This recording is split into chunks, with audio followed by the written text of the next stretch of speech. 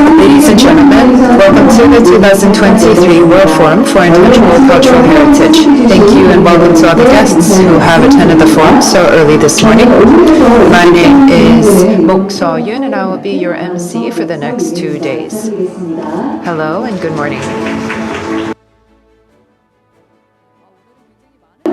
I see that this room is completely full now that COVID-19 is almost over. I feel that we are now back to having these offline events. This forum is hosted by the NIHC and was organized by ICHCAP. For those of you who are unable to attend today's forum in person, please note that we are broadcasting the entire proceedings live on the NIHC and ICHCAP official YouTube channels. This forum is celebrating its 7th year this year. It is held under the theme Achievements in Safeguarding ICH over the past 2 decades and Further Prospects to commemorate the 20th anniversary of the 2003 convention. UNESCO adopted the 2003 Convention for the Safeguarding of ICH to safeguard intangible cultural heritage, guarantee the respect of ICH by communities, groups, and individuals, raise awareness, and foster international cooperation and aid. Currently, 181 state parties have ratified this convention and is a key national policy in those jurisdictions. The forum, which will be held over the next 2 days, will look back on the past efforts and the achievements made over the past 20 years of safeguarding ICH on the basis of the convention, with the participation of experts from around the world. Furthermore, we will also look to the future role of ICH and reaffirm the value of intangible cultural heritage. There are viewers joining us on YouTube right now. If you post your questions and comments, we'll work hard to have them reflected in the Q&As that follow each section. We will ask for your continued participation. Now we will begin the forum in earnest. For that, we would like to invite An Hyung-soon, the Director General of the NIHC, for the opening speech. Please welcome Director General An with a big round of applause.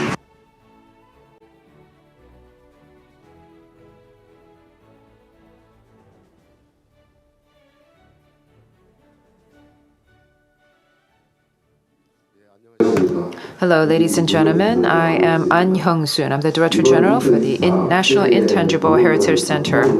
I would like to take this opportunity to remark on how happy I am to welcome all of you here to Jeonju for the 2003 Forum, the World Forum for Intangible Cultural Heritage.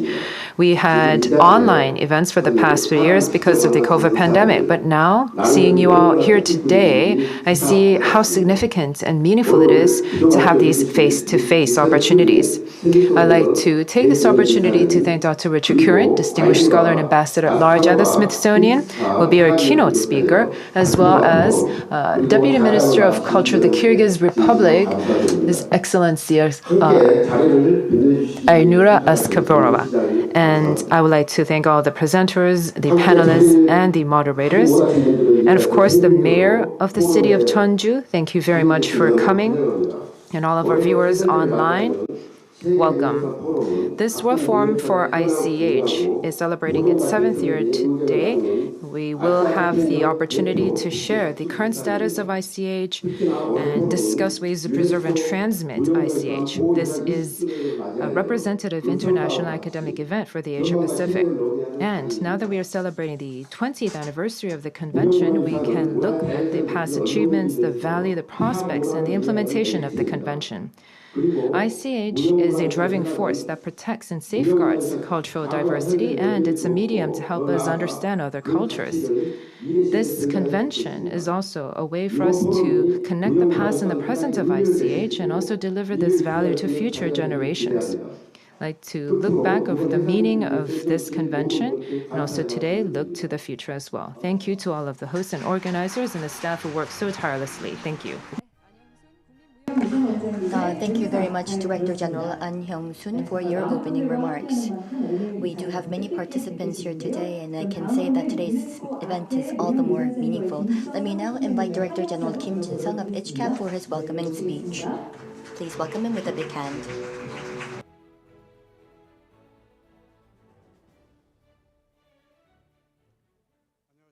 Good day, distinguished guests. I am Kim Ji-sung, Director General of the International Information and Networking Center for ICH in the Asia-Pacific region under the auspices of UNESCO or ICHCAP. First and foremost, I would like to thank Choi Eung-chun, Administrator of Cultural Heritage Administration of the Republic of Korea, An Hyung-soon, Director General of the National Intangible Heritage Center for their invaluable support in hosting the forum, and Mayor Woo Bung-gi of Jeonju City for gracing us with his presence. I would also like to express my deepest gratitude to Deputy Minister of Culture of the Kyrgyz Republic, Askarova and Yuria, here in Korea to forge cooperation and ICH safeguarding, and our keynote speaker, Dr. Richard Curran, Ambassador at Large of the Smithsonian Institution, and my thanks goes to all moderators and presenters joining us today. The World Forum for Intangible Cultural Heritage, hosted by the NIHC and organized by ICHCAP, is a global event celebrating its 7th anniversary this year. In particular, this year's forum, 4 years since the COVID-19 pandemic outbreak, has shifted back to becoming a physical face-to-face meeting and now being held in hybrid format, enabling both online and offline participation. Approximately 60 scholars and officials in the field of intangible cultural heritage from over 20 countries around the world are attending the event, gracing us with their presence. Intangible cultural heritage is increasingly under threat due to various reasons, such as demographic change, economic pressure, rapid technological development, environmental destruction, infectious diseases, and changes in values and attitudes. This crisis of intangible cultural heritage can lead to weakening of community solidarity, decline of influence, and reduction of space for transmission and learning. And ultimately, it not only limits cultural diversity and hinders sustainable development, but also undermines the safeguarding and transmission of intangible cultural heritage in itself. Since the adoption of the 2003 UNESCO Convention for the Safeguarding of the Intangible Cultural Heritage, the Republic of Korea has been working tirelessly with several member countries to achieve the main goals of the convention, including raising awareness of the importance of protecting intangible cultural heritage, ensuring visibility of ICH, and facilitating community-led intangible cultural heritage safeguarding. In particular, a global meeting was held in Seoul on July 25th and 26th, hosted by UNESCO headquarters and the Cultural Heritage Administration of the Republic of Korea and organized by ICHCAP and the Korea Cultural Heritage Foundation to commemorate the 20th anniversary of the convention. Global intangible cultural heritage experts who participated in the design of the convention gathered again in Seoul, and after candid and intense discussions, came up with the Seoul Vision. The Seoul Vision reaffirms our commitment to the protection, transmission, and promotion of intangible cultural heritage, which has been implemented over the past 20 years, and emphasized the importance of sustainable practices, inclusive education, harmonious relationship with nature, and responsible use of digital technology in the safeguarding and utilization of intangible cultural heritage. The Seoul Vision will serve as a roadmap for governments, institutions, communities, and individuals to work together to protect ICH and pass on this living cultural heritage of current and future generations. The theme of this year's forum is achievements in safeguarding ICH over the past 2 decades and further prospects. As an extension of the Seoul Global Meeting held last July, we would like to take time to look back on the efforts and activities taken based on the convention over the past 20 years to safeguard ICH, and at the same time think about tasks for future development. For the sustainable development and peace emphasized in the Seoul Vision, we look forward to active discussions on ways to enhance the influence and impact of intangible cultural heritage. Lastly, I would like to thank the staff of the National Intangible Heritage Center and ICHCAP and all those who worked so tirelessly hard day and night to make this event possible. Thank you very much.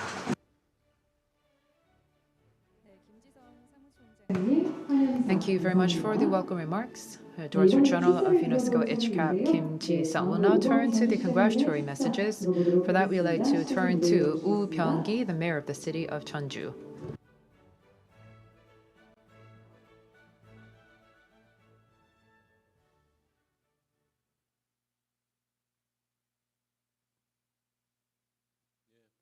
Hello, ladies and gentlemen. My name is Woo Bom-gi. I'm the mayor of Cheonju. For the safeguarding and preservation of intangible cultural heritage, the 2003 convention was passed, and we are here for the World Forum for ICH to commemorate that event.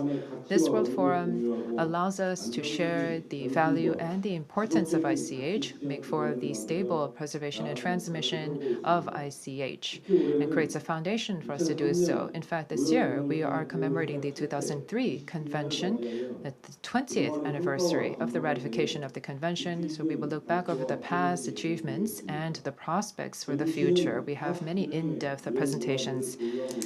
We have 49 intangible cultural heritage elements and practitioners here. And we also have NIHC, which is a world-leading prestigious ICH Center. We also have ICHCAP offices represented here today. The city of Cheonju, through the awards for ICH, is very pleased to honor the individuals and the groups who have worked tirelessly for the safeguarding and transmission of ICH, and we have continued to spearhead these efforts over the years.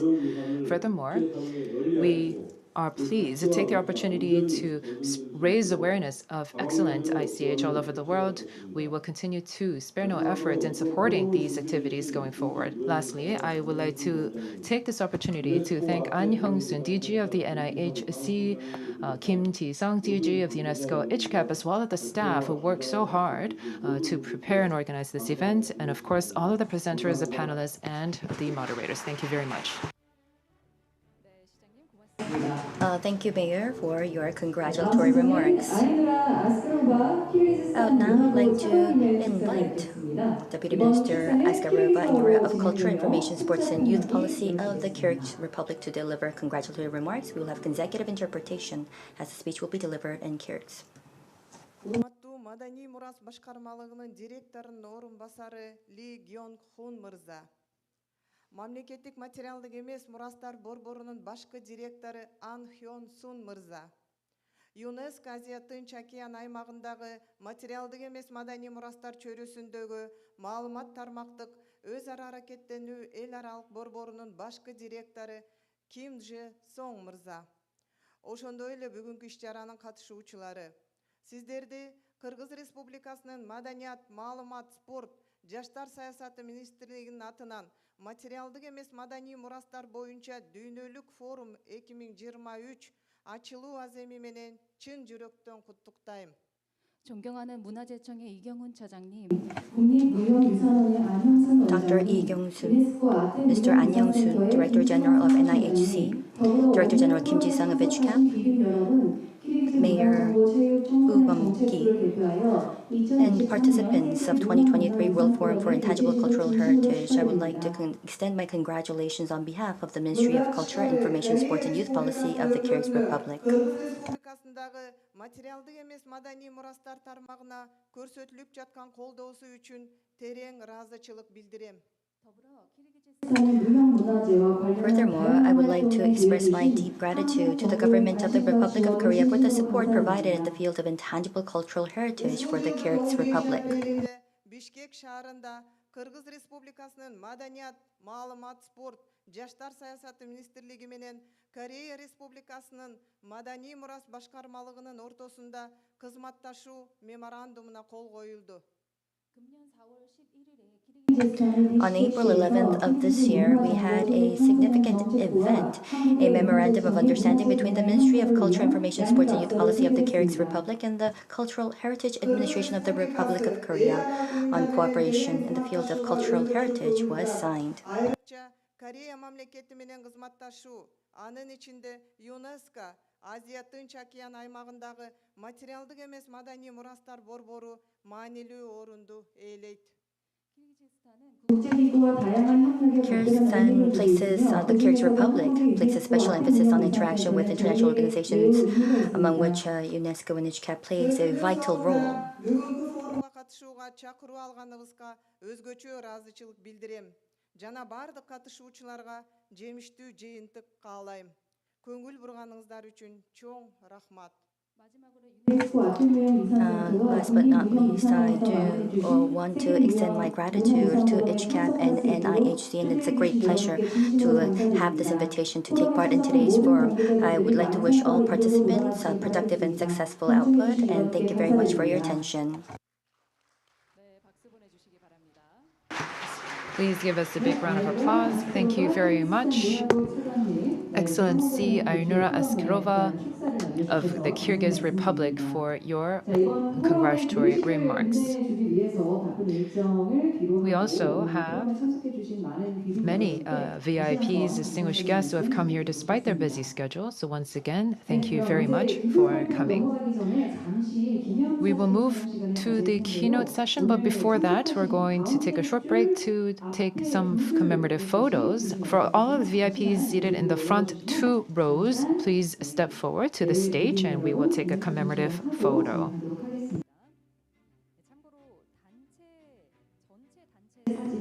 For the group photo, for all of the participants, we will take a separate photo tomorrow after the closing ceremony.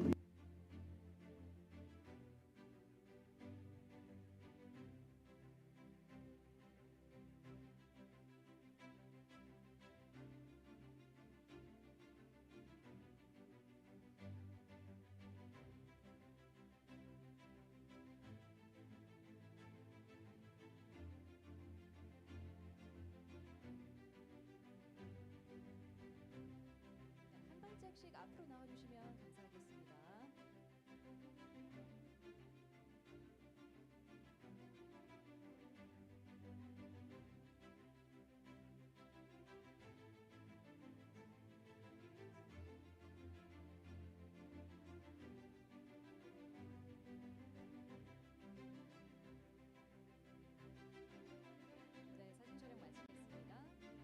Yes, that will be the last photo. We have concluded the photo session. Please return to your seats.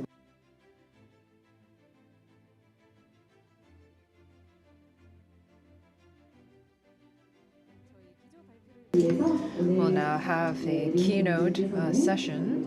I'd like to ask the guests to please return to your seats, and we will move directly into the keynote session.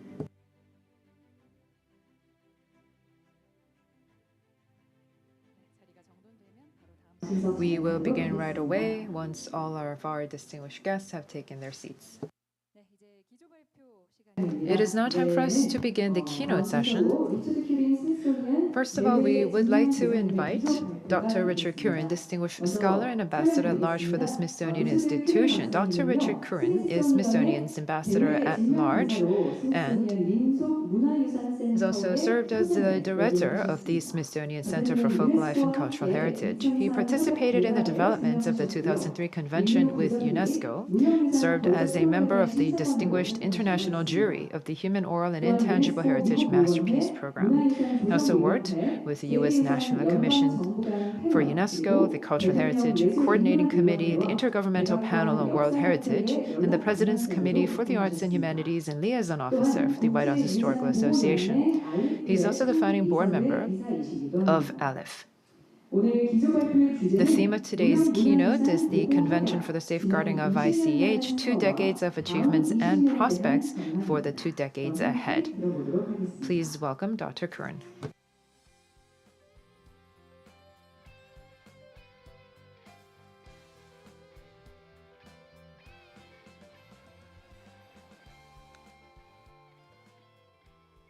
Thank you very much.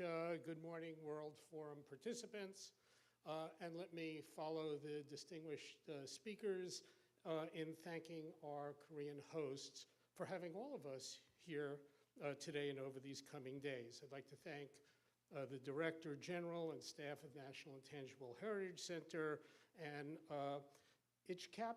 Is that how we pronounce it? ICHCAP? Okay. And Director General and respective staffs for organizing efforts, and of course, to the Mayor of Cheongju. So in 2004, I gave a keynote address at the Korea meeting of the International Council of Museums. And the subject of that meeting was the Convention on the Safeguarding of Intangible Cultural Heritage. So it is indeed an honor and a joy to be back after 19 years back in Korea. Now, that the ICH convention has reached almost universal acceptance, ratified by some 180 nations, is indeed in itself an amazing achievement. The convention has encouraged global efforts to preserve the diversity of the world's living cultural heritage. It has fostered recognition of otherwise overlooked, marginalized, and sometimes even denigrated practices and forms of expression and knowledge. It's been a force for cultural decolonialization and against forms of prejudice and discrimination. It's encouraged governmental and civic regimes to support community-based visual, musical, and verbal arts, purveyors of indigenous and local knowledge systems, and numerous cultural exemplars whose occupational, culinary, sacred, and healing traditions give shape to social life around the world. The convention has fostered educational programs and popular awareness of national and regional history, arts, and culture, and advanced creative industries and respectful tourism that contribute to civic and economic well-being. And the convention has aided many of us, professional specialists, in garnering resources and for our scholarly activities, for archives, museums, festivals, and other cultural programs. So many of these achievements really realize the fine aspirations of the convention. But there is another side to consider. A handful of nations still have not ratified the convention, unconvinced it serves a compelling purpose. Critics find the convention a hollow way of bestowing prestige on nations and designated traditions, but having no real impact. Others see it as government overreach into the domain of more informal community life. The convention's implementation has certainly grown the number of involved organizations, bureaucrats, and budgets, but has it effectively benefited the very people and traditions it is supposed to help? Now, this is an important question to consider, especially for us in the field of intangible cultural heritage, which is substantially much larger and more organized than when the convention was adopted. In the papers presented at this conference, many will address the question as it relates to particular communities, programs, practices, and policies put into place over the last 2 decades. For today, I'll concentrate on the future of the convention. What are the issues we have to tackle, the ideas we need to debate, the concerns we should expect to confront in the next 20 years? I group my views in 3 large categories. First, how will the concept of intangible cultural heritage continue to evolve? Now, every human being in numerous and continuous instances engages in numerous instances of intangible cultural practice every day, from the moment we awake to how they talk, how we talk, eat, dress, work, pray, even sleep and dream. It's through intangible living cultural practice that we as human beings engage the material world and each other. And it's from this universe of human social behavior that communities typically highlight some elements as customary and characteristic of their identity, reifying it as the equivalent in their own languages of something akin to heritage. It's something scholars have historically termed folklore, traditional or expressive culture, oral tradition, living cultural heritage, and now intangible cultural heritage.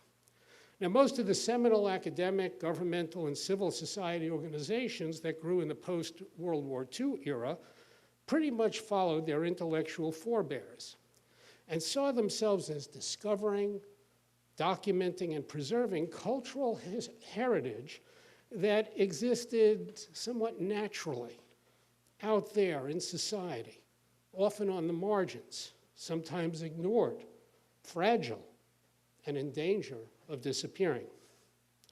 In the 2 decades-long build-up to the 2003 convention, this was evident in UNESCO's 1989 recommendation on the safeguarding of traditional culture and folklore, the Masterpieces of Oral and Intangible Heritage of Humanity program, and in the debates over the convention itself. Now, as an alternative, a more critical view arose in the 1990s, arguing that cultural expressions are made into heritage as they are named, valorized, and promoted as such. This is not a matter of the mere persistence of a particular practice or expression or measure of its objective historical significance within a specific community. In this view, heritage is a thoroughly modern phenomenon. It's a modern phenomenon in the fact that some authority, often the state, intergovernmental organizations, but also politicians, promoters, scholars, and activists, seize upon a certain cultural form or practice and represent it or represent it in some highlighted way and with a particular aim.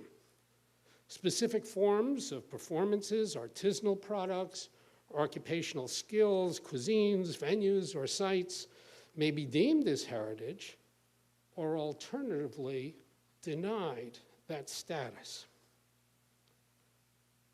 While heritage references history and may use events and circumstances as a way of justifying value, heritage is not just about history. It's more about contemporary life and those defining culture, tradition, knowledge, and art. Thus, not all cultural practice becomes heritage. Numerous traditional practices may not be recognized as heritage because they may be regarded as offensive, associated with lower classes or marginalized people, or perceived as counter to state, religious, or other authorities. From this perspective, the inclusion of what gets defined as intangible cultural heritage and recognized at the local, national, and international level becomes the operative question. So what does the convention define as worthy of recognition and safeguarding? Well, this is spelled out in Article 2. Quote, "For the purposes of this convention, consideration will be given solely to such intangible cultural heritage as is compatible with existing international human rights instruments, as well as with the requirements of mutual respect among communities, groups, and individuals, and of sustainable development." Now, clearly, at the time that we were going about, we who were drafting the convention, we did not want to safeguard such intangible cultural practices as slavery, human trafficking, regimes of torture, and traditions of criminality. But taken as it is written, the conditions make it pretty difficult for many forms of intangible cultural heritage to qualify for consideration and safeguarding. Eliminate all the ballads, all the storytelling, all the songs having to do with conquest and war, almost all of which, if taken technically, would violate the mutual respect condition. Eliminate traditions that favor particular groups, castes, communities, ethnicities, or cast aspersions on, say, women or men or the disabled or the poor. And assessing various traditions on the basis of sustainable development could conceivably place every agricultural, fishing, mining, hunting, culinary, building, and artisanal tradition in doubt. Now, in my opinion, international cultural experts have largely ignored this definitional provision, save in the extreme. Over the past few years, we've seen debates about inclusivity and exclusivity with regard to consideration of ICH. Can we inscribe a tradition open only to, say, men or to women?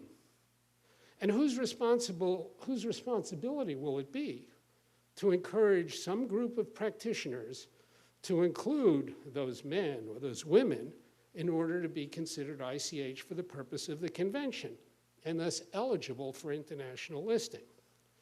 The irony, of course, is that in some cases, expanding inclusivity, whether with regard to gender, ethnicity, religious or communal affiliation, caste, age, or any other category under the banner of human rights and mutual respect, can actually run counter to the particular community tradition that was indeed to be safeguarded. With increased attention to both well-placed and questionable issues of social justice, I think we will see a rise in these kind of questions and debates between progressives and traditionalists on the matter, and between those aspects of our own belief that are more progressive and more traditional.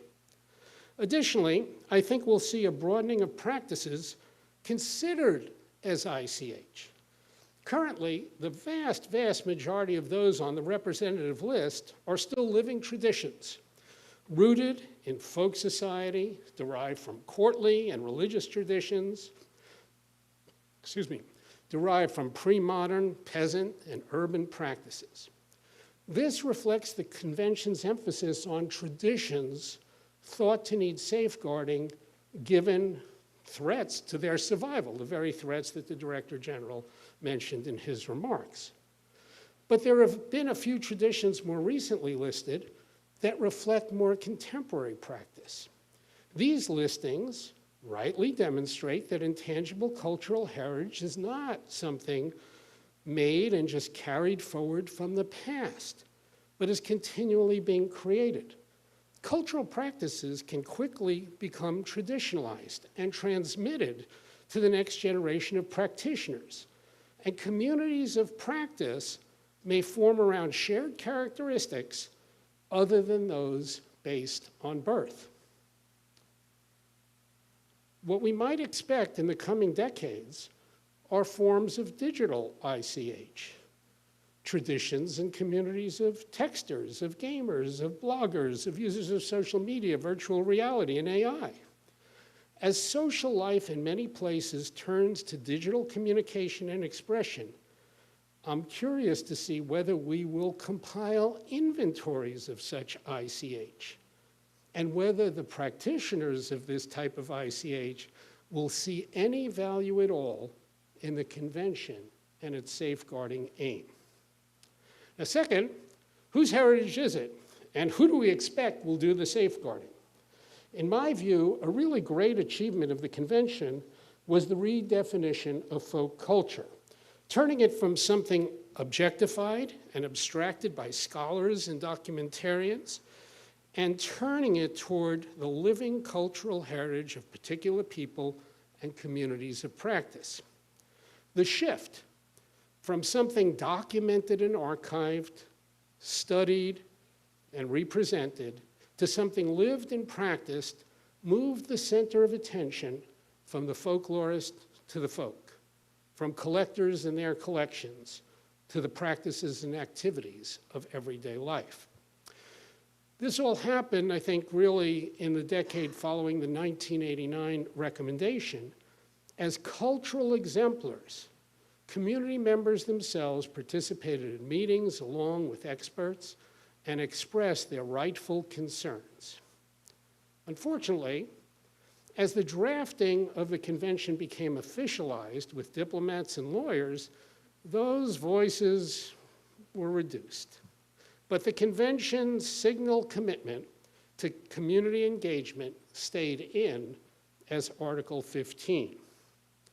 As numerous studies and deliberations has found, and as UNESCO's evaluations of 2013 and 2021 confirm, the issue of community representation, involvement, and engagement remains quite challenging. It's no wonder. Community involvement puts cultural practitioners who typically hold no office, have no formal or legal authority in a subordinate position, vis-a-vis government officials charged with implementing the convention. Those officials and their scholarly agents are generally more educated, better off, and more cosmopolitan than those practitioners. And the specific tasks of those people are to document a tradition, compose an inventory, elicit permissions, convince local practitioners to undertake certain actions. Such may often feel quite strange and off-putting to community members. Now, past shortcomings in this matter, I fear, are likely to be exacerbated in the future as UNESCO staff, government officials, and safeguarding professionals add more and more tasks and layers to implementing the convention. More laws, more regulations, policies, and requirements will shift the focus from the concerns of cultural practitioners and their communities to the work product of government employees and contractors. Additionally, there's an even bigger looming issue. Defining ICH as practices of identifiable people means it's not the property of the state. It's not owned by governments. Unfortunately, we've seen some examples where state parties have moved to exert something akin to ownership or regulation of ICH. The Convention's Article 11 notes that it's the responsibility of the state to, quote, take necessary measures to ensure the safeguarding of the intangible cultural heritage present in its territory. Support and aid are great and fine, except when they stray into government control and regulation. Now, one might expect that going forward, where property rights are well distributed and embodied in the rights of citizens and social groups, where civil and economic freedoms are well established, there would not be an issue of state ownership of ICH. But one can easily imagine cases where mechanisms of individual and group ownership are lacking. And in the extreme cases of state authoritarianism and totalitarianism, where ICH is conceived to be a state asset subject to regulation and exploitation. The third point, how will safeguarding be most effectively accomplished? As a result of evaluations in 2013, 2018, UNESCO experts formulated a, quote, theory of change and, quote, an overall results framework for the 2003 convention. The theory of change simply says that if state parties do everything the convention calls for, intangible cultural heritage will be safeguarded. That is, if nations have ratified the convention, they will integrate its principles into strategies and policies and implement them, leading to better inventories, enhanced institutional infrastructure, more knowledge and awareness, and more scholarly research. They will get help from UNESCO to improve their capacity to do this, and with stakeholders develop safeguarding measures, including inscribing traditions on the representative list or on the urgent need list or contributing to the best practice list. They will engage communities, leading to greater capacity to safeguard their intangible cultural heritage. This will lead to more sustainable development. Such will improve, so the framework says, or the theory of change says, such will improve relations between communities. And as that theory says, quote, then ultimately this will contribute to peace, which is what UNESCO stands for. The overall results framework adopted in 2018 provides a category-by-category checklist of activities so that nations can track and assess their performance in achieving progress toward the enunciated goals. Now, the theory and framework are reasonable tools in a government managerial system because you're looking at the causes, for specifying causes and effects, and measuring progress through various indicators. But they're also flawed in ways that most governmental managerial schemes are, whether in the economic, ecological, educational, or civic planning spheres. They overassume causal relationships. They simplify. They fail to gauge actual impact and overprivilege government action in comparison to actual events and social relations within societies. Does anyone really believe that by inscribing a tradition on a list at UNESCO headquarters or in some cultural ministry, we're actually going to achieve world peace? Now, if everyone did everything called for in the framework, might ICH worldwide be safeguarded? Well, it depends on all sorts of contingencies, economic and political realities. The problem is that the theory and framework are derived from a normative instrument that reflects, I think, really fine values, but is formulated around general aspirations and ideals, not proven empirical relationships. What is the economics of safeguarding ICH? Can it generate livelihoods and jobs? Or is that simply irrelevant to how we go about safeguarding? How about demographic factors affecting both the practice of and reception of various forms of ICH? What about migrations, global climate change, war and conflict? Where do they come in?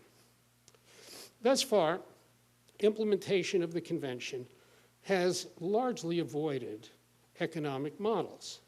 Its purveyors have generally eschewed commercialism and the role of cultural businesses and industries, what they can play in the system of sustainable practice. No sector of activity, none, not agriculture, manufacturing, healthcare, education, environmental, or social services, can avoid looking at economic infrastructure, fiscal support, fiscal pressures, fiscal influences, and incentives.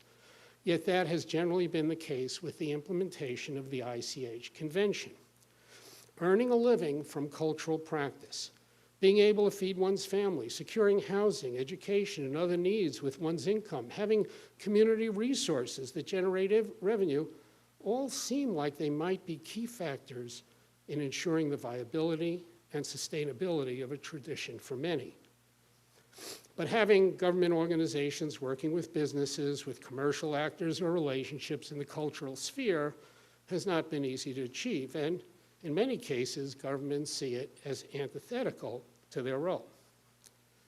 Another source of safeguarding around the world comes from various non-governmental and civil society organizations which help support particular communities and particular types of cultural traditions.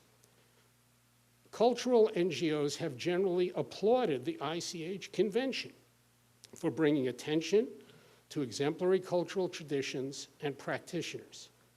But findings from UNESCO evaluations indicate that the level of substantive involvement by NGOs in government programs is relatively modest.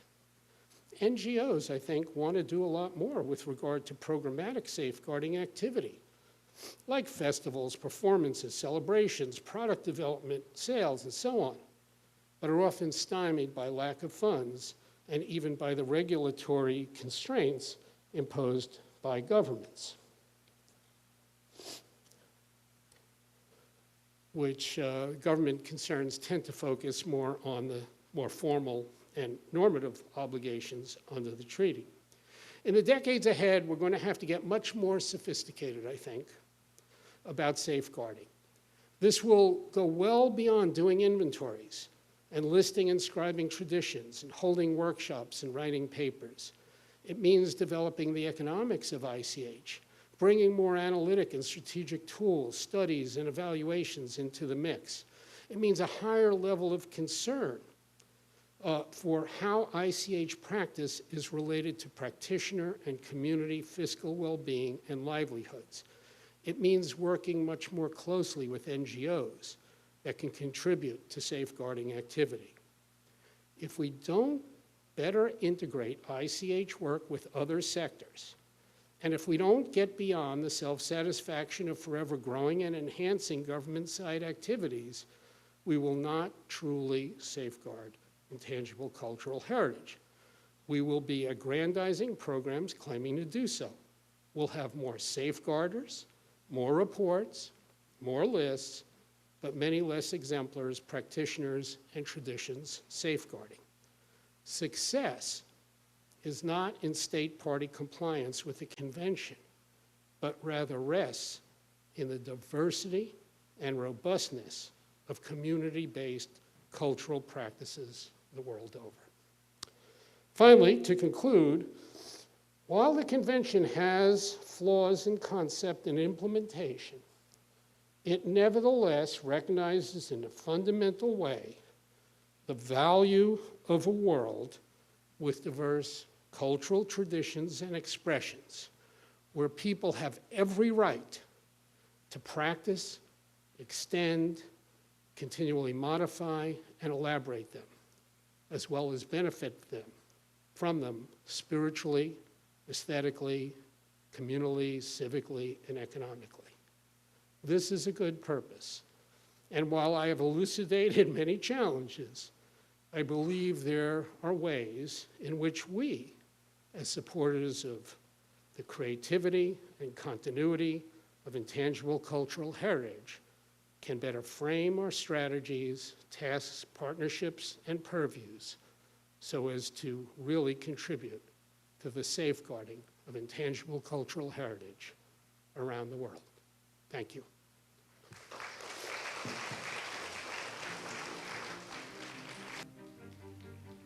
네, 리주드 키린 박사님 말씀 감사합니다.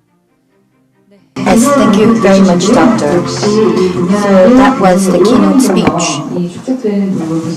And you can see that with his vast experience and expertise, his words will be of great insight to all of our researchers. Let me now invite His Excellency Park Sang-mi, Ambassador of the Permanent Delegate of the Republic of Korea to UNESCO, and she has a video for us. Please enjoy. First of all, I'm very thankful to the Cultural Heritage Administration and the National Intangible Heritage Center for making today's forum possible. I'm also grateful to all of you for attending this forum. As someone who has been researching and working in the field of ICH and currently serving as the Korean ambassador to UNESCO, it is a great honor to deliver this speech at this forum. As we are all aware, this year marks the 20th anniversary of the adoption of the 2003 Convention. On this special occasion, we will delve into 4 timely topics in line with the Convention, namely the retrospective of the past 20 years, inclusive and sustainable social development through ICH, future of ICH, and ICH safeguarding efforts in the Asia-Pacific. Through the enriching discussions in each session, I'm confident that we'll be able to gather wisdom and exchange insight to address emerging challenges and set the direction for the years ahead for the implementation of the 2003 Convention. More than 60 years ago, well before the Convention, Korea embarked on a number of national-level measures for safeguarding intangible cultural heritage.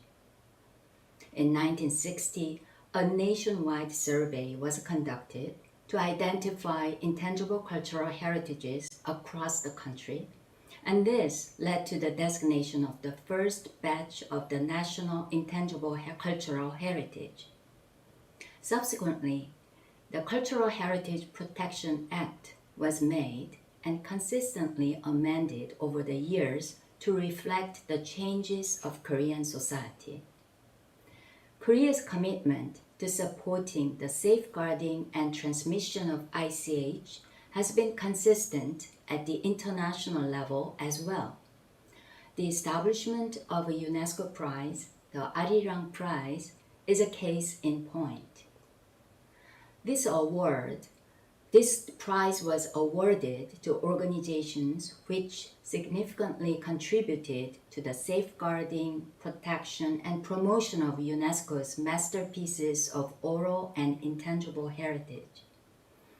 Since ratifying the convention in 2005, Korea has played an active role in implementing the convention while serving as a member of the Intergovernmental Committee for 3 terms. In 2018, Sirum, Korean Traditional Wrestling, the joint nomination between South and North Korea, was unanimously inscribed on the representative list. This stands as a remarkable example of the global efforts to realize UNESCO's founding spirit of peace through culture. The ratification of the 2003 convention has had a wide array of national-level implications, including the enactment of the Framework Act on National Heritage. This new legislation aligns with the standards and terminology of the UNESCO Convention. The Act also legally mandates national safeguarding measures for intangible heritage, while directly referencing the 2003 Convention in its articles. Such endeavors will contribute to balance the recognition of both tangible and intangible values of national heritages. Korean government has also made efforts to enhance the capacities of the global community to address imminent challenges and realize sustainable social values. Korea's voluntary contributions to the ICH Fund aimed to improve the periodic reporting mechanism, which helped facilitate capacity building activities and information sharing among the state's parties. In particular, it enabled countries to gain information on exemplary ICH safeguarding practices and the worldwide progress in implementing the convention. Additionally, while recognizing the value of education on the path towards sustainable development, Korea has supported school education on threatened ICH in Nepal, Thailand, Benin, Tanzania, and small island developing countries. This initiative reaffirms ICH's critical role in raising awareness of cultural diversity and global citizenship education. With its edge on ICT and focus on education, Korea is fully engaged in promoting education and harnessing digital technology for the future safeguarding of ICH. Specifically, the Asia-Pacific Higher Education Network for Safeguarding ICH activates links between schools and experts and facilitates the curriculum development. Additionally, a MOOC on living heritage and sustainable development was developed during the COVID pandemic and was offered for free, providing young students with opportunities to learn about the urgent need to protect living heritages. Considering the intangible nature of ICH, data collection and documentation are crucial for successful ICH safeguarding. In this regard, Korea has supported digitizing ICH documents for the past decade, producing about 250 videos to help the next generation gain a substantive understanding of the value and significance of the ICH. At the regional level, Korea established the UNESCO Category 2 Center, ICHCAP, in 2011, and this center has been playing a leading role in information sharing, network building, and awareness raising for ICH safeguarding and transmission in the Asia Pacific. ICHCAP undertakes various programs such as video production, data restoration, and the establishment of ICT-based system. Particularly, it introduced links to connect various stakeholders, including the state parties, organizations, experts, and communities. Through links, stakeholders can easily access and explore information on intangible heritages in the Asia Pacific. In July this year, a 20th anniversary celebration of the 2003 convention was held in Seoul, Korea, to discuss the role of ICH in realizing sustainable development and peace. At the end of this meeting, the sole vision for the future of safeguarding living heritage for sustainable development and peace was proclaimed. The sole vision declares, to achieve this vision, we must encourage spaces for dialogue and cooperation between all stakeholders.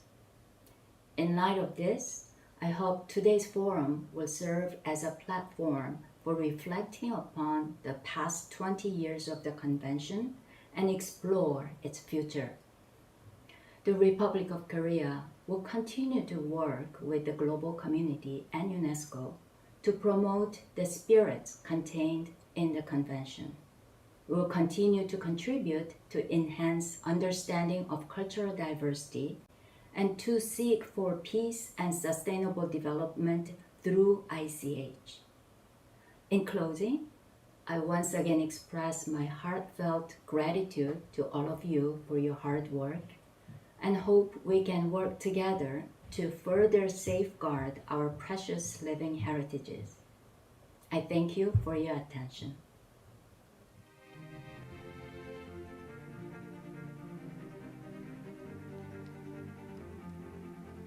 네, 방금 Yes, thank you very much. That was Park Sang-mi, Ambassador, Permanent Delegate of the Republic of Korea to UNESCO.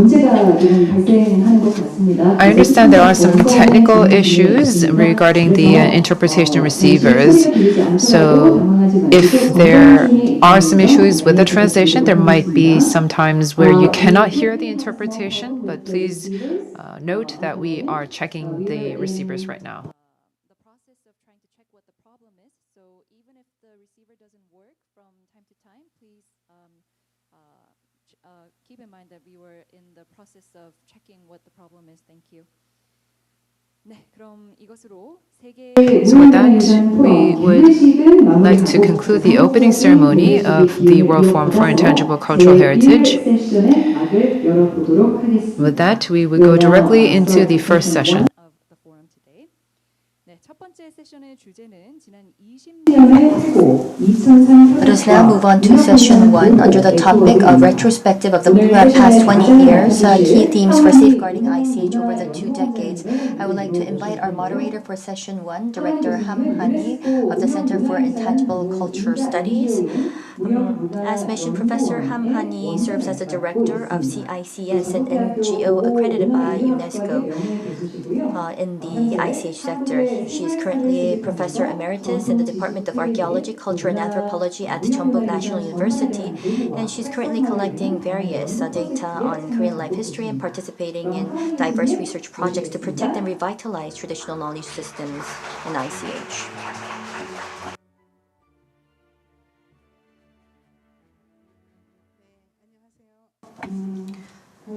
Good day, ladies and gentlemen. As introduced, I am Ham Han-hee.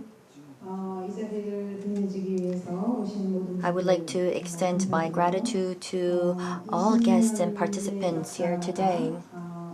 So we are now here to look back on our 20-year history of the convention.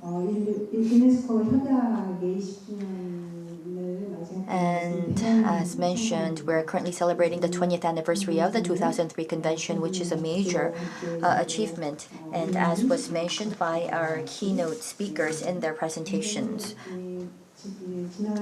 we can say that we've went through many twists and turns to have it come to its being. However, there were great achievements, but also some limitations and challenges. And we would like to now identify how we can further develop this convention. So that is the task at hand. And in order to engage in such discussions, we have invited distinguished speakers. We've been seeing many projects, programs, and action taken in countries and regions and communities around the world, and we would like to go into those very programs. We have a total of five presentations for session 1, and we have one speaker to connect online for the presentation. And the 5 speakers are from Mexico, Italy, Korea, and Japan to go into some of the key words of safeguarding the living heritage. So in other words, it will be going into some of the actions taken, what kind of achievements were there, and the plans going forward. So let us now invite our very first speaker, Professor Cristina Amezcua Chavez from the National Autonomous University of Mexico. Professor Chavez, let's please welcome her with a big round of applause. And as we invite her, we're going to introduce her. She's a social anthropologist, and she has worked at the National Autonomous University of a professor as a professor and a researcher on cultural heritage and cultural diversity. She has become a UNESCO chair, and at the AUES committee, she has served prominently there as well. And she has also worked at various academic organizations for the further promotion of ICH. We look forward to the presentation. We have about 20 minutes for the presentation. But if you feel like you can end before that, that's also great. Thank you. Thank you very much. Let me take this out. Well, thank you very much to the organizers of this forum. Thank you very much for having me here. It is an enormous, enormous pleasure to address you today and to be able to be in this beautiful and amazing city. So thank you very much for this very beautiful center and for HCAP to having me here. And well, I hope I can manage with my writing and the presentation. In fact, well, I want to speak today about living heritage and cultural diversity, identifying some entanglements towards sustainable development.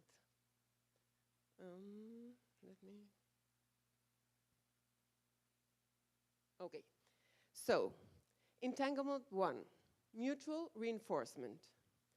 When considering living heritage and cultural diversity in today's rapidly changing world, it is essential to approach this topic critically and even cynically, as the well-established and discursively accepted connection have been already thoroughly articulated. We need to go beyond the obvious. Of course, cultural diversity came into being because of the human creative capacity to tackle the challenges of the very specific context in which human groups had to build their liveways and ensure their individual and collective survival, including, of course, finding their own ways to understand their worlds and the places they occupy in them. Cultural diversity exists because our species can imagine, build, learn, transform, and transmit particular and specific ways of living, thinking, and feeling in the context we inhabit. Now, cultural heritage is a selection of some cultural elements to which each human groups assign value for a wide variety of reasons or motivations. And therefore, heritage, and particularly living heritage, can be understood both as a representation and as a driver of what each culture places closest to its heart. And here is the first and most evident entanglement. Living heritage is, in a sense, a dynamic repertoire of the cultural diversity still present in our planet. Preserving one implies sustaining the other, since they are mutually reinforcing phenomena. But what is happening with cultural diversity in an incredibly unequal but globalized and interconnected world? What has happened with intangible cultural heritage in the last 2 decades? Entanglement 2, friction, cultural diversity, and the living heritage in a global context.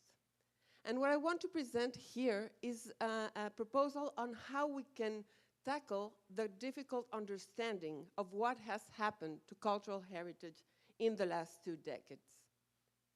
Anchoring the first entanglement in the current sociocultural context requires understanding how cultural diversity is shaped in an era where global interconnectedness is modeling everyday experiences in very particular ways, thus also impacting the ways in which patrimonialization or heritageization processes are built.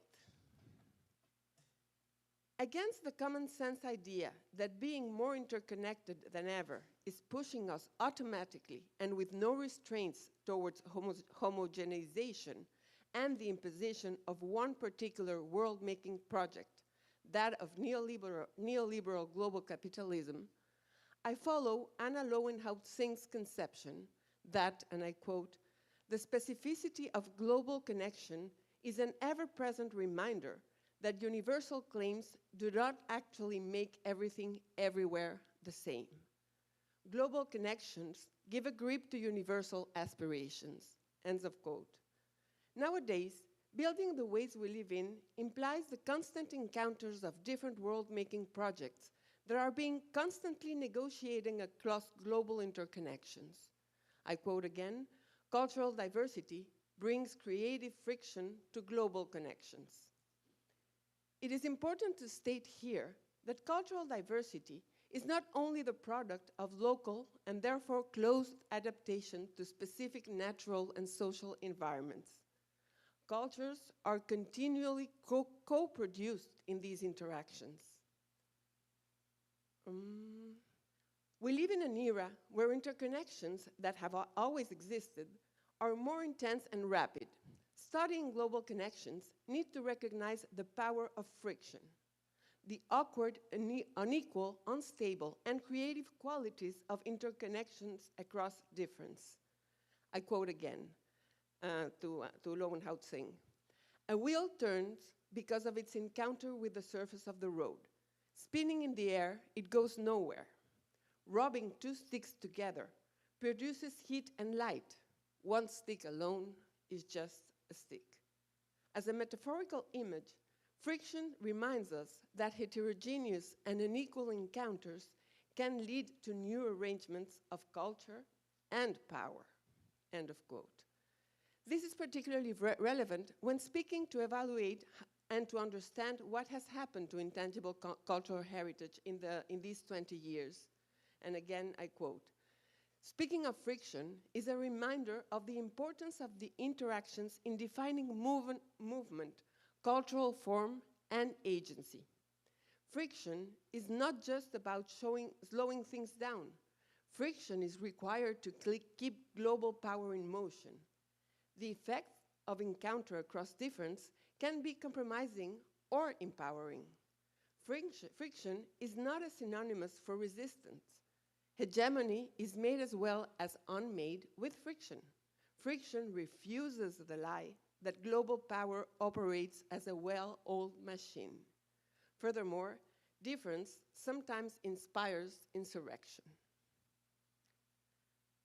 I understand patrimonialization as a complex social process of meaning production that occurs in specific contexts and through which communities and human groups attribute value understood as a particular relevance or importance to certain elements of their culture and not to others. So I'm not referring here only to economic value. It is a process of valorization in which different social agents or actors mobilize diverse mechanisms and particular and not always compatible interests, thus creating a field, here's a quote again of Maya Lorena Perez-Ruiz, "a field of dispute and negotiation among the diverse social and cultural groups that make up a nation, a state, or a cultural community." Hence, the other central concept for analyzing the workings of the 2003 convention is agency, that can be defined as the capacity, I quote again, "to exert some degree of control over the social relations which one is immersed, which in turn implies the capacity to transform those social relations to some degree." According to Giddens, structures are put into practice by knowledgeable human agents. Thus, structures not only constrain, but also enable human action. This conception, as Sewell affirms, implies that these agents are capable of creatively and innovatively applying their structurally formed capacities. Recognizing that capacity for agency is inherent to human beings challenges the notion of social subjects as passive reproducers of their own culture, or as passive recipients in processes of domination and imposition. Therefore, we need to think of the heritage arena as a social field characterized by powerful structures of neoliberalism that have differentiated impacts throughout history and across regions. Entanglement 3, knowledge and empowerment, cultural diversity and living heritage in an interconnected era. Undoubtedly, intangible cultural heritage, which was an absolute alien concept at the local level, has begun to take a grip and is being appropriated to different degrees by cultural bearers and other stakeholders. Due to the convention's visibilization of elements, most of the time for touristic purposes, which can be in itself very problematic, the concept of ICH has gained recognition at the local level. What has been less prompt to happen is a proper understanding of the convention's principles and the possibilities it entails for the communities as a political and communicative tool to assist them in fully realizing their agency and thus better influencing the decision-making processes on their cultural elements. Where this has indeed happened, it was fueled by participatory initiatives such as capacity building projects, practical workshops, awareness-raising events, educational programs within university, among others. In Mexico and other regions of Latin America, we can already see the emergence of a new set of stakeholders. Young people from the communities, who were in several cases the first generation to attend college, are now fully formed professionals in fields such as anthropology, cultural management, cultural tourism, creative economy, design, and the like. They have been key actors in serving as local mediators between their own communities and other institutional and academic bearers, and academic stakeholders, engaging in the patrimonialization encounters with more resources to better negotiate their safeguarding efforts. The focus, The focus of state institutions in the potential aspect of ICH as a touristic attraction and an income generation activity has had the tendency to decontextualize and over-commercialize some elements, practices, and knowledges, wearing down their deeper meaning and turning them into mere consumption goods. But it is essential to recognize that this is frequently done with and even promoted by the communities and groups themselves because of the pressing economic conditions they live in. Having ICH entering the economic realm is unavoidable. Again, the question here is who makes the decisions, how they are negotiated among the different stakeholders, and who is the primary beneficiary. In order to ensure that the communities and groups can use the convention as a political resource, they need to be aware of its potential. The Voladores in Mexico, after more than 7 years of seeking allies, approaching governmental institutions, opening up legal and mediatic paths, just last year won 2 important cases of misappropriation and misuse of their image by 2 transnational companies, Heineken and Moneyman. With the text of the convention in hand, they managed to collectively negotiate peaceful non-judiciary settlements which are being used to strengthen the actions they had decided to follow in the safeguarding plan they designed after their inscription in the representative list. I think it was in 2005, I'm not sure. But bear in mind this case because it is really a case where the convention served to empower the communities and the groups to fight big giants. The visibility of ICAs has also positively impacted valorization and safeguarding practices of many other cultural elements at the local level that communities recognize as their own, and that do not seek to enter the path of UNESCO's recognition. Not all intangible cultural heritage wants to be inscribed in any of the lists. The important thing is that communities are starting to realize the value of recognizing those practices as their own cultural heritage. Entanglement 4, devastation and oblivion, cultural diversity and living heritage in a techno-neoliberal era. Menaces to the continuity of traditions and, menaces to the continuity of traditional practices and knowledges that constitute living heritage and feed cultural diversity are directly linked to the effects of climate change, urbanization, war, extreme poverty, deforestation, exploitation, and multiple violence. The economic and political world system that started to see the light after the Industrial Revolution is sustained precisely through those complex global interactions based on growing inequalities and feeding on the vulnerability of great sectors of the world population. Practices such as the Imzad of the Tuareg in Mali, Algeria, and Niger, or the polyphonic singing of Aka Pygmies in Central African Republic and Congo, are only some of the many examples of living heritage that might succumb and lose the fight in the current context of social and ecological devastation.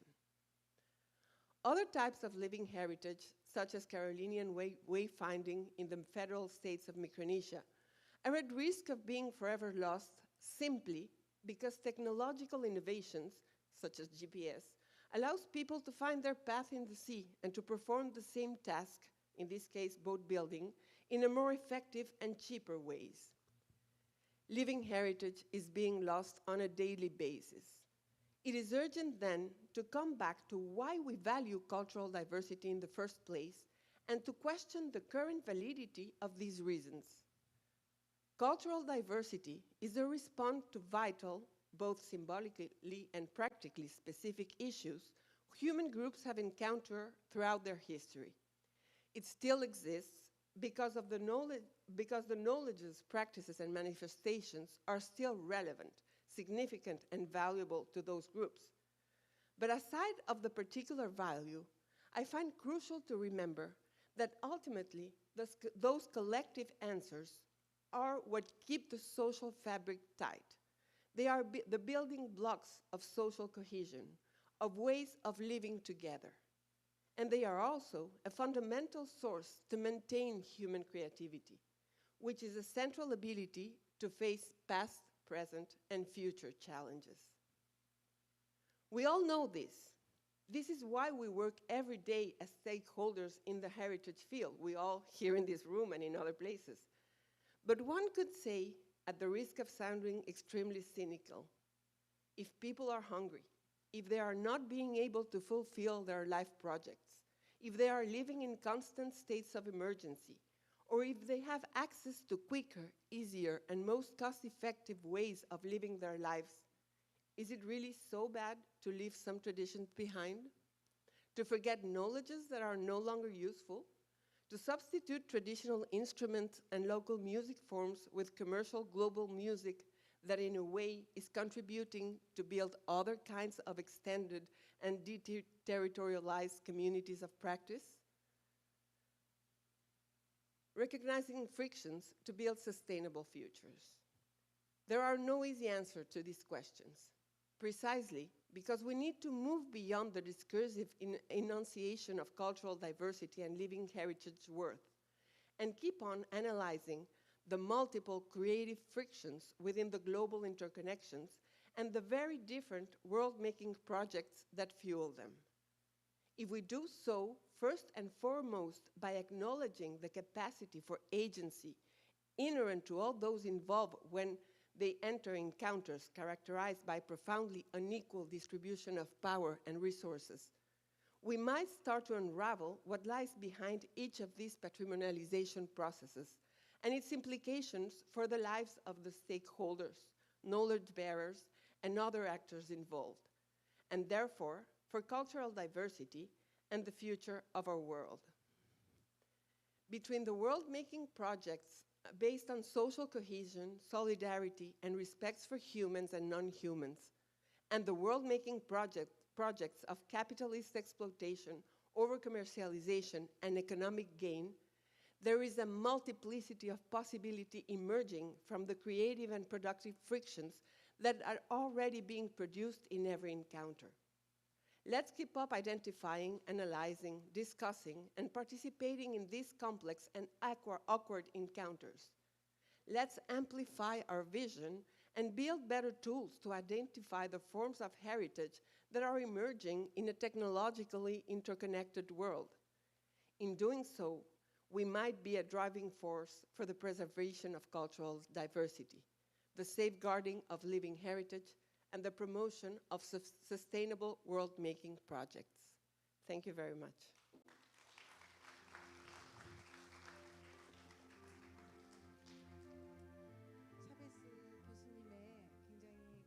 Thank you very much, Professor Chavez. That was a very passionate intervention, a very meaningfully significant presentation. Thank you very much once again. And in the next Q&A session, we would like to ask you to please engage in more discussions regarding your presentation. And I'm sure that there will be many questions regarding the presentation. So the world, we are seeing this interconnectedness, and we're being a world that is almost uniform in that nature. But even so, we have to understand this issue of creativity, the sustainability that ICH can present. And she has discussed that in terms of the different entanglements. And also she has looked at several threats, such as climate change, the value and the valorization of ICH amidst these threats. Thank you very much.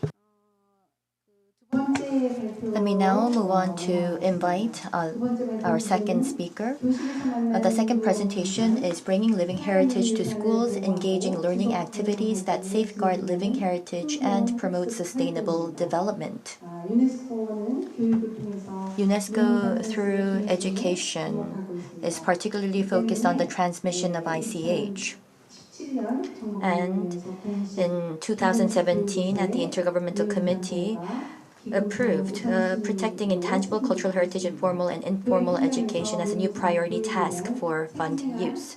So we have a presentation on the vivid example of that very case, and we would like to invite Ms. Vanessa Achilles for the presentation. Let me briefly introduce you to Ms. Vanessa Achilles. She's currently a facilitator and independent researcher for the UNESCO Convention. And she has served as an advisor on several projects related to the integration of ICH into school education in Europe and in Asia. And she has also authored several books. From 2012 to 2017, she's been involved in the Asia-Pacific Capacity Building Program regarding the convention and coordinated a number of ICH-related projects at the UNESCO Bangkok office. So I'm very much excited to hear her presentation. You have the floor. Thank you very much for this introduction, and thank you again, risk of repeating what has been said already. Thank you to the organizer, to ISHCAP, for this wonderful opportunity to meet so many of you and to discuss these exciting issues. Thank you. So yes, I will talk today about different activities that we have conducted in relation to living heritage and school and in the education system. Before I start talking, I just would like to bring you back a few years ago when you were students, just a few years ago, and ask you in which of these two classrooms you think you would like to study more. Would you feel more comfortable in classroom A or in classroom B? So, like, who would feel comfortable in classroom A? Please raise your hands. I see no hands, so I hope it's a good sign. Who would be comfortable in classroom B? Yeah, thank you. And so, well, the magic ingredient for what you see here is actually, oh, wrong button, living heritage. And this is actually one way, one attempt to actually try to work with students to raise awareness about living heritage while enhancing the educational experience. And this is based on 2 UNESCO projects, actually more than 2, but these 2 were the main ones. And IHCAP was an active partner for the second one with the Korean component. So thank you again for your involvement in that aspect. So, which involves several thousands of students and dozens of teachers. So, and really the objectives were very close to 2 of the mandates of UNESCO, which is 1, safeguarding heritage. We are all aware and willing to do so, while at the same time providing education of quality and relevance to the learners, which is SDG 4. So what actually happened? When we talk about ICH in education, what does it mean? And we have actually tried to structure this along two concepts, which is teaching about ICH, which is something that has happened already quite commonly in the school systems, formal or informal system, where ICH is the subject of instruction. You're learning about a dance, about song, about a craft in the school. Hopefully you're learning not only to practice, but you also try to understand the meaning, the value of this practice behind it. But there is also a little bit more innovative approach, which is the teaching with ICH, where ICH becomes actually a pedagogic tool. And this is a place where ICH will be part of the pedagogical apparatus, and it will provide ways to learn in a different ways. And this can be applied to not only the arts and craft and dance and music classes, but to all curriculum subject and school activities. And this is an example that took place in Thailand. I have to say that all the examples you will see in this presentation are actual examples that happen with real students. And in Thailand, these primary schools, the students went to research about taleo, which is a bamboo charm to protect against bad things and disease, etc. And the students were in this project learning about the taleo. First of all, they were doing research. They were noticing this in different communities, and they learned to make the charms, and they were doing different arts activities, so sort of classical things. But they were also learning mathematics, for instance, and you can see on the screen the different shapes. They were learning about natural science and how the bamboo is grown to make this taleo, and about English and in Chinese language. We were learning in Thai schools, in Thai lessons about history, etc., etc. They were learning about career development because we were actually selling the taleo and practicing this. So it was an exciting experience. And you can see that with a craft, you can learn many, many aspects. You can learn, of course, the craft to make it, but you can learn about biology, about geography, about language by writing different poems or even advertisements or different essays about it.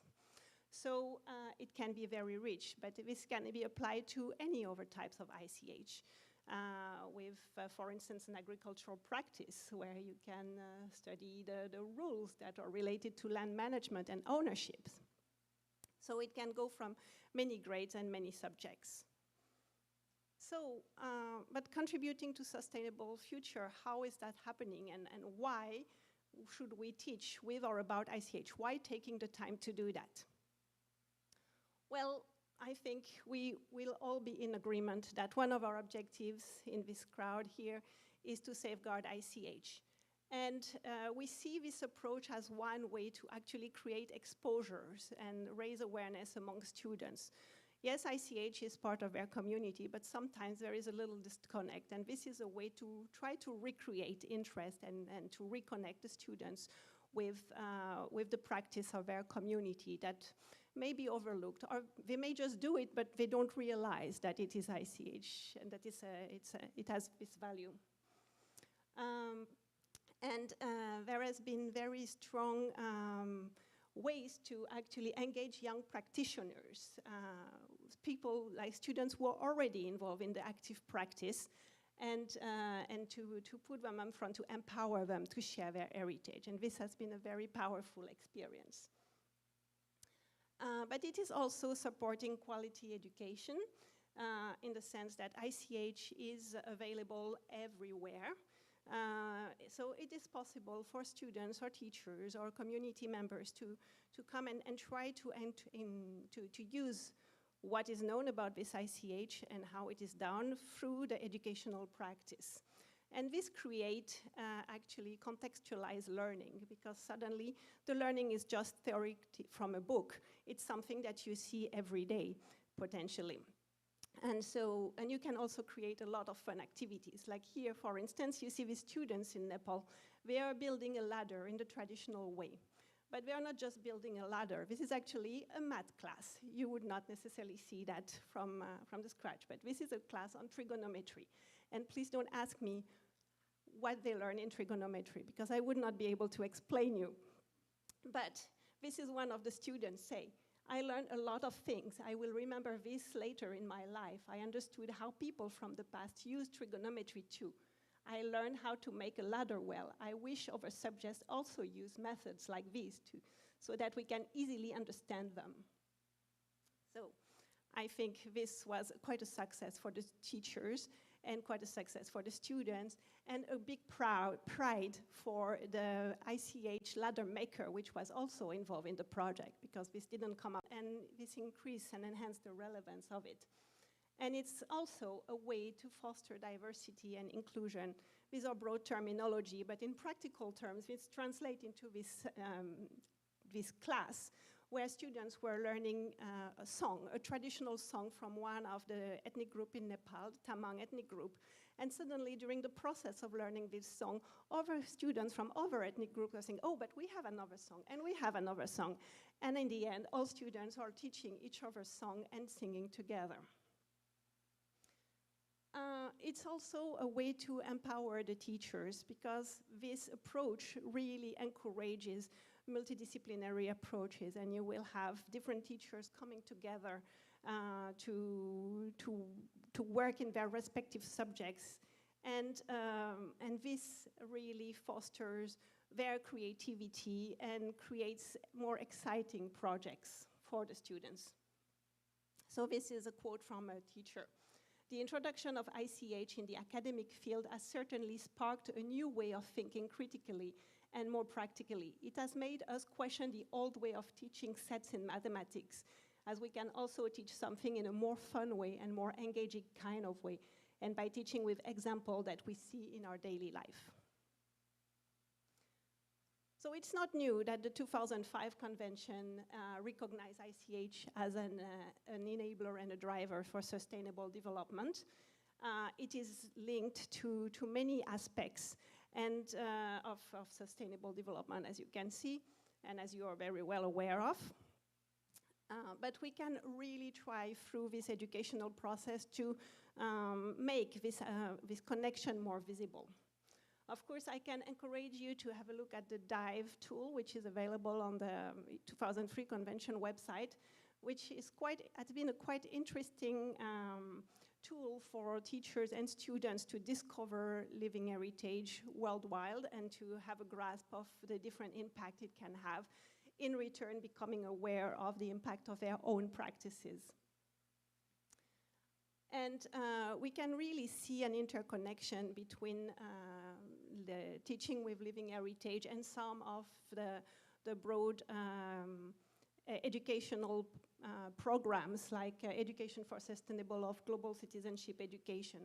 Like really, when you're talking, for instance, about the GCED, the Global Citizenship Education, you're trying to make the students aware of the complexity of the world, the interdependence, and that we all belong to a common humanity, which somehow connects to what we heard in the previous presentation on diversity. And by bringing the local practice and the local awareness of yourself and of your identity, you can actually start grasping at your local level what is needed at the broader level. and you can become an agent of change, as is the purpose in GCED, because you can see your local practice, you can see how it impacts on the environment. So for instance, teaching with ICH can foster gender equality, or at least can create awareness about gender bias, if we want to put it in a softer way.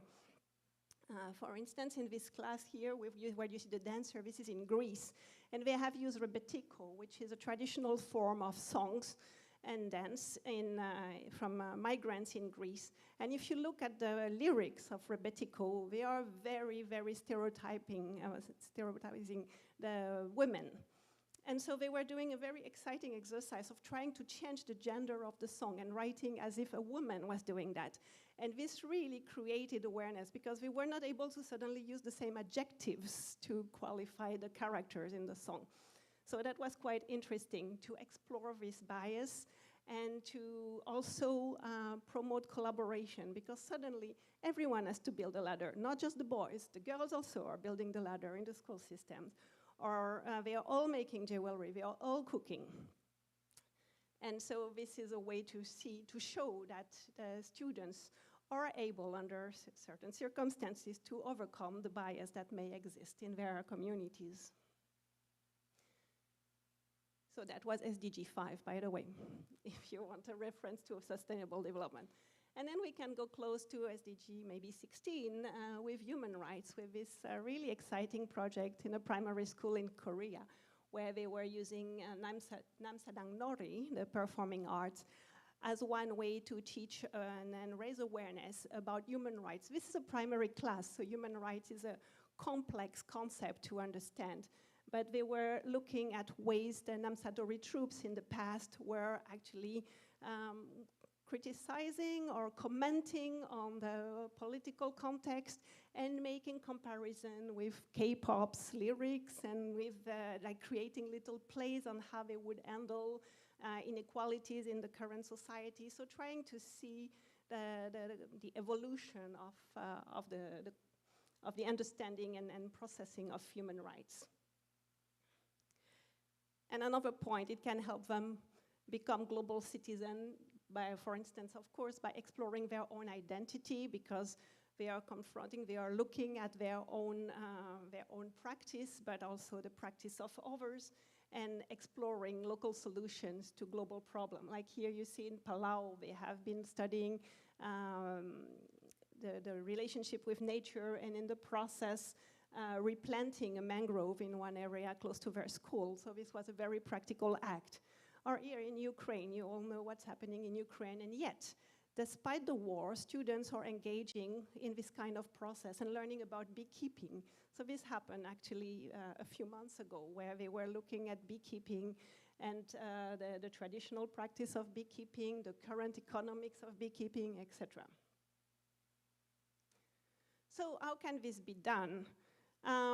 As I mentioned earlier, this is a quite flexible approach. We can be used in all subjects, in all grades, there is opportunities and potential. It doesn't mean it has to be done everywhere, otherwise it lacks the novelty effect, but there is the potential to happen in different formats and at school events, like it can be a party or a school festival or a school project, or in a club, in an extracurricular club, or in formal education, or technical and vocational training.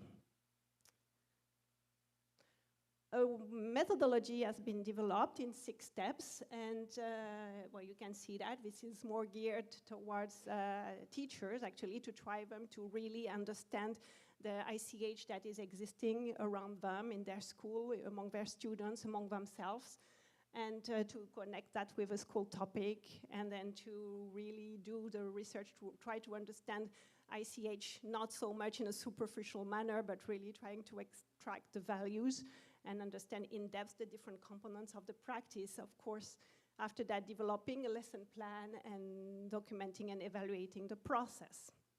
What is very important in that in this whole process, focus has been put on involving the communities. And bearers have been involved and working with the teachers in different capacities and different models. But there is always emphasis on the fact that ICH doesn't exist in a bubble in the school, but it's the practice of someone, and this someone can come to the school, and this someone can be the bearers of the community, but it can also be the students and their parents, and to try to show what they are doing in their home, and that this is also valuable.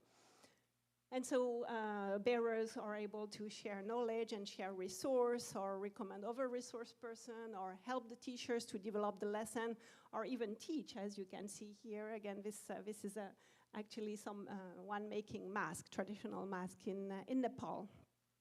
And some are proposing projects directly, going to the school, like this is just happening in Austria. We were doing a project, and then one of the group of Carnival, bell ringer, realized, oh, but we should approach our own primary school, and suddenly like this dynamic is happening, and they will have activities in the school. A lot of resources have been developed to help with this process and to address the needs of different communities.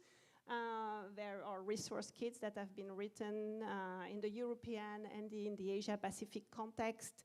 There are a series of short video animations, very short, to give insight in the different topics. There are documentary, like short documentaries, and there is an online course which is available on the GCED online platform. I would like to close by quoting actually a student, because they are the main target of this project. And if students like something, they will find the time for it. For the activities with Living Heritage, we found the time, even if we are busy, because we liked it.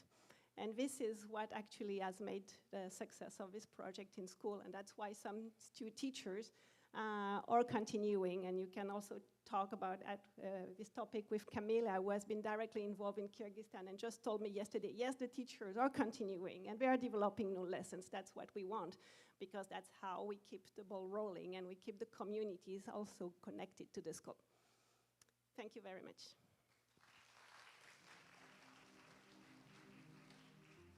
Thank you, Ms. Vanessa Achilles. If you think about education, as mentioned, we are celebrating the 20th anniversary of the 2003 convention. And it's true that the education sector has been a slight laggard in terms of our implementation of the convention. Therefore, there were many methodologies that were introduced by Ms. Achilles, and also of why education is necessary and what kind of achievements may be possible within the community and also in the classrooms and schools. So we were able to very much learn much from her presentation. And with regard to this presentation, during the Q&A, I think that we can also engage in a further deep dive with your comments and questions. Thank you. And please jot down your questions for that session. Let us now move on to the third presentation. The third presentation is going to be given online, and we have our participants joining us from Italy. First of all, Benedetta Ubertazzi, who is a lawyer and professor, and Tamara Lea Richardson, vice chair. It's going to be a joint presentation, and while we wait for the screen to show our speakers, I'm just going to briefly introduce our two speakers. Benedetta Ubertazzi is an attorney at law and currently practicing lawyer, and she is also working as a professor at the Milan Biococa School of Law. From 2010, she has worked at UNESCO, WIPO, World Bank. She has provided legal advice to all of these international organizations, and from 2018, she has worked for the effective implementation of the 2003 convention, and she has worked as a facilitator for the 2003 convention in that regard. So you can see that in her practice and offering legal advice and also working, that has been very instrumental in working as a facilitator for the implementation of the 2003 convention. Tamara Leah Richardson is also very active in the EU. She is the Vice Chair of the Arts and Cultural Heritage Crime Subcommittee of the EU Center of Excellence. Furthermore, she has also tried to enhance access to cultural education through PAC, PACE 48. In fact, she has established PACE 48 for 48 countries across the Asia Pacific. And in those activities, she has done very relevant work with ICH. Together with the youth in Asia Pacific, she has worked for the safeguarding and the promotion of ICH, particularly when it comes to the application of new technology. She has done research and is also an advisor. We'll now turn to them online and listen to the presentation.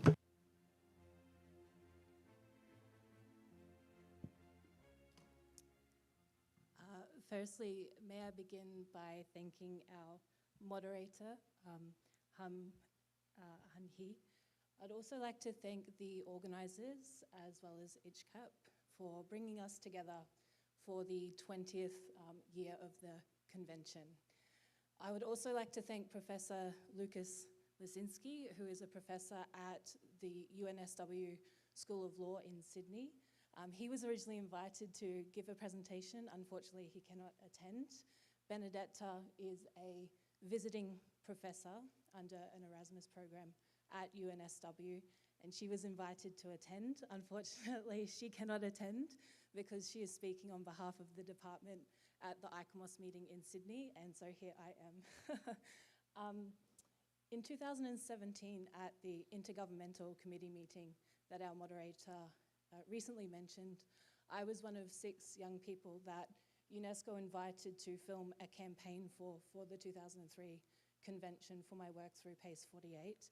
And Benedetta was at this meeting in Paris as well, and so we've been working together since then in Europe and the Asia Pacific. So just a bit about this presentation. Firstly, we're going to explain, well, why collaborate between Europe and the Asia Pacific? And then secondly, why European models, particularly the Global Capacity Building Program in Greece and Italy. Just a bit of context to Benedetta's background. She is a visiting professor at the UNSW School of Law in Sydney, Australia. She is an associate professor of EU and international law at the University of Milan Bicocca in Italy. She is an experienced facilitator for the UNESCO Global Capacity Building Program, and she is also the coordinator of the Jean Monnet module EPO and EU Law, a step forward in integration. There's also the Center of Excellence associated with this program, which is the EPO, A New Frontier in Integration. Under this Center of Excellence, we have recently established a new subcommittee which looks at art and cultural heritage crimes, particularly as they affect the EU budget.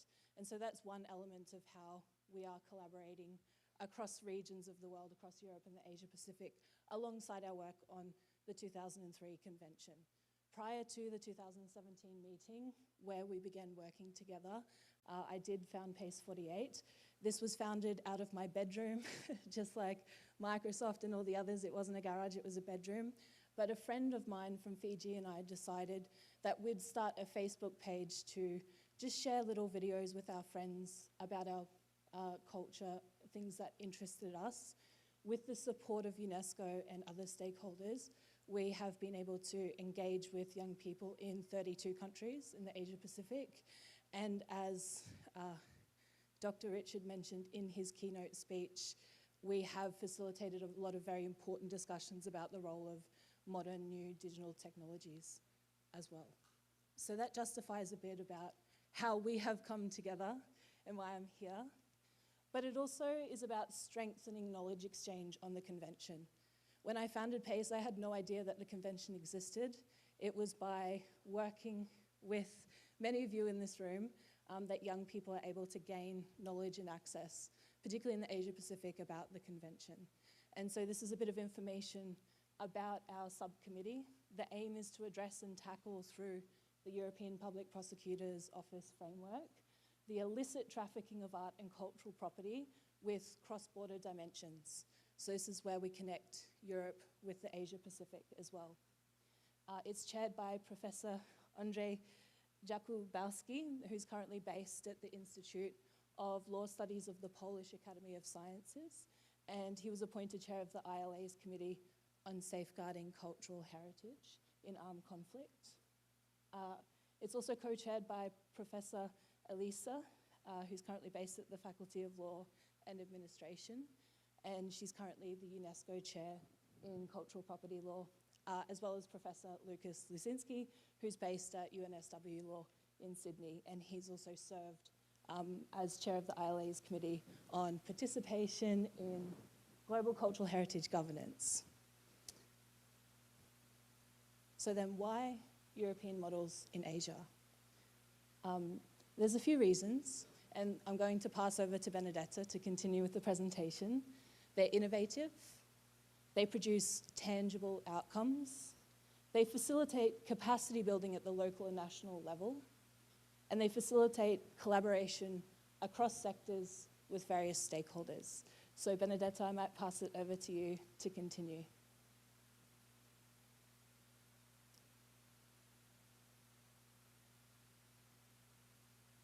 We just can't hear you. Just one moment. You cannot hear me? Yes, now it's better. Now, yes? Yes. Okay. Thank you so much, Tamara, for this great introduction to our common presentation. And thank you to everybody in the room, to the organizers. I'm not going to repeat all the acknowledgements and the thanking that Tamara made at the beginning on behalf of both of us. So I'm just moving forward with the presentation. Should I share my screen or no? No, it's already. So maybe, yeah, I know, but I don't see it so well like that. Okay, in any case, I will give it a try like this. Wait a second.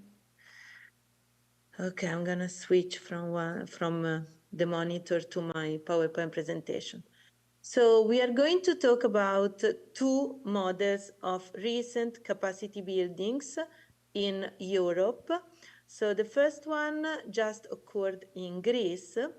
It was organized by the Directorate of Modern Cultural Heritage of the Hellenic Ministry of Culture and Sports, the Mediterranean Institute for Nature and Anthropos, Medina, and the Regional Center for the Safeguarding of ICH in Southeast Europe, Category 2 Center based in Sofia, Bulgaria.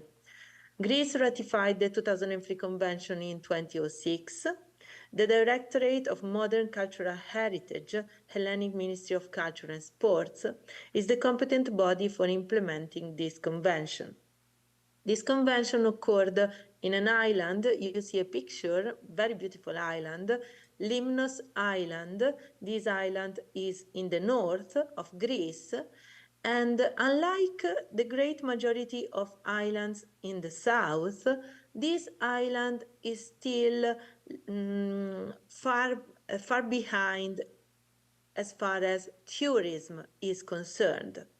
Interestingly enough, there is a diaspora in this island that connects this island to Australia. And in fact, at the Sydney UNSW, I met one person whose daughter got married very recently in Limnos. But apart from this interesting connection between this island and Australia and Sydney, where I am based now, the island lacks tourism. So what they did is to make this capacity building, UNESCO capacity building, to help them also developing a new tourism sector to them, which is food tourism. Next slide, please.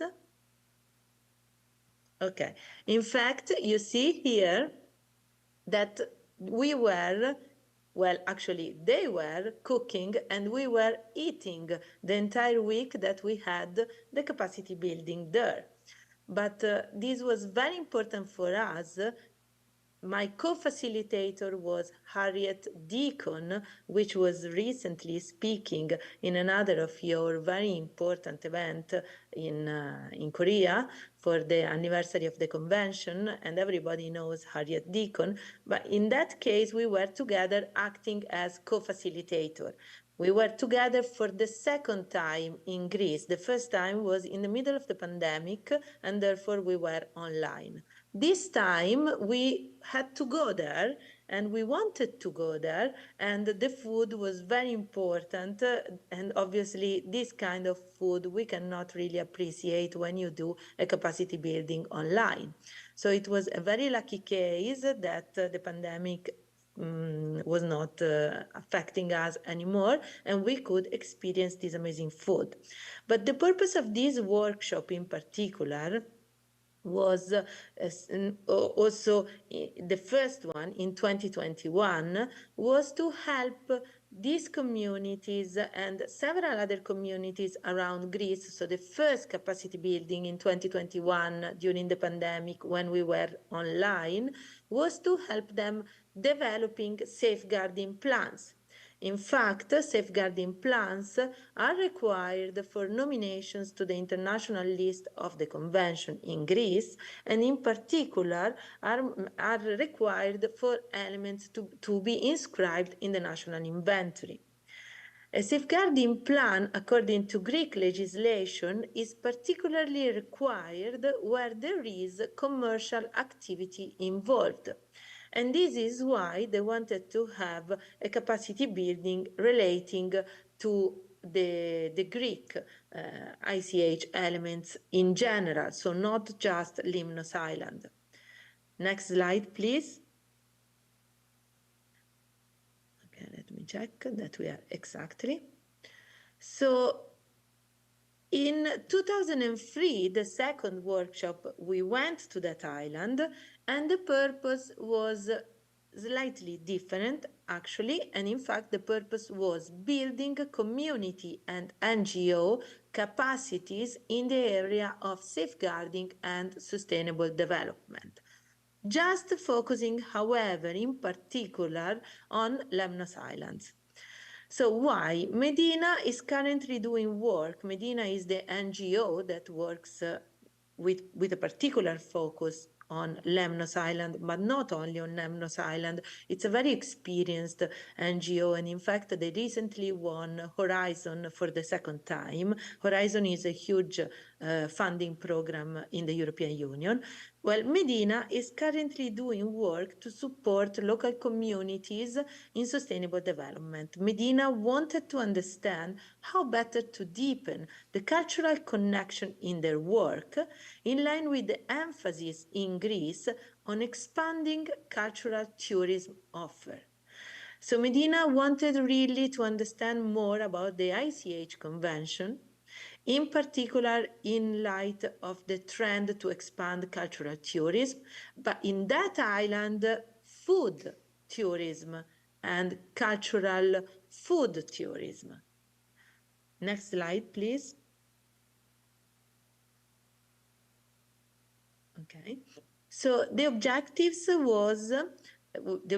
were to develop participants' capacities, knowledge, and skills on the links between living heritage safeguarding and sustainable development, facilitate networking within Greece to support safeguarding and sustainable development activities. Next slide, please.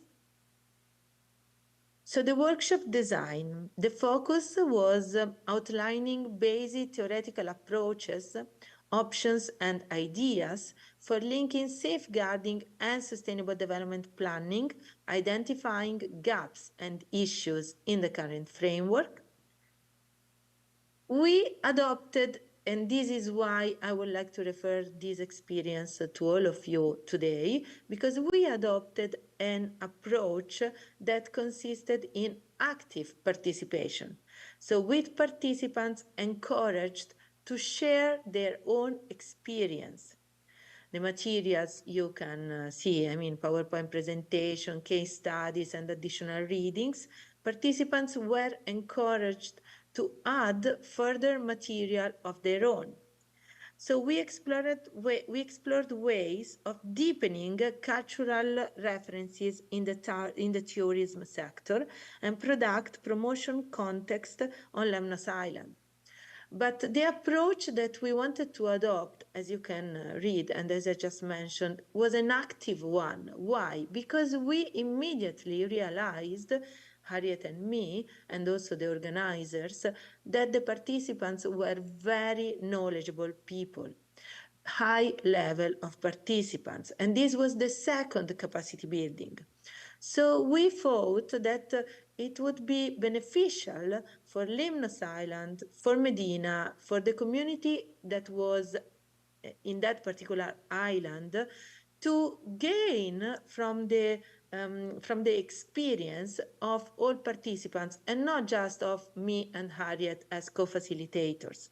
And therefore, we really engaged in a discussion with each and every participant so that each and every participant could become a trainer of trainers, so to say. So if you look at the other slide, please, next slide. Okay, so you can see this is the workshop structure. So I'm not going to enter into that, but in particular, the workshop structure included several trips and several visits. And also food experience, precisely to understand more about, in the previous slide, actually you saw a cheese, for instance. So we had to understand more about the cheese, how the cheese was made, and how the cheese was going to be promoted, how the cheese was representing not only a product, but as we all know, because we are talking about the 2003 convention, it was representing an art of making cheese, a particular knowledge that was binding the entire community in that particular island, and that had to be transferred to tourism in a certain way, so that tourists could be educated, and this tourism sector related to food could become really a cultural tourism field, like all the others cultural tourism field that Greece is willing to develop more. So in particular, if you have a look at the very last session, session 9, after all of that happened, we asked to each participations to give suggestions to Medina and to the Lemnos community that was taking part in the capacity building, and they did, so that this entire week that we spent together became an occasion not just for us as facilitators to transfer knowledge, but also for the participants to transfer their own experience and give suggestions as well, and give inputs as well to the ministry and to the community in the island. Of course, based on a program and on a guiding technique that me and Harriet, together with the ministry, adopted to develop this capacity building in a more structured way. But this was quite new and was very appreciated by participants. Next slide, please. And in fact, the approach worked really well. It is in the same line, actually, that Vanessa just mentioned, so in relation to education in schools, but also education in UNESCO capacity buildings. We should really move away from long lectures online, but also inside in a room. So we had some parts of this capacity building in a room, but the great majority of the experience and the days where participants were benefiting the most were actually precisely when we were on the ground. Here you cannot see because actually the mandras is covered by this table, but there is precisely the mandras in this picture where cheese is being made. And we visited there, and we could also help and also finding ourselves in the situation of producing a cheese. And each participant experienced that, and this was much more beneficial to all of them than staying in a room. So the participation was excellent participation with interesting local and NGO perspectives on a well-chosen case study, of course. The case study was well chosen by Medina and by the ministry. The delivery in person enabled an appreciation of the soundscapes, olfactory and tactile experiences that are a part of living heritage and cannot so well be represented in a classroom or in a room, not even when we make UNESCO capacity buildings. Now I'm going to pass to, please, next slide, to the second experience that I would like to refer to, the Italian capacity building. Actually, the Italian capacity building is just going to start. It will start in September. And the co-facilitator with me is Vanessa, that you just, whom you just listened to. So there are quite strong interconnections between the two presentations that you just had, the one of Vanessa and mine with Tamara. But there is another interconnection between the first presentation of Cristina, because during the Italian capacity building, we will have Salomon from the Voladores community, from the second time, talking this time to Italian participants, but also when we were online in the Greek capacity building, Salomon of the Voladores community was talking online to Greece participants. So I found out that we have an interconnection and a relationship, Cristina and me, and in particular, as Cristina mentioned to you, it was very, very important, Salomon experience related and the Voladores experience related to the misappropriation cases that they faced, and it is a good example for UNESCO capacity buildings, and I know that Harriet is working towards developing facilitations related to commercialization in connection with the 2003 convention, because commercializations topics and misappropriations topics in UNESCO capacity building are crucial, and up until now have somehow been a bit neglected. So I know that UNESCO is working with the help of Harriet and many communities to develop new material, and this is very important, and Voladores experience is crucial, and this is why we keep inviting Voladores to our capacity buildings to share experience. And in the Italian capacity buildings, they will come. But what is this Italian capacity building that me and Vanessa are co-facilitating?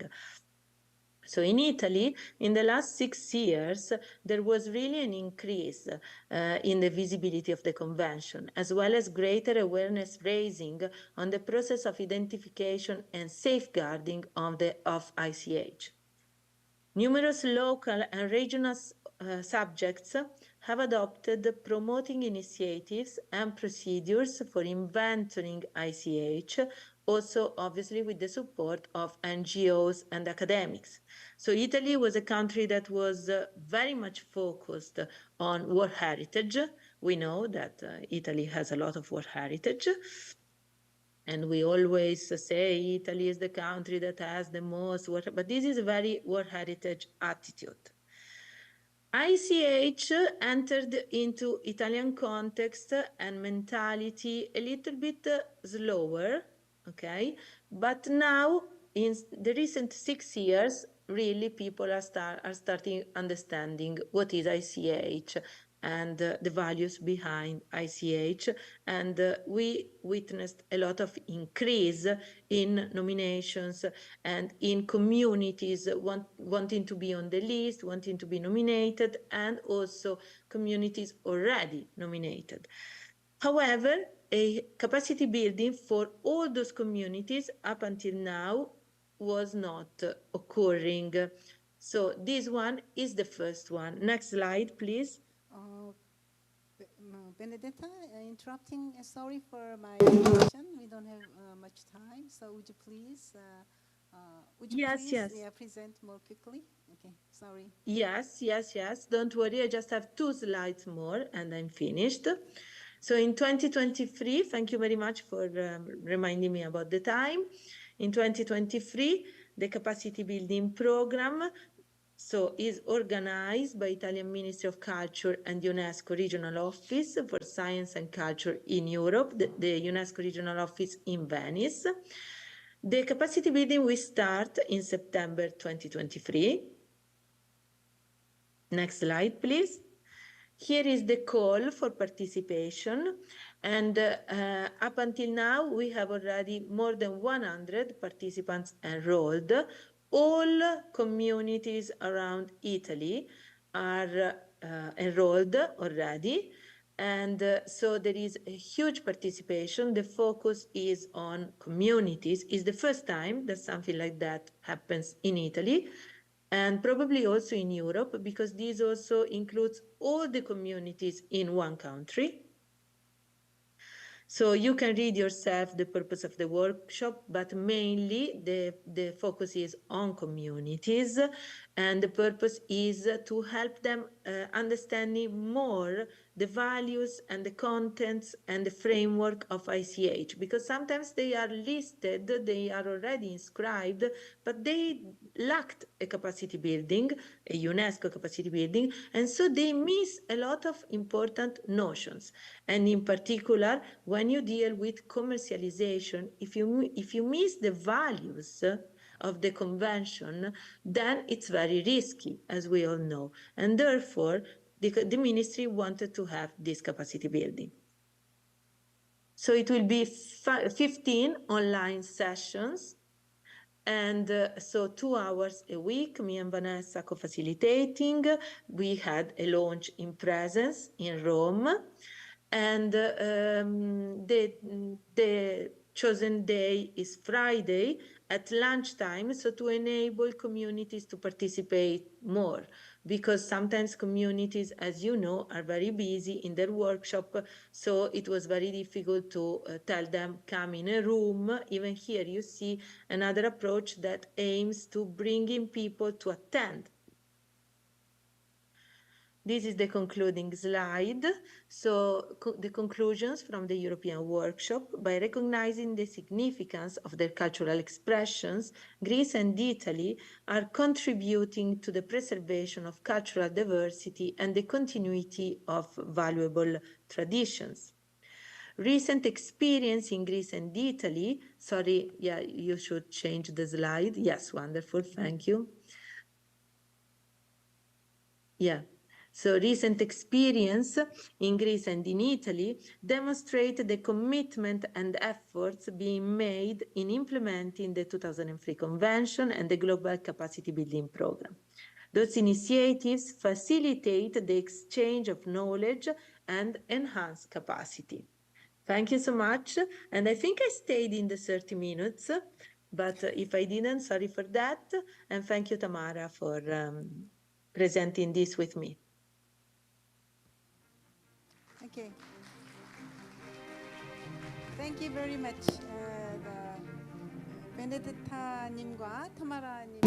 We just had the joint presentation, as you've heard, with Benedetto Baratazzi and Tamara Richardson on the Global Capacity Building Program, how these workshops have borne fruit in Greece and Italy. I believe that many Koreans might flock to Lemnos Island, delicious cheeses there. Perhaps we would all like to visit, and we will continue to promote this island as well. Thank you. And we are slightly behind schedule, but let me introduce our next speaker. The title of the next presentation is Restoration of ICH and Communities After Disasters, Cases of Soma no Maui and Obori Somayaki in Fukushima Prefecture, Japan. Our speaker is Director Tomo Ishimura from Tokyo National Research Institute for Cultural Properties. And let me just briefly introduce you to our speaker. Mr. Tomo Ishimura, as mentioned, is the director at Tokyo National Research Institute for Cultural Properties. And from 2006 to 2015, he worked at the Nara National Institute of Cultural Heritage, working on international cooperation for cultural heritage safeguarding. And he's been very pivotal in listing various elements to the World Heritage Site. Or the list. And since 2015, he has been affiliated with the International Intangible Cultural Heritage Department of the Institute and has been involved in various archiving projects and also many projects on cultural properties, and has been actively involved in research on disaster risk management for ICH. And I know that he is to share with us the case of Japan, and I wish to seek insight from his presentation as well as many lessons. So yes, Mr. Ishimura, you have the floor. Thank you. Thank you very much for introducing me. So good morning, distinguished participants, ladies and gentlemen. So I'm Tomo Ishimura. I'm very privileged to be here. So I thank very much for organizers, HCAP, and the National Intangible Heritage Center. And also, in addition, I'd like to thank the long-time friendship between the National Intangible Heritage Center and our Tokyo National Research Institute for Cultural Properties. So today, my presentation is the restoration of ICH and communities after disasters. Case of Soma no Maoi and Obori Somayaki in Fukushima Prefecture, Japan. So in recent years, the issue of disaster and ICH has attracted international attention. For instance, in 2016, the 11th session of the Intergovernmental Committee for the Safeguarding of ICH of UNESCO brought up the topic of ICH in emergency for the first time. In response, the operational principle and modality for safeguarding ICH in emergency were submitted to the 14th session of the Intergovernmental Committee in 2019 and adopted at the General Assembly the following years. Since the Great East Japan earthquake in 2011, the Tokyo National Institute for Cultural Properties have continued to conduct surveys and research on the protection and the safeguarding of tangible and intangible cultural heritage damaged by natural disasters. In particular, we are at the Department of Intangible Cultural Heritage have investigated the current state of the damaged intangible cultural heritage and conducted research that will contribute to its restoration. In the Great East Japan earthquake of 2011, the damage to ICH in particular attracted a great deal of attention. This is because the disaster has caused such widespread damage that the maintenance of community in many areas is at risk. Specifically, communities affected by the tsunami were forced to temporarily evacuate elsewhere. Communities in high-risk tsunami areas were forced to rebuild their towns and villages elsewhere, fearing that the tie between community and land will be lost. In addition, the nuclear disaster caused by the meltdown of a Fukushima Daiichi nuclear power plant forced the community to relocate it and left it uncertain to return to their original location. ICH is closely tied to local communities. Communities were forced to move or disperse due to the Great East Japan earthquake. And the ICH were also forced to change, cancel, or suspended. Under the circumstances, there are also cases in which intangible cultural heritage contributed to the restoration of community. The most well-known example is the Shishifuri lion dance at the Takeura district of Onagawa City, Miyagi Prefecture. Immediately after the earthquake, the people of the community in the Takeura district decided to evacuate to the hotel in Akita Prefecture. As evacuation life continued and the fatigue piled up among the people, some people made a lion head for Shishifuri lion dance from the cushion and the slipper they had at hand, and they performed the performing art of Shishifuri. People were encouraged to see it. Afterwards, the people returned to the Takeura district, but they were forced to live in the temporary housing because their village had been totally destroyed by tsunami. It was a stressful life at times. However, when it came time for the seasonal festivals, people gather at the site of the former village and perform the Shishifuri lion dance. This strengthened the bond between the people. This is a successful example of the use of ICH for community revitalization. However, we should not forget that there are many other cases where intangible cultural heritage has been lost along with the collapse of community. In particular, communities and the ICH were greatly affected by the earthquake in the Hamadori area in Fukushima Prefecture, which suffered the effect by the nuclear accident. Many communities were forced to evacuate and were unable to return to their homes for years during the period of severe radiation contamination. Even now, in some areas, residents are unable to return to their hometowns. In the following, we will look at the status of two ICH, Soma no Maoi and Obori Somayaki, in the Hamadori region of Fukushima Prefecture, which suffered a serious nuclear disasters. Soma no Maoi is an event that was held in the former domain of Soma clan during the Edo period from the 17th to 19th centuries. The territory of the Soma domain includes Soma City, Minami Soma City, Okuma Town, Futaba Town, Namie Town, and Iitate Village in the Hamadori area of Fukushima Prefecture. The samurai of the Soma domain pride themselves on their bravery and the area of one of Japan's leading horse producing regions. The Soma no Maoi is a series of events that combine ancient ritual of Shintoism related to horse production and the military drills of the Soma clan. Currently, it is held for 3 days in late July every year.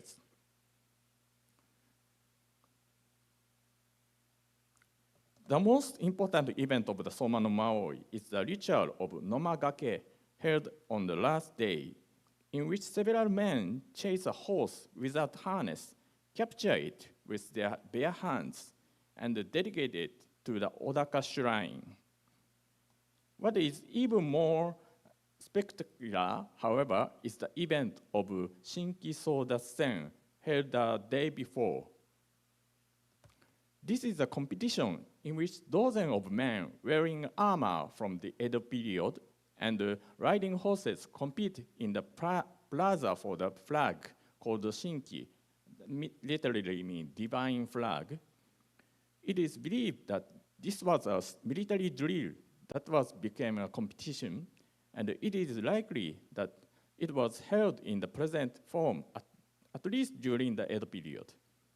In order to participate in this competition, the men of this region, many of them are descendants of the samurai of the Soma domains, raise horses and train in horseback riding. However, the tsunami caused by the Great East Japan earthquake killed many people in this region. Many people also lost their horses, armors, and equipments. Even more serious was disaster caused by the nuclear accident. of the territory of the former Soma domain, Odaka district of Minami Soma City, Okuma Town, Futaba Town, Namie Town, and Iitate village were severely damaged by radiation contamination.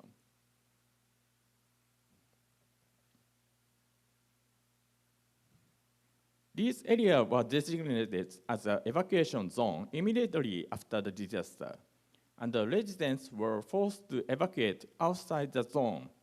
Evacuation orders in these areas were gradually lifted, but some areas are still designated as evacuation zone, and residents are unable to return to their homes. The Soma no Maui in July 2011, immediately after the disaster, was held on a reduced scale. The Odaka Shrine, where the ritual of Nomagake was held, was in the evacuation zone, so only a limited number of people entered the site on that day and performed the ritual. In addition, the biggest event, the Shinki Soda Sen, has been cancelled. In 2012, the Soma no Maui was able to hold the event of almost the same scale as in the previous years. However, the Odaka Shrine had been within the evacuation zone, so people had been able only to enter for the festival until the designation of the evacuation order area was lifted on July 12, 2016. During the Soma no Maui held from the July 23rd to 25 in 2016, they were finally able to hold the ritual at the Odaka Shrine in a full-fledged scale. Since then, people who have evacuated from Odaka district in Minami Soma City have returned, and the rehabilitation of the area is progressing steadily. There are also people who moved to Odaka district from outside the prefecture. For example, Ms. Yu Miri, she's a famous writer in Japan. However, not a few people choose not to return to Odaka district. Even if the designation of the evacuation zone is lifted, many people are still worried about radioactive contamination. Sustaining the community in this area, including Odaka district, is still a major issue. The next case is Obori Somayaki. Obori Somayaki is a ceramic industry that started at Obori district of Namie town in the latter half of the 17th century. Promoted as one of the industries of Soma domain, more than 100 kilns were in operation during the Edo period. Production continued even after the modern era, and the Obori Somayaki Cooperative Association was established in 1971. It was designated as a traditional craft by the Ministry of Economy, Trade and Industry in 1978. One of the features of the Obori Somayaki is the vessel wall is double, and the outside is decorated as open-worked designs. Other features include the cracking of the glaze to create random patterns and the painting of horse design. In the 2011 earthquake, many workshops were damaged by the earthquake, but most of the potteries were located inland, so the tsunami had little effect. However, what was serious was the impact of the nuclear disaster. Since most of the Obori Somayaki potteries were located in Namie City, which was designated as an evacuation zone, the artisans had no choice but to leave their kilns behind and evacuate. In July 2012, with the support of the Ministry of Economy, Trade and Industry, a ceramic workshop of the Togei no Mori Obori Nihonmatsu Kobo was opened in Nihonmatsu City in Fukushima Prefecture. several gas kilns were installed in the workshop, making them available to the evacuated artisans. While some of the evacuated artisans moved to the area around Nihonmatsu City and resumed operation using this workshop, others also moved to other areas within or outside of Fukushima Prefecture and set up their own kilns and resumed operations. After that, evacuation order was partially lifted in Namie City, but so far, none of the artisans have returned to their hometown. Another effect of the nuclear disaster is that it became impossible to obtain raw materials for grades. It used to be that a kind of rock containing feldspar called toyamaishi, collected in Namie town, were used as a raw material for glaze. However, it became impossible to obtain because access to the quarry site was restricted due to the high level of radioactive contamination. Fortunately, in 2012, the Industrial Technological Institute of Fukushima Prefecture succeeded in developing a glaze that had the same effect as a conventional glaze, making it possible to resume production. In 2015, the Obori-Somayaki Cooperative Association received the prize of the 35th Polar Award for Traditional Culture, drawing nationwide attention as a good example of the restoration of traditional culture from disaster. However, of the 20 kilns that used to exist in Namie City, only half of them moved to the Nihonmatsu area, and the rest moved to the other area. On the other hand, it is regrettable that there are no more artisans in the original production area. Obori district of Namie town. From now on, sustaining the community of artisans of Obori-Somayaki is still a major issue.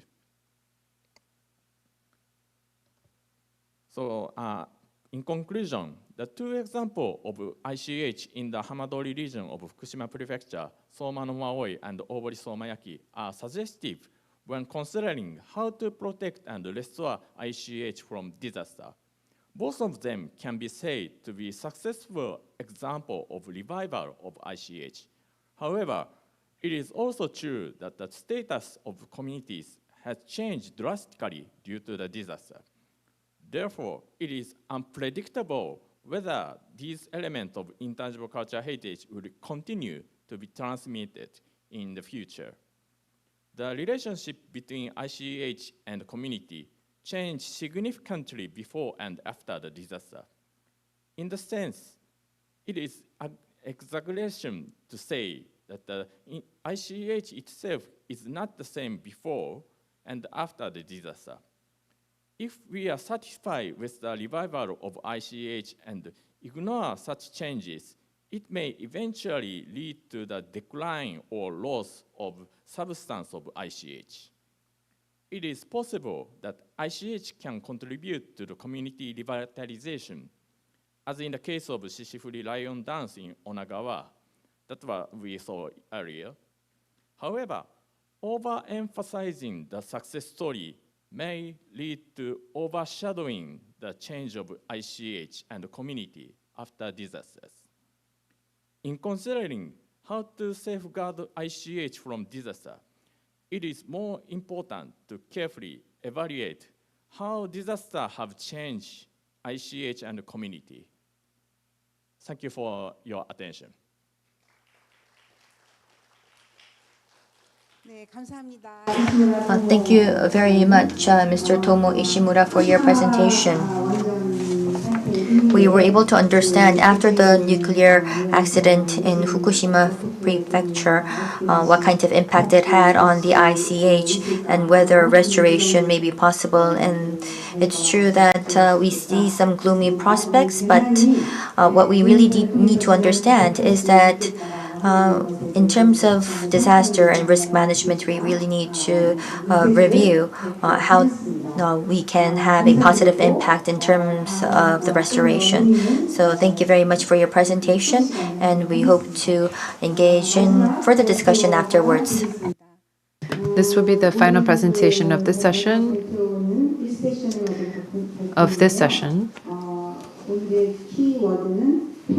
Today's keyword is peace, and so for this presentation we're going to discuss peace in the Convention for the Safeguarding of the ICH and the joint inscription of Shirim, the Korean traditional wrestling element that was recently inscribed for both South and North Korea. And for this, we'd like to invite Park Hyung-bin, Director of the Research Division of the Artistic Heritage, National Research Institute of Cultural Heritage at the Cultural Heritage Administration. In 2015, the World Heritage Department was newly installed at Cha, and he has come to work extensively there on World Heritage and Archive Heritage and records of the world. Many of these he has worked to inscribe them to the UNESCO list, such as the Jeju Haenyeo female divers, or the Shirim wrestling, or Tarchun the mass dance. He has worked on writing the nomination files and also worked very closely together with the community, the bearers of the elements. He has now has moved in the National Research Institute of Cultural Heritage. He's going to look to his experiences in the joint inscription process for the presentation. So now I'd like to turn the microphone over to Mr. Park.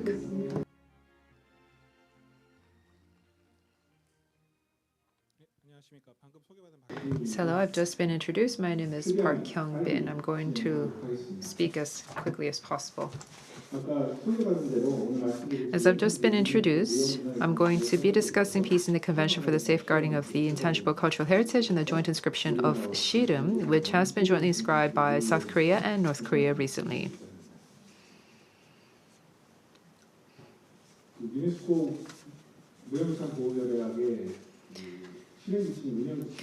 The current operational directives for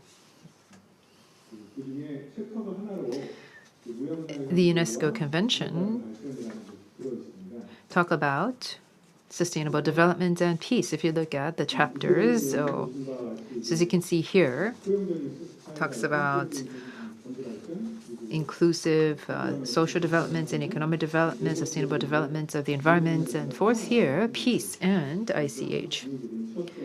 That is what you see here on the screen, and it looks at what the state parties should do and what the significance of peace is, particularly when it comes to ICH.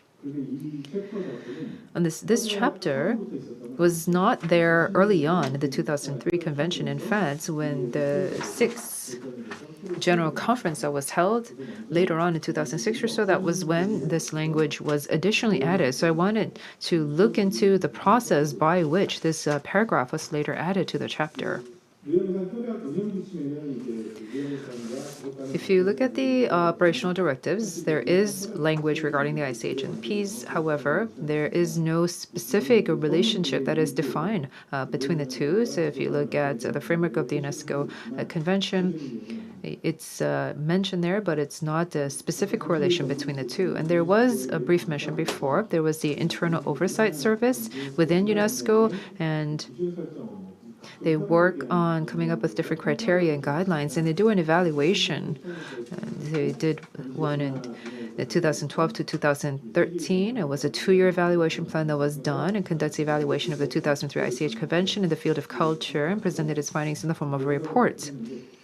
The first report was an evaluation of UNESCO standard-setting work of the Cultural Center. It was submitted in 2013 and looked at the significance of the ICH Convention and how it is being implemented in the different state parties. In the scope for the 2003 convention. It looks at how it is being implemented at the national level and by the state parties, and it has been evaluated by the Internal Oversight Service. And it says that the convention is very significant, that UNESCO is looking into this and in running the operations.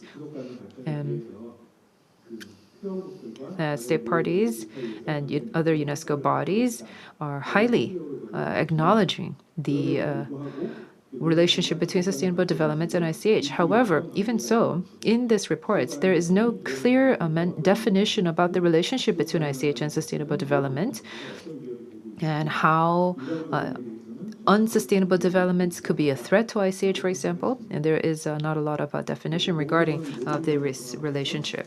So the report made about 24 different recommendations covering various areas of the ICH convention, so including the content of the operational directives, the formats for the periodic reports, listing applications.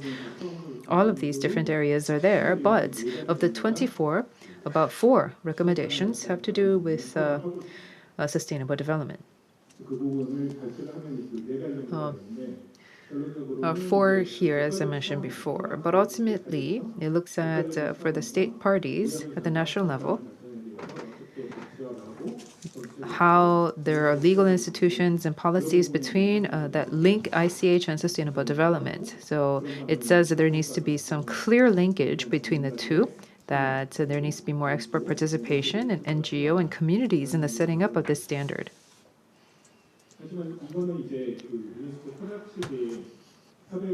This is, however, outside of the ICH Convention framework. Even before then, within the framework of the ICH Convention, there was a lot of discussion regarding the linkage between ICH and sustainable development. So this is 2012. This for the representative list and the ocean safeguarding list.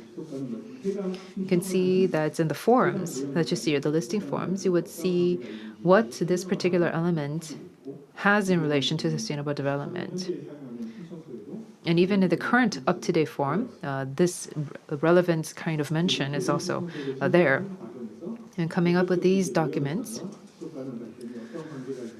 there were many of these discussions talking about the relationship between sustainable development and ICH. So in the 7th Intergovernmental Committee meeting, there was a lot of discussions regarding this, and later on, this language was reflected by the Secretariat, and there was a recommendation made to try to change this in terms of the operational directives as well.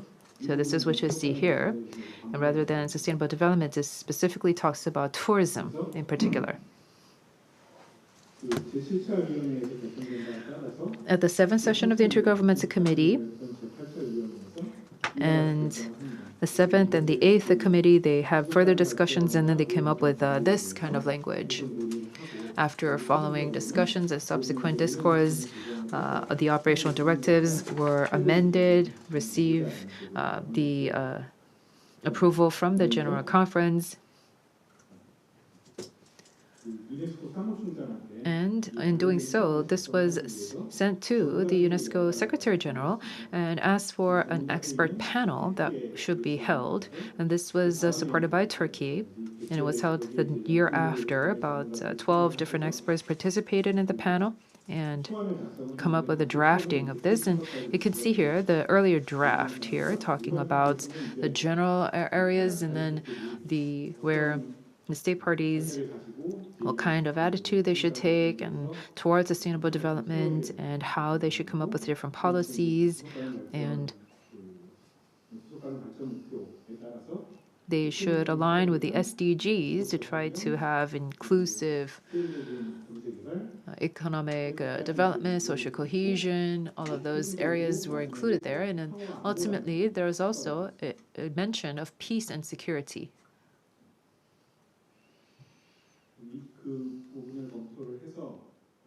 After this review, in the 9th committee meeting and then the 10th committee meeting, there were subsequent discussions on this, and then finally it was agreed that this should be added to the operational directives. And in a UN summit, the formal adoption of the 2030 agenda was adopted in 2015, as you can see, about 70 Sustainable Development Goals and 169 targets. It talks about how there are 3 dimensions: economic, social, and environmental, 2 SDGs. When it comes to cultural heritage, there was no specific big goal, but there were some targets, as you know, 11.4 and 12.B. And then one of the targets is in relation to peace. The 2030 agenda was reflected by the Secretariat to update the operational directives, and then this was later on discussed at the 10th session of the Intergovernmental Committee and then approved. And then this was later submitted to the General Conference for approval, asking them for their approval, recommending the approval. And then in June of 2016, at the 6th session of the General Conference, the General Assembly, there was this approval of the operational directives, and that is the current Chapter 5 that you see. And later on, in 2013, 2014 or so, we are having some technical difficulties. 무형유산 협약의 틀 안에서 논의가 되면서 이제 중간에 2015년에 이제 2030 그 지속 가능 발전 목표가 들어오게 되면서 그 내용을 반영한 내용으로 최종적으로 이제 2016년에 그 해당 부분이 채택이 된 겁니다. 근데 당시에 이제 논의가 좀 길게 있었는데 그 다른 부분이 문제가 아니라 사실은 이 앞부분이 제일 문제가 됐었습니다. 그래서 보시는 바와 같이 좀 차이가 있는데 이걸 조금 알아보기 쉽게 하자면은 초안 자체는 이제 그 평화 안보를 위한 전제 조건이 이제 인권. And as you can see in the draft, it talks about peace and security, freedom from conflict, discrimination, and how peace and security can also become a catalyst for sustainable development. However, in the amended decision, it talks about respect for human rights and freedom from fear and violence.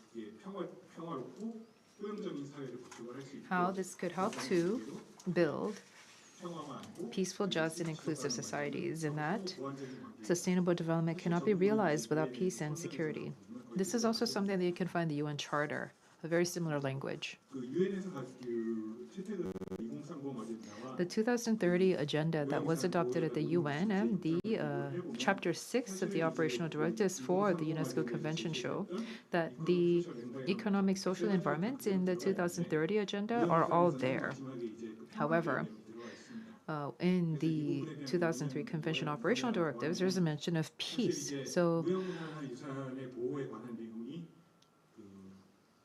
the safeguarding of ICH, although safeguarding of ICH is not explicitly represented in the SDGs, in the targets, but as we've heard in the earlier presentations, in those targets for education and etc., ICH would all be found in there. However, it's not explicitly mentioned. This means that safeguarding ICH is not something that just blindly follows the road of sustainable development.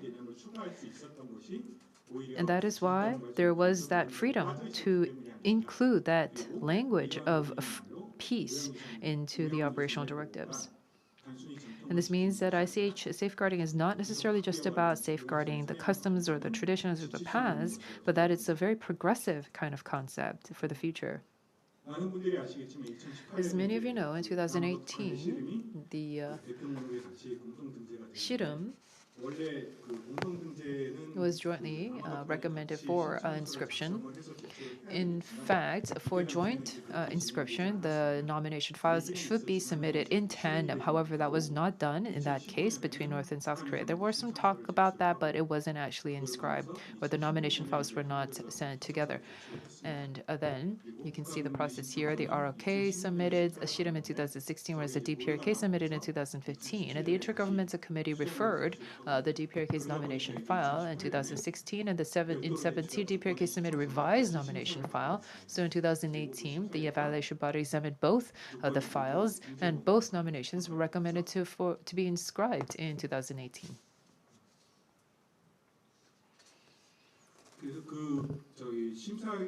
And the evaluation body, the recommendation was accepted, and at the time, Cha worked with the Ministry of Foreign Affairs in Korea and UNESCO to try to look for and explore ways for possible joint inscription.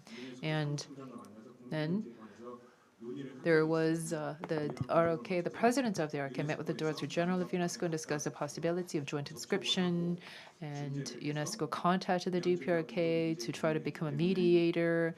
And DPRK and ROK both expressed their will, and that should be 26th of November, not 25th. But in any case, that was when the joint inscription was passed. And this means that it's a shared heritage. In fact, if you look at the nomination files, although they were presented separately, it was very clear from the beginning that this is a shared heritage between the two countries. This was something that the evaluation body was very convinced about. And in fact, the head of the evaluation body said as such. And because there was a recommendation for inscription by the evaluation body for both of the files, so there was not a lot of friction in the two. And in fact, the nomination files were presented separately, so that does not meet one of the conditions. However, because of the symbolic inscription, because of the symbol that it has, by that meaning the symbol of peace, because it brings together two Koreas, that was looked at and acknowledged. The members of the Intergovernmental Committee would have the final say in the inscription. And they saw that the joint inscription of Shirim could represent a possible road towards the reconciliation and peace, that it highly contributes to that. And this was something that the Intergovernmental Committee saw because it does implement that spirit of peace and security found in the operational directives. Thank you. Thank you very much. I know that we are pressed for time, and that's why he tried to rush with his presentation. Thank you very much for that. We must end at 12:50. It is now 12:50. So we should end, but we are going to still have a very brief Q&A session. I would like to ask all of the speakers to please step forward on the stage. And while we wait for them, I'll summarize today's findings. It's been over 20 years since the convention structure began, and I think the key word was in the first session, there are about 5 or so, as you can see. The first is cultural diversity, and second, and for this we've heard from Professor Chavez. That is very important, but this cultural diversity is becoming, because of global interconnectedness, that this is not, there are some risks involved, and what kind of role cultural diversity should play in that regard. These were some important questions that were raised. And the second presentation was on education. And it was about how we can actually have ICH make its way into formal education, which currently is not.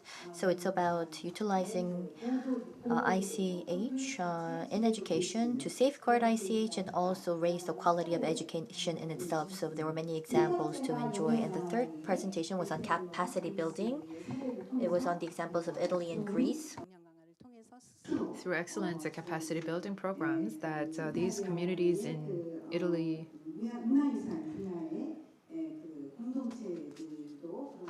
in cultural heritage could become more self-aware, and those communities in Greece as well, that has led to great achievements. And the fourth presentation was the case of Japan due to the nuclear accident. We were able to go into the cases of the impact it had on ICH, some retrospect and what we should do going forward. And the last piece was on peace. So while the mention of peace is not found, was not found earlier on in the operational directives, that this should be a basic function of ICH, and in fact, the inscription of Shirim is a good example of that.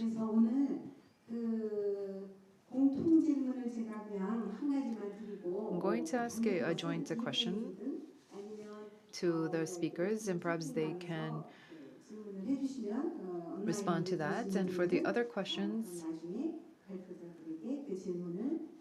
you can, all of the viewers can submit those questions online or have them sent to the staff, and we'll make sure to pass them along to the speakers. The common question that I have to all of you, you have given presentations on certain keywords. Now, of these keywords, if you can, because you've touched upon different presentations, I was wondering which keyword you think was very highly significant. Maybe you could choose one keyword each and tell us what the significance of that particular keyword is and the achievements that we've seen over the past, because we would like to better understand that going forward. And for us to really work ahead with the convention, we want to look at the keyword that, or the different kinds of cases that were particularly instrumental and symbolic. So if you can, how should we begin? Perhaps we can begin with you. Okay, yeah. Thank you very much for your very comprehensive reflection on all the session today. And well, for me, the key word is creative friction, because I do think that in order to understand what has happened with the convention and the way to move forward is to acknowledge that there has been a lot of complex frictions, some of them productive, creative, some of them destroying and not fomenting, no, that's not a word, not fostering, safeguarding, but we have to acknowledge that those frictions exist and allow us to move forward. Thank you very much for that valuable intervention. When we talk about cultural diversity, I think that we also have to be cognizant of the fissures and the frictions. We have to understand that there are differences so that we can have a social cohesion. That's how we can have creativity, and that's how we can have more development in the future. Thank you very much. Next, Vanessa. So there are many that comes to mind, but if I have to pick only one, I would say collaboration.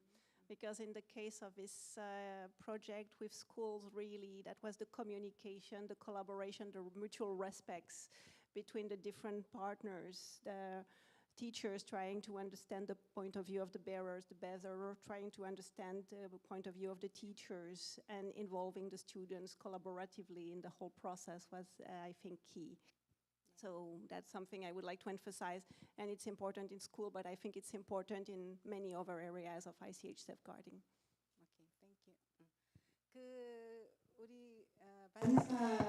Yes, thank you. And if you go into her presentation, I believe that the key word, as what she mentioned, is collaboration. So whether it be in schools and education, it could be collaboration between teachers and students and with communities, with the families. So it's about a collaboration in especially education and in all fronts of ICH. Thank you very much. And let us now move on. I know that Benedita was the presenter, but we'd like to ask you, Tamara, for your intervention.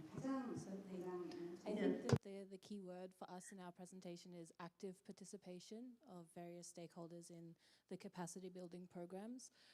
Not just active participation of various stakeholders, but the way in which they participate as well, and the designs of that participation moving forward. Okay. Yes, thank you very much. This active participation, it's so important when we engage in capacity building programs and projects. That instead of just subscribing to the same kind of format all the time, that we should really have that participation with the members of the communities, and that can really multiply the effects of capacity building. Next. Yes, Mr. Tomo Ishimura, you've talked about the disasters and how that impacts ICH. It was quite heartbreaking to listen to. So, but despite this very difficult situation, I don't think I would call this an achievement, but I'm sure that maybe you really need to find the meaning behind the convention, even in these very difficult situations. And especially in overcoming these disasters, what kind of, let's say, message did this convention portray to those that were trying to recover from the disaster? So about the keywords, I would like to stress the significance of community. So the ICH heavily depend on the community.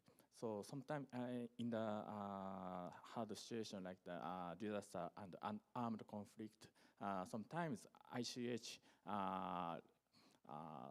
strengthen the community's tie and solidarity, and sometimes help to revitalize and make the solidarity.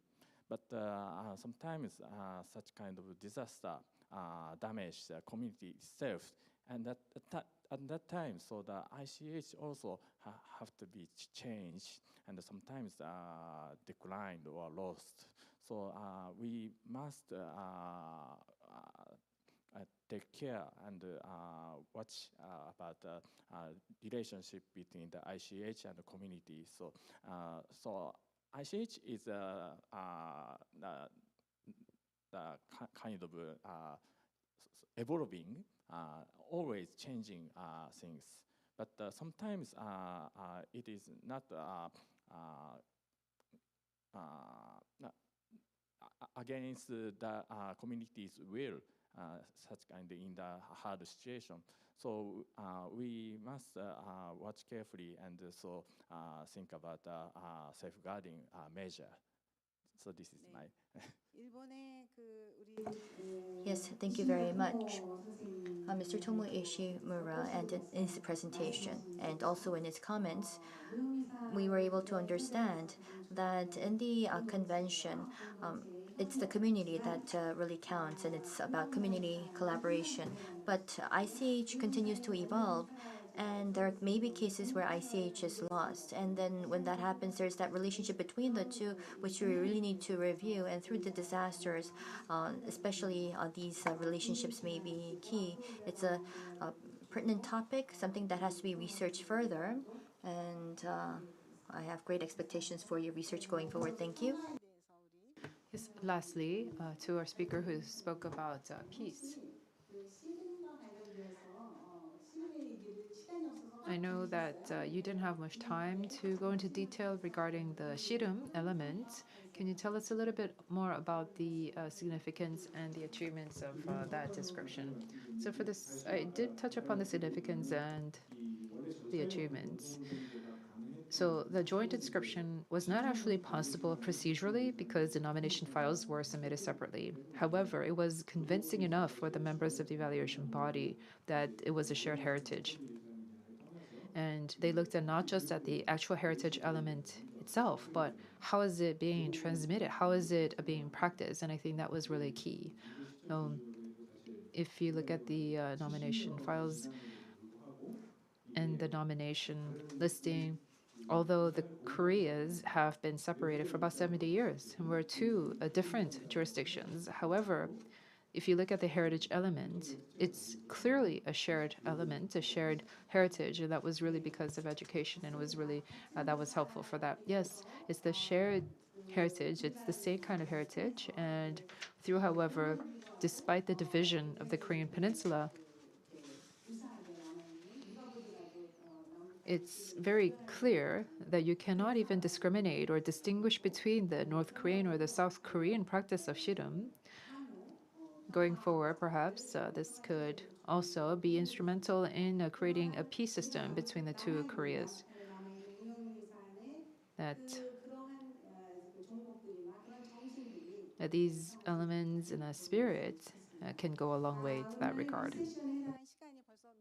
Thank you. I think our time is up for session one, and unfortunately, we will have to close here. We had a total of six speakers. Thank you very much for your wonderful presentations, and for any questions, we'll try to take a separate session or time to have them entertained. But it's quite unfortunate to end it here. But in lieu of time, we would like to conclude session one. Thank you very much to all of your participants for your attention. Thank you very much.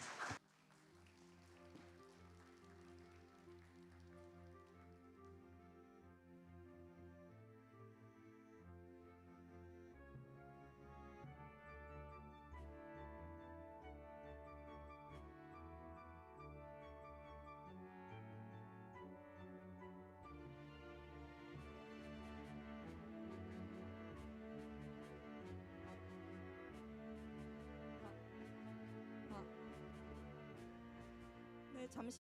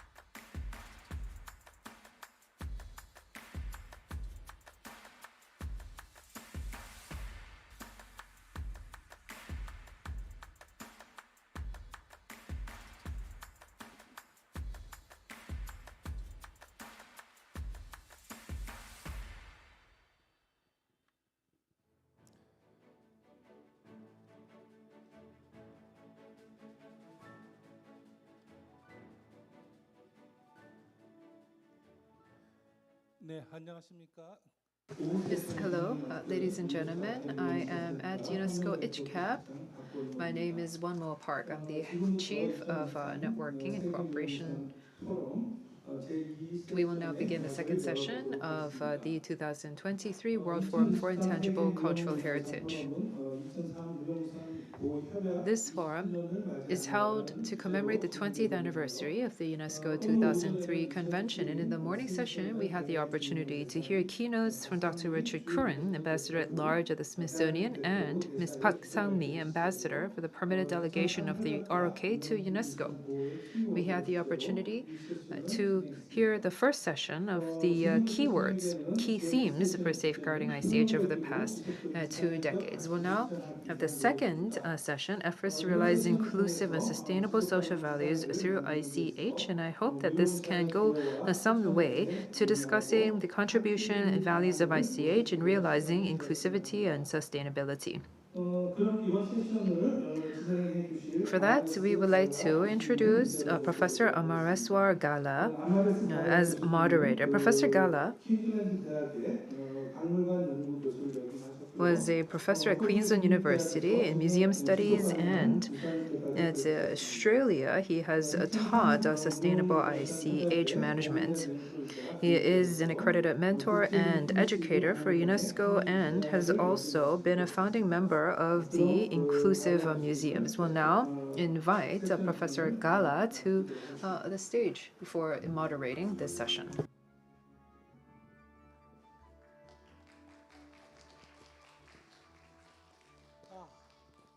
안녕하세요.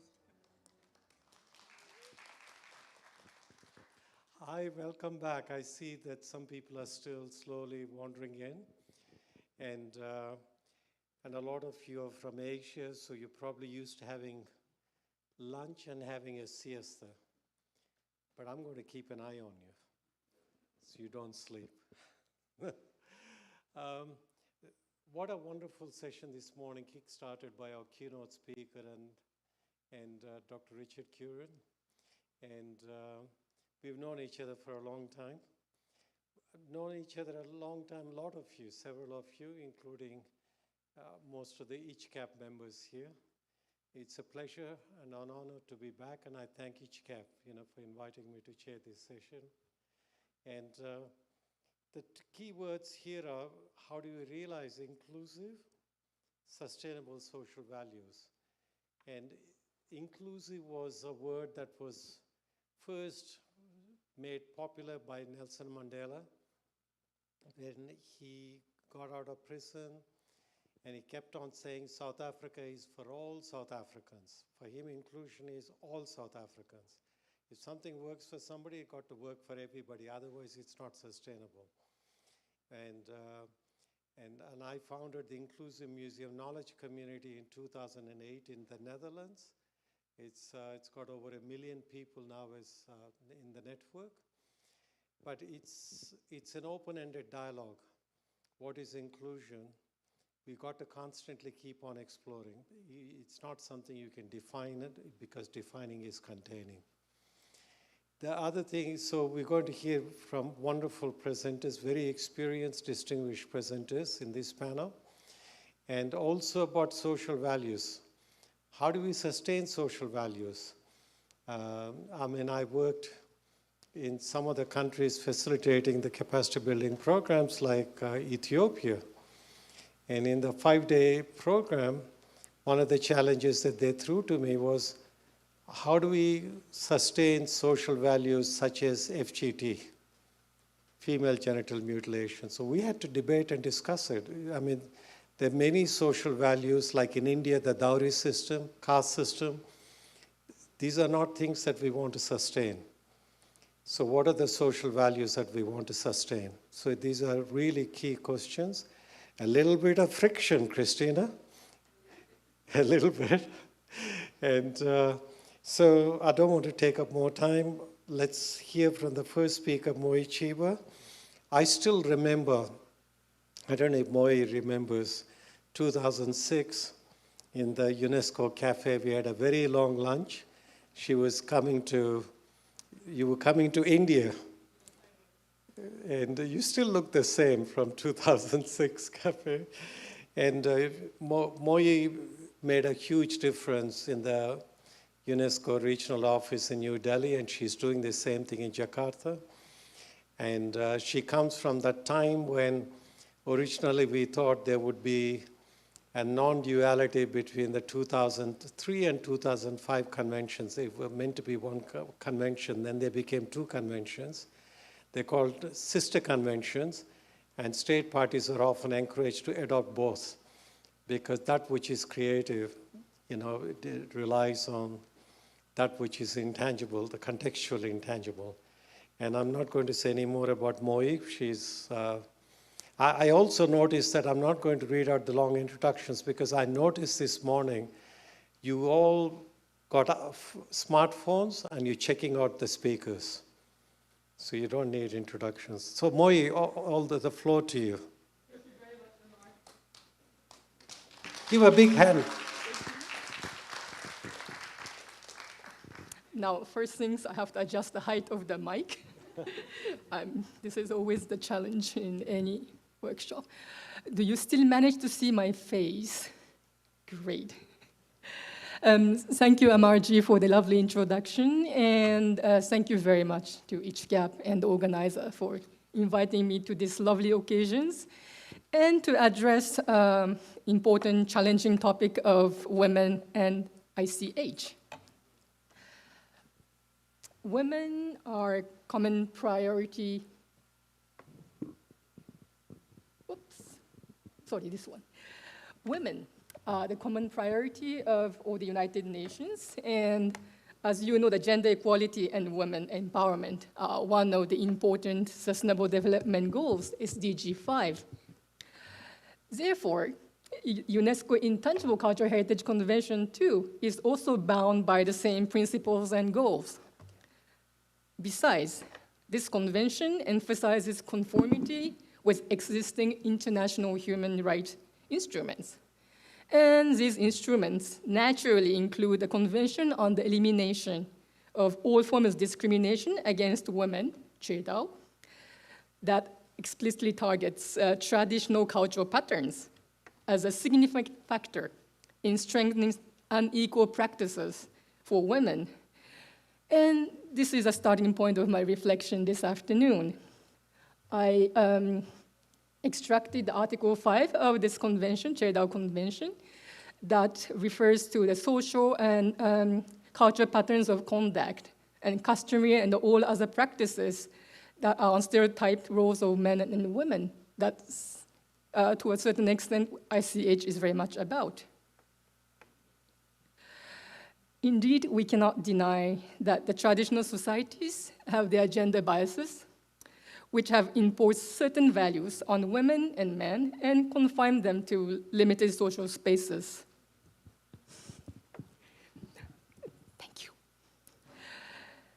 Because ICH typically attributes specific function to each gender, therefore, we should question probably if celebrating ICH would support women's empowerment, or rather perpetuating old negative biases towards women unwillingly. It is evident that women historically have been active ICH practitioners and serve as key agents of cultural transmissions. When you browse the UNESCO ICH list through the keywords, out of some 670 elements inscribed on the UNESCO list, about 252, so roughly 37%, acknowledge women's role in ICH practices. And about 34 of them, so about 5%, focus exclusively on women's skills. While one may question whether this number adequately reflects women's role in ICH, the UNESCO list nonetheless offers interesting insights into women's versatility in the world of ICH.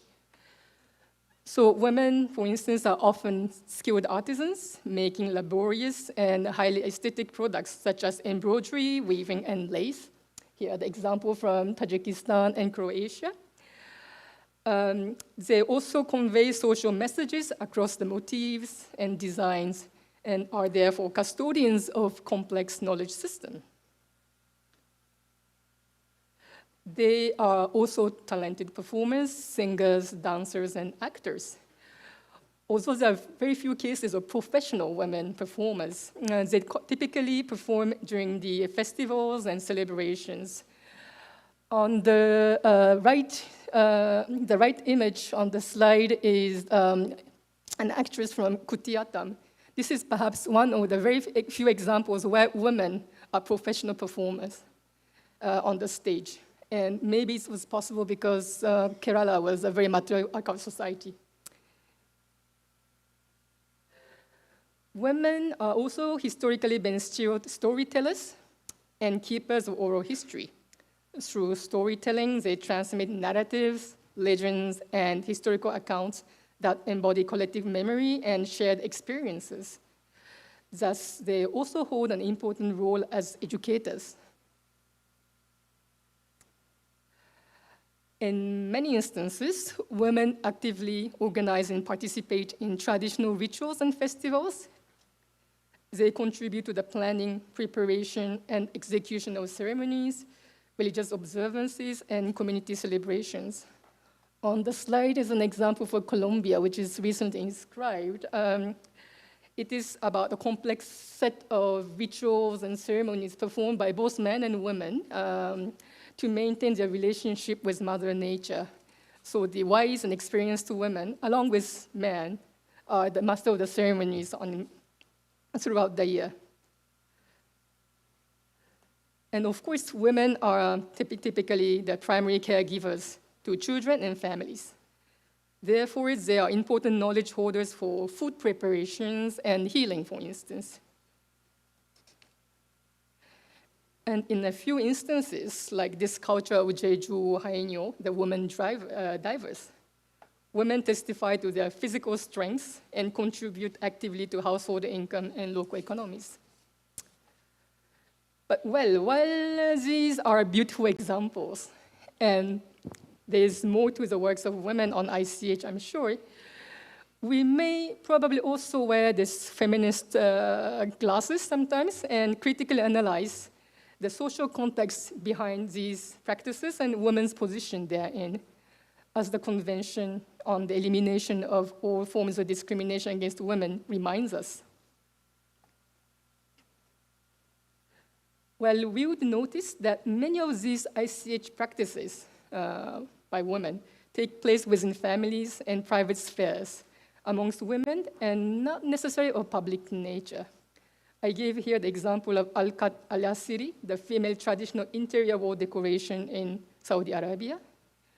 Or these are, another one is Bhojpuri folk songs in Mauritius. These are practiced by women within their own family circles. And Palestine Hikaye, which I showed earlier, this one, the narrative expression of women, which is typically about the critique of the societies on the plight of women, even that too has been performed only amongst women in their private closed rooms. So this suggests the historically limited public space for women. Their artistic expressions are not to be publicly appreciated, and their grievance is only to be shared amongst women in private. In very conservative patriarchal societies, women are still banned from performing in public. Historically, whether it's in Europe, Islamic societies, or Asia, there have been regular attempts by religious orders to ban women on stage on account of immorality. And this is probably why there are few examples of women-led traditional performance on the ICH list. Now, being confined to private spheres means many of the women's artistic expressions, labors, and products are unlikely to be remunerated, or women are not expected to earn important amount of money for their work or artistic talent. For instance, very elaborate and time-consuming Croatian lace that I showed earlier this one, has been made by noble and bourgeoisie women and nuns.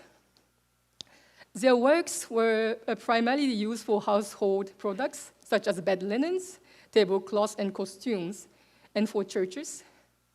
By social norms, these women were not supposed to be financially independent, whether they wanted it or not.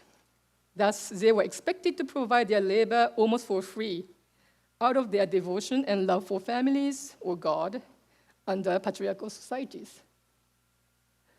These are the three different examples of craft led by women from different parts of the world, but the commonality is that they are very time-consuming, but their products are meant for the personal use or family use, and none of these practices allows them a financial independence.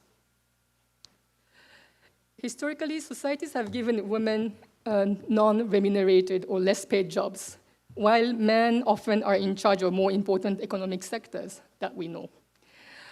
Interestingly, there are when there's economic opportunities, men can sometimes take over women's traditions.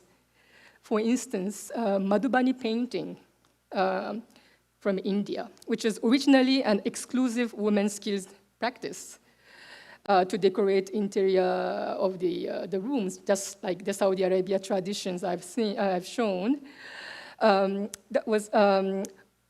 It was practiced exclusively by women in their private spheres. However, after the 1960s, when there's a famine that hit the region, government experts started to promote this art form to be painted on paper and sold in the market as a source of income for the villagers.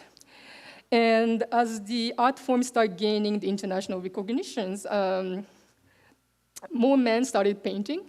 And today there are many famous male Madhubani paintings making a lot of money out of these artistic forms. Historically, societies also expected women and girls to be patient, hardworking, and caring. And many traditional crafts by women are meant to test their ability as desirable housewives, capable of offering hard work, labor without any particular monetary incentives. So we often hear the old stories of how the girls could marry only after they complete a set of linens, embroidering the set of linens. And many women ICH, women-led ICH, are also meant to hail male society and the values. This is an example of a hat making from Kyrgyzstan, and also another rituals from Uganda. This hat making is practiced exclusively by women for very ceremonial hats that is worn exclusively by men as a social symbol. And this rituals from Uganda is about retrieving their manhood to kind of help the baby boys who have lost his manhood to regain his manhood, and it's performed by the women. Now, women have to be not only hardworking, skilled, and devoted to husbands and sons, but they have to be also pretty and desirable. So beauty pageants of the girls that still goes on in our time have been a popular feature of many traditional festivals. So here's an example from Morocco, and another one is from the UK. This is not on the list, but it's this celebration of May Queen has been very popular features in Anglo-Saxon societies. And good women should also be ready to sacrifice their lives for men's heroic values. Japanese kabuki or bunraku puppetries that have historically banned women from performing and writing scripts. Their stories are usually based on the 12th, 15th century epics and are full of examples of women accepting to become a prostitute to save their parents or husbands financially, or ready to die for husbands or sons going to war. So, well, as much as I love kabuki and admire the talents of the artist, sometimes I can't help but to smile at this very patriarchal and values conveyed through the storylines. Well, similar criticism is often made about theater tradition in general across the world, and which has been historically scripted, acted, and viewed by male principally. So once again, we should admit that traditional societies, and of course the present one we live, are not exempted from gender biases. Traditional societies have ascribed specific roles and places to women without much alternative options or personal choice.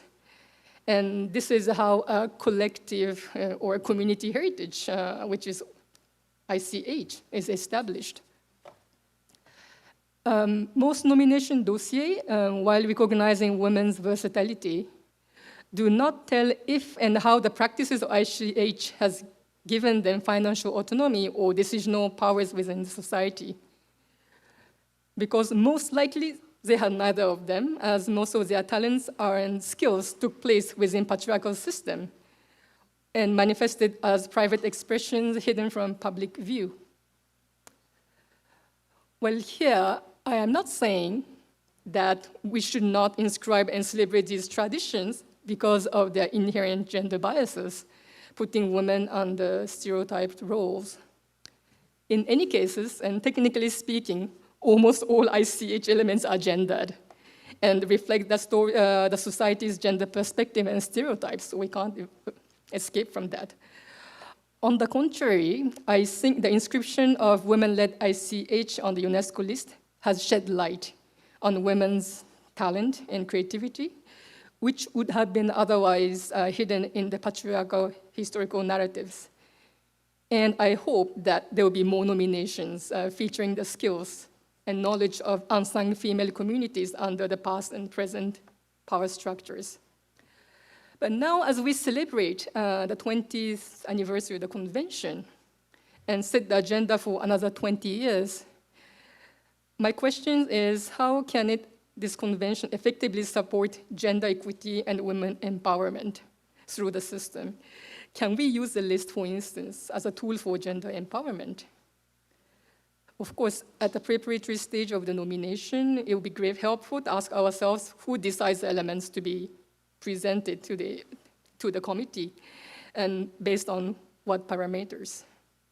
The gender composition of decision-making body within each country and the drafter of the nomination dossier are perhaps sometimes worth checking, because gender balance in policy leadership may change the game in choosing the elements and how they are depicted.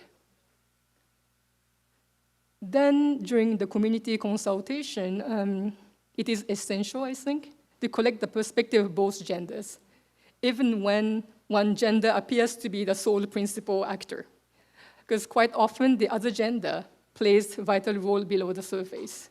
For instance, kabuki, which is performed exclusively by men, it's a typical male kind of Japanese art form, the supporter bases, the fan bases are all women. I mean, it's a majority women. And so kabuki doesn't exist as it is now without women's audience. But first and foremost, the safeguarding plan is, however, the most critical in linking ICH with gender empowerment. We cannot change the past, but it is in the hands of the custodians to decide what purpose they wish to give to their intangible cultural heritage in the 21st century and for women. Perhaps ICH can support women's affirmative roles in business by providing them with targeted training and entrepreneurial skills. Fortunately, the safeguarding plans presented by the state parties, especially in handicrafts, typically encourages women's cooperative and business development, and that's, I think, is an excellent direction. In certain countries, I read that they teach bobbin lace to boys and girls as safeguarding strategies, and I found it nice because the qualities such as detail-oriented and patient does not need to be restricted to women, right? So, and also the women's natural tendency to network and collaborate has been instrumental in organizing workshops and seminars for public advocacies. In the cities, educated women are often eager to discover, learn, acquire traditional art forms as part of their hobbies and personal growth, making them a new torchbearers of ICH transmission. Although men and husbands do not always appreciate their women and housewives going to culture and leisure clubs, I feel that the impact of such women's activities, and the voluntary time they spend on ICH transmission cannot be discredited and could be appreciated. Finally, would it possible to evaluate 20 years down the line from now how the ICH Convention and its listing and safeguarding plans contributed to women's empowerment effectively? Parameters may include things like increased income, financial autonomy, and new public roles by the female practitioners. But now I need your expert view to work more on these parameters. Anyway, UNESCO 2003 Convention, which is my favorite, is a unique international legal instrument celebrating the voice of the communities, I believe and I hope. It has shed light on the arts and knowledge of minorities and marginalized communities in many respects, and I hope it will strive to be the tool for people's empowerment. Then why should the convention not do so for women as well? So I wish to end my talk with this image of a young girl from Timor-Leste learning Thai's traditional weaving. So we should ask to ourselves how safeguarding ICH would help the future of this girl. I think this is a big challenge we have in front of us. Thank you very much for listening. Thank you, Moe. I still remember when the convention was being drafted in all those sessions, occasionally gender used to be coming up, as a concern, but very rarely. And so I think that we got a long way to go after 20 years with dealing with gender issues. But in terms of community, when we talk about gender, when you live in countries which are multicultural, gender has other intersectionalities: color, age, caste, race, sexuality, and a whole range of other cultural borders. So how does one deal with this? And if you're a Native American specialist, you know there are more than 20 genders in Native American societies. So, and also the other thing that David Crosby, who is like UNESCO guru on contingent evaluation, choice modeling in cultural economics, he has been saying that, you can only deal gender when you do the contingent evaluation.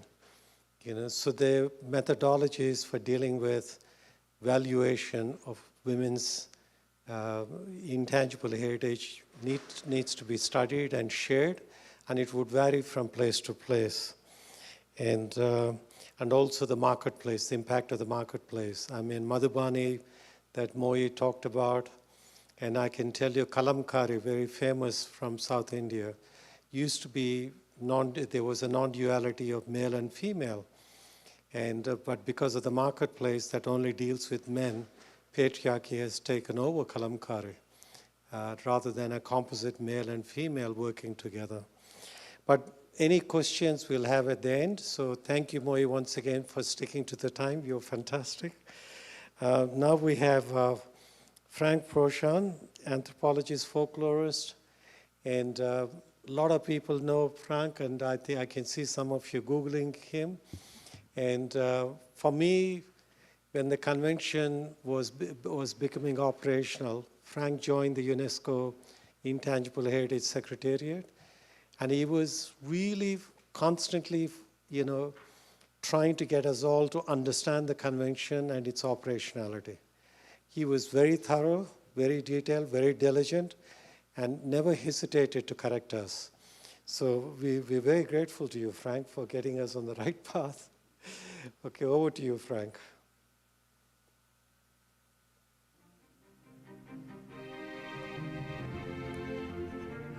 Thank you, Amar, for the warm introduction. One of my first tasks when I came to UNESCO in 2006 was to shepherd the feasibility study for what would eventually become ISHCAP. So today, 17 years later, I'm pleased to see ISHCAP is already an adult, and the baby that was very difficult of birth has turned out to be strong and effective. So I want to thank all of our hosts here at ISHCAP and at the National Intangible Heritage Center.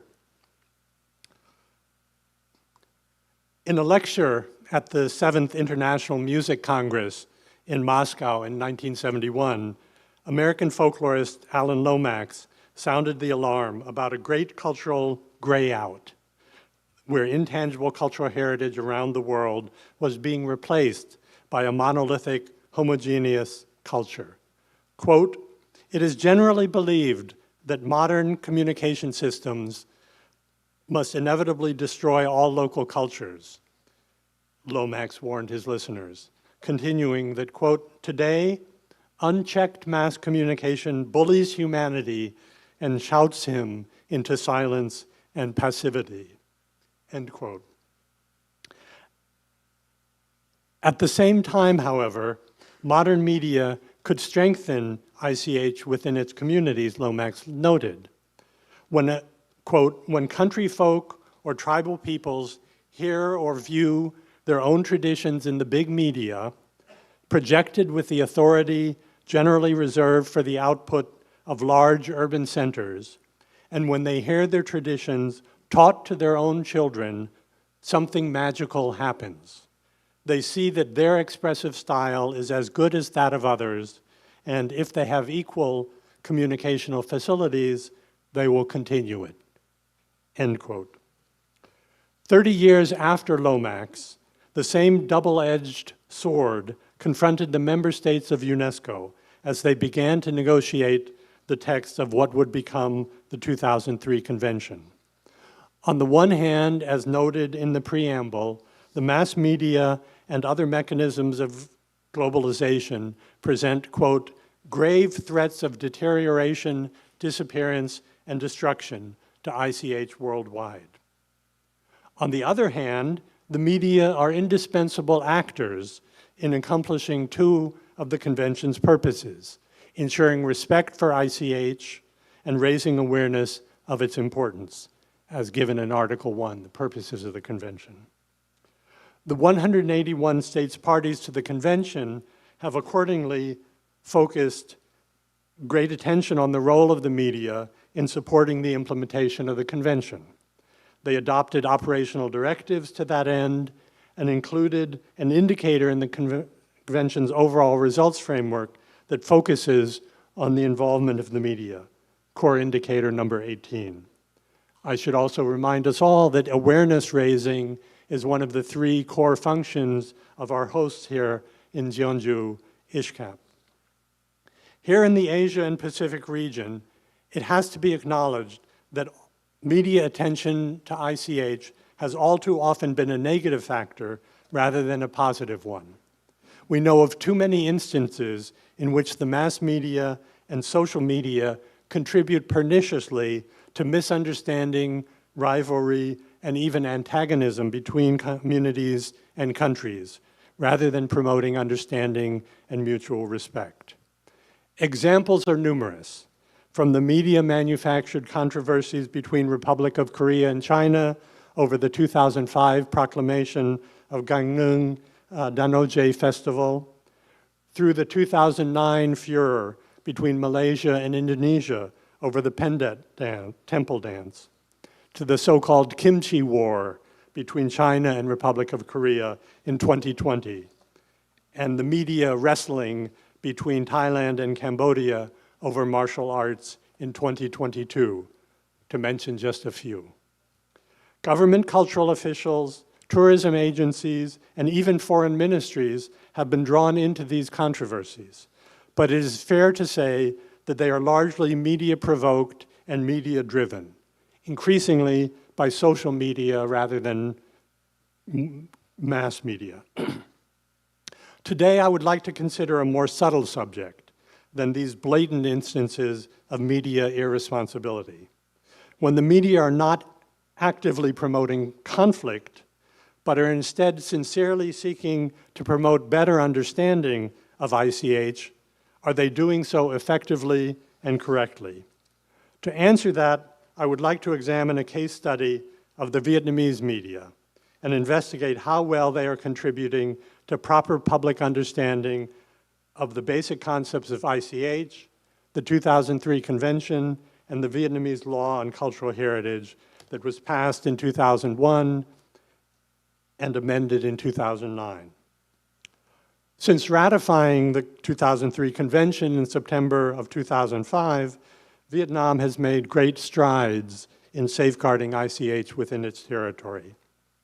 Indeed, if we look at the provisions of Articles 11 to 15 of the Convention, which concern the national responsibilities of states parties, Vietnam has demonstrated achievements in virtually every sphere of action, from inventorying ICH to integrating it into education, from raising public awareness of ICH and its importance to fostering research, documentation, and training.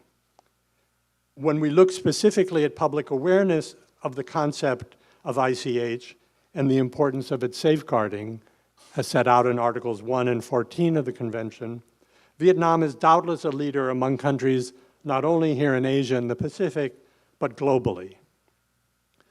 To be sure, the expression intangible cultural heritage, or its Vietnamese equivalent, Di sản văn hóa phi vật thể, is a strange new term in any language. Some would say an ugly one. Yet I am confident that the level of awareness of ICH is much higher in Vietnam than in most countries. The term ICH is used widely by the mass media, both print and broadcast media alike, is familiar to most policymakers and government officials, and has caught the attention of community organizations, clubs, NGOs, and others, most importantly, the actual communities that practice ICH. Nevertheless, we must acknowledge that ICH has accumulated around it a good bit of misunderstanding and misinformation within the Vietnamese mass media and social media.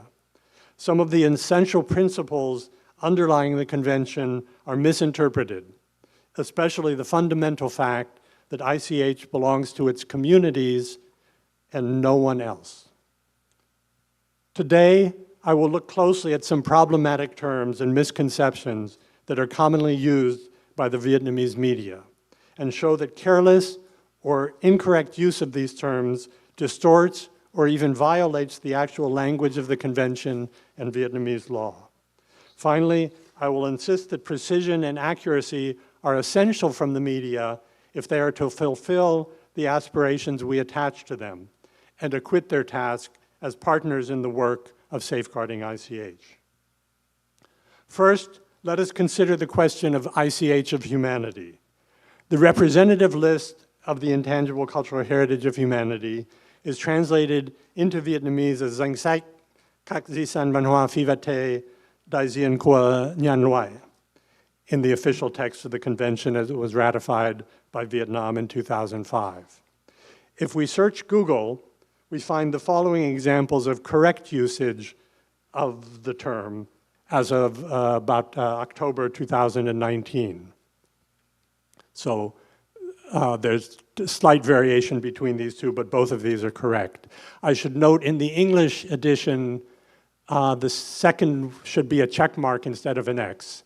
The Korean is correct. Compare, however, the various numerous results we encounter when we search for other names for the list, all of which are incorrect. List of the ICH of humanity, list of humanities ICH, list of ICH representing humanity, list of ICH of the world, list of world ICH.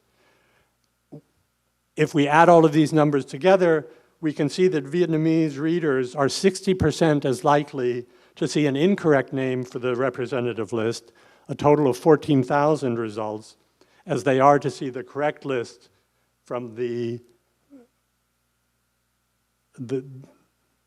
previous slide, 23,000. We should be especially concerned about the results if we search for the phrase X, element X, or expression X is representative of ICH of humanity. Since here the media are claiming that some particular ICH manifestation has somehow become ICH of humanity rather than ICH of a particular community. At least 76,000 results, the two bottom rows, if we add them together, do not even refer to the representative list. So it is not clear just what mysterious process has magically transformed the status of the ICH vis-a-vis its communities, or has led to its expropriation from them to become the property of all humanity.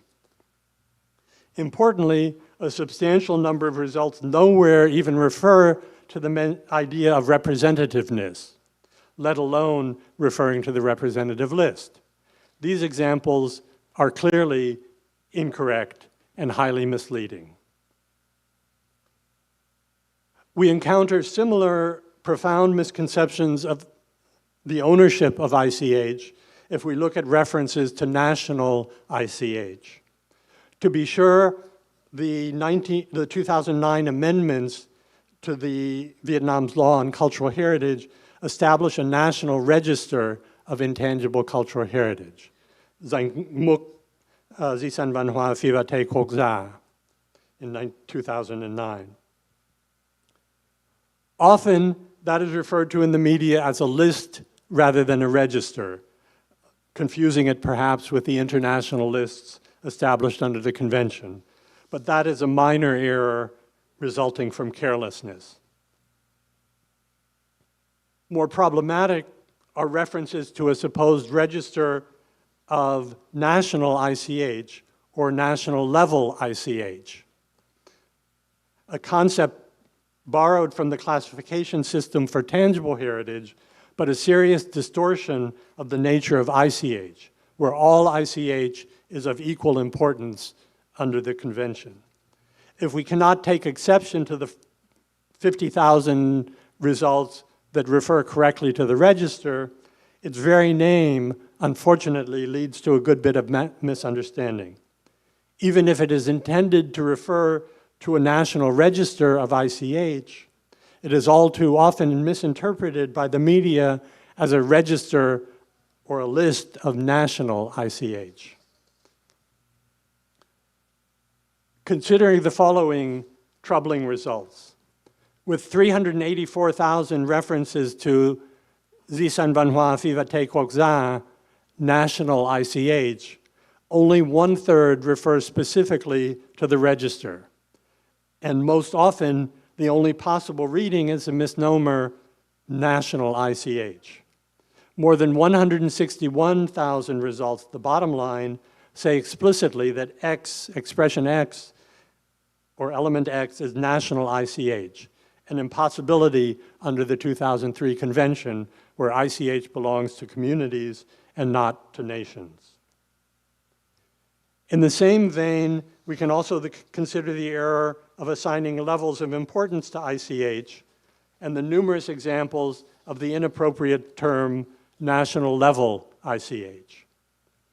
All 74,000 results here must be considered to be incorrect, along with an unknown proportion of a far larger number of references to national level cultural heritage where we don't know whether they're referring to intangible heritage or to tangible heritage. A similar misconception is evident in the frequent misuse of xếp hạng or ranking, often in the context of some supposed process by which ICH is ranked as national heritage or, even worse, as world heritage, ranked heritage. The 2003 convention rejects any notion that ICH can be ranked in any hierarchical system, since all ICH is created equal in the eyes of its respective communities. Vietnam's 2001 law on cultural heritage does establish a system of classification or ranking for monuments, for tangible heritage, but there is nothing in the 2001 law or the 2009 amendments that refers to any similar system of ranking for ICH. We cannot therefore know with certainty that all 137,000 of the first row here that refer to ranking plus ICH plus national are incorrect. Some may refer to both tangible and intangible heritage, so it's hard to separate those when searching on Google. But the other uses, the three bottom rows, are all incorrect, referring to world rank or humanity rank, ICH. Let me close with one other important concept in the convention that is often mischaracterized by Vietnamese media, the question of công nhan, or recognition. According to the definition of ICH in Article 2.1 of the convention, it is the sole right and prerogative of each community or group to recognize something as part of its own ICH. The act of recognition is fully the responsibility of the communities, groups, or individuals concerned with that expression or practice. The only thing that UNESCO or the Intergovernmental Committee of the Convention can do is to inscribe or include ICH on one or another of the Convention's list. Unfortunately, the mistaken idea of UNESCO recognition of cultural heritage seems to have been firmly planted in Vietnam for a long time, originally with reference to World Heritage. In fact, there is even an erroneous translation in Article 31 of the official Vietnamese text of the 2003 convention, where the French and the English texts speak about inscriptions on the representative list, while the Vietnamese translation refers to recognition. Let us look at the consequences of this misconception. To begin, let's consider the correct language. Can we get the screen back up? Yeah. UNESCO inscribes ghi danh, ICH, on one of the lists, or UNESCO includes đưa vào, the first two rows here, ICH, on one of the lists. There is another expression that is never used by UNESCO, but is often used in Vietnamese media. UNESCO honors ICH, vinh danh or tôn vinh.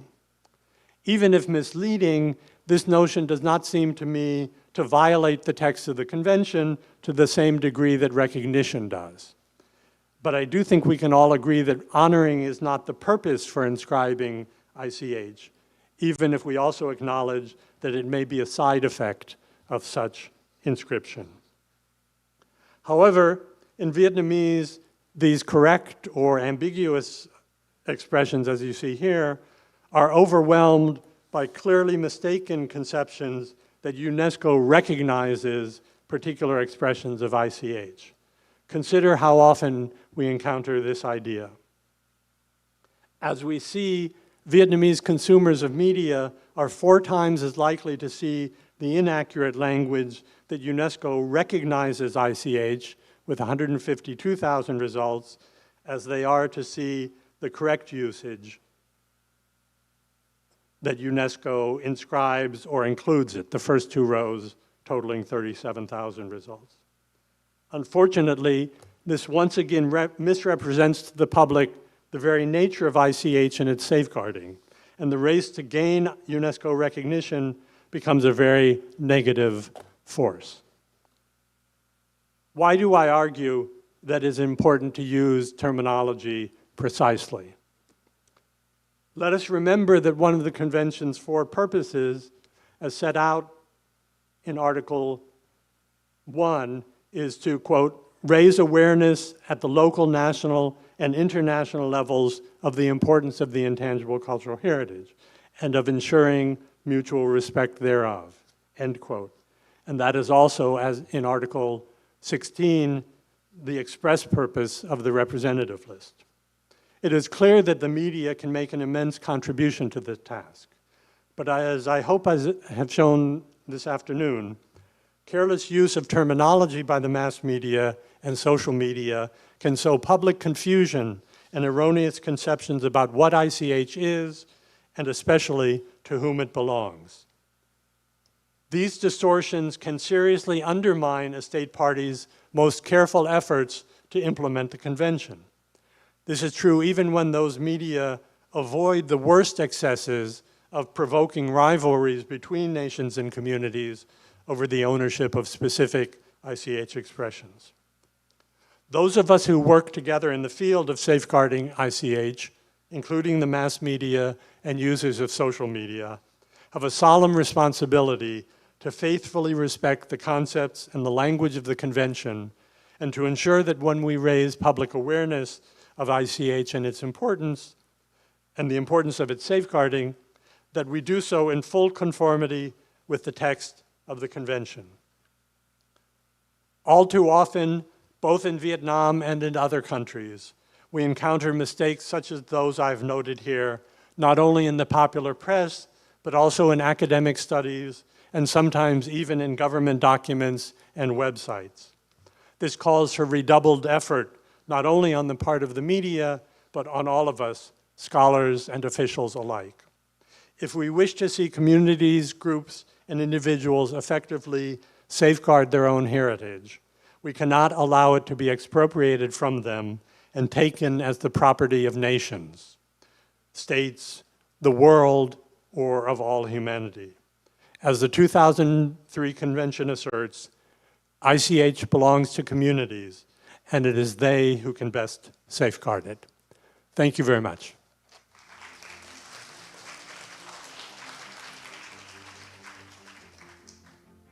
Frank, thank you. Oh boy, that's something that needs to be shared in most countries, I think, what Frank has just presented, especially in India, where when Durga Puja was inscribed on the representative list, all the headlines read, UNESCO recognizes Durga Puja as World Intangible Heritage. And there was a competition between West Bengal, and now the other nominations are coming up for the next Intergovernmental Committee meeting. Another nomination is coming for the same reason, because it's world. Total misconception. Thanks, Frank, for that clarity, but also having worked in Vietnam, not as much as Frank, but I think that Vietnamese are quite exemplary in the way they pursue things. Despite that, the challenges remain. You can imagine countries where translations are not yet available, like in India, for example. So really appreciate it. You can keep your questions for the final session. We're all on time. And now, Dr. Alexandra Denise, cultural anthropologist on identity, visual culture she's from Chiang Mai, originally from Europe, but has been a long resident of Chiang Mai, extensively published. Over to you, Alessandra. Thank you so much for the introduction. So good afternoon, everyone. It's such a pleasure to be here, and I want to thank ICHCAP for this wonderful opportunity to join this forum on intangible cultural heritage, and to have the opportunity actually to come back to Jeonju. And now I have to say, first of all, I feel like I'm going to get in big trouble after Frank's talk a moment ago about the problem with the terminology of recognition, but of course didn't have time to change the title, so I'm sorry, we'll have to deal with that. But hopefully I'll be able to make up for this terrible terminological mistake here. So what I'm going to be presenting to you, these are the findings from a preliminary study on rice culture as shared heritage in Southeast Asia. And I want to say at the outset that this research that I'll be presenting was part of a broader feasibility study. It was actually supported by ICHCAP and the Jakarta UNESCO office to explore potential elements of intangible cultural heritage for multinational nominations in Southeast Asia.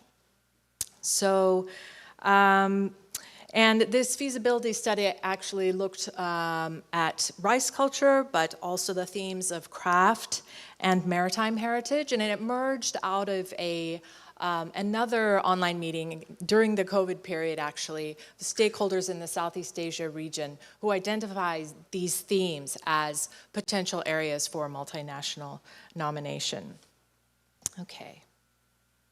So the sub-region of Southeast Asia stands out for its abundance of shared heritage, which can be attributed to the historical interactions between kingdoms and peoples in the region over millennia. And the shared culture of the sub-region encompasses a range of domains, really all of them, including agriculture, fishing, games, handicrafts, and culinary practices, ritual traditions, and performing arts.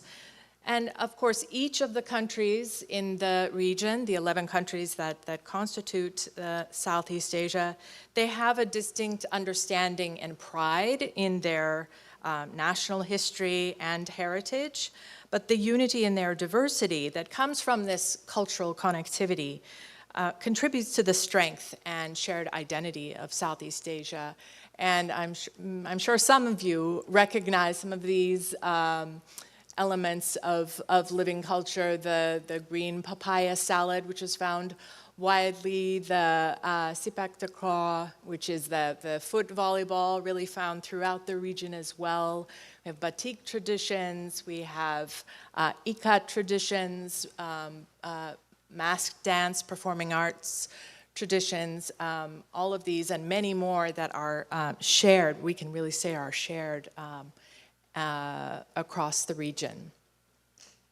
So despite this rich body of shared intangible culture, when we compare to other regions of the world, actually the number of multinational nominations in Southeast Asia is relatively low.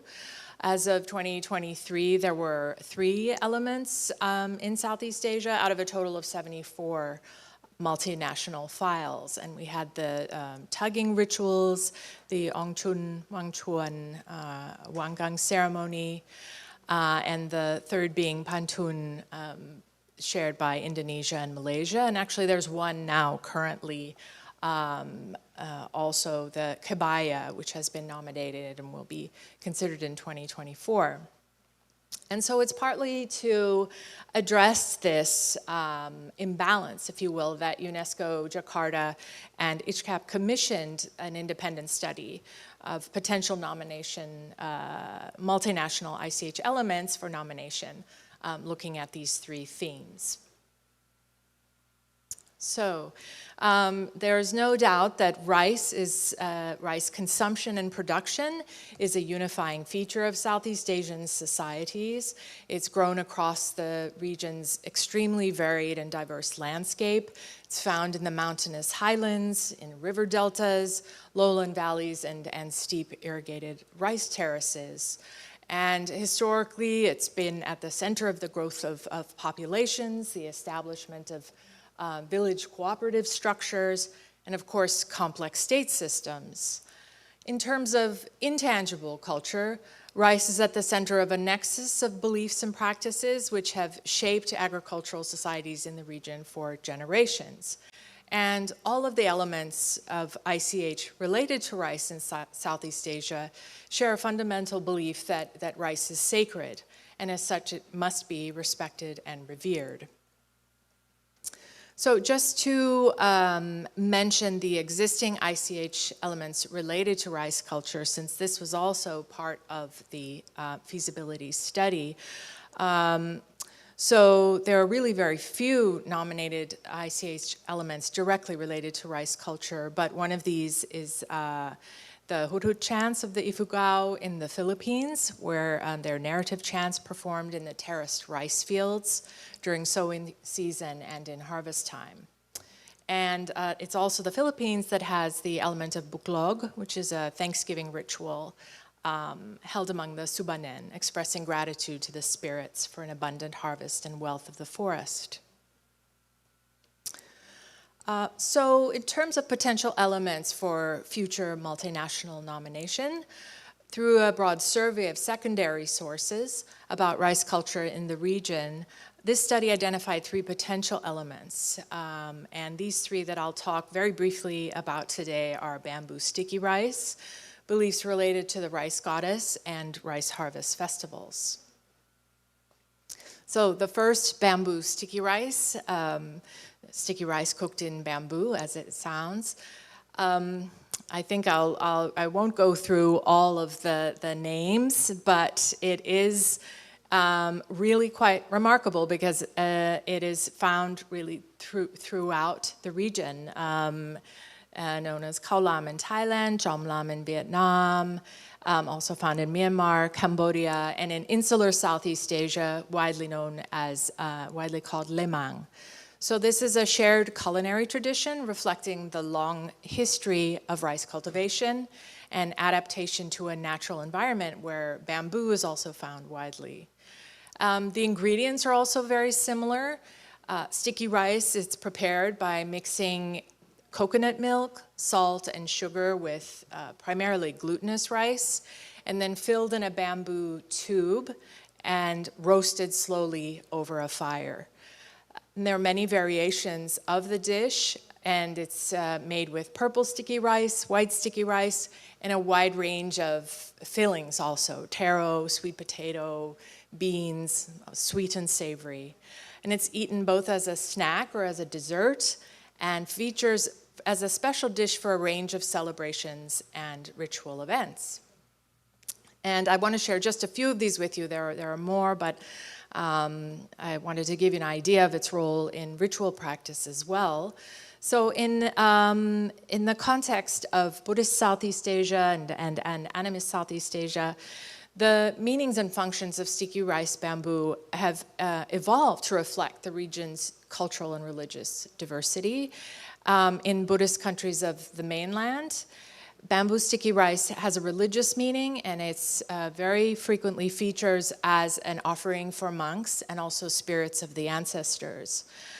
There's an example of a ritual that's held in Thailand's Chachoengsao province, where the ethnic Lao Wiang communities, they perform a ritual called the Bun Khao Lam, which is very explicitly, it's a sticky rice ritual, which is held every year around the time of the rice harvest, between November and December. And the khao lam is offered to the ancestors and the monks, and also carried on a pilgrimage to a Buddha's footprint at a pilgrimage site.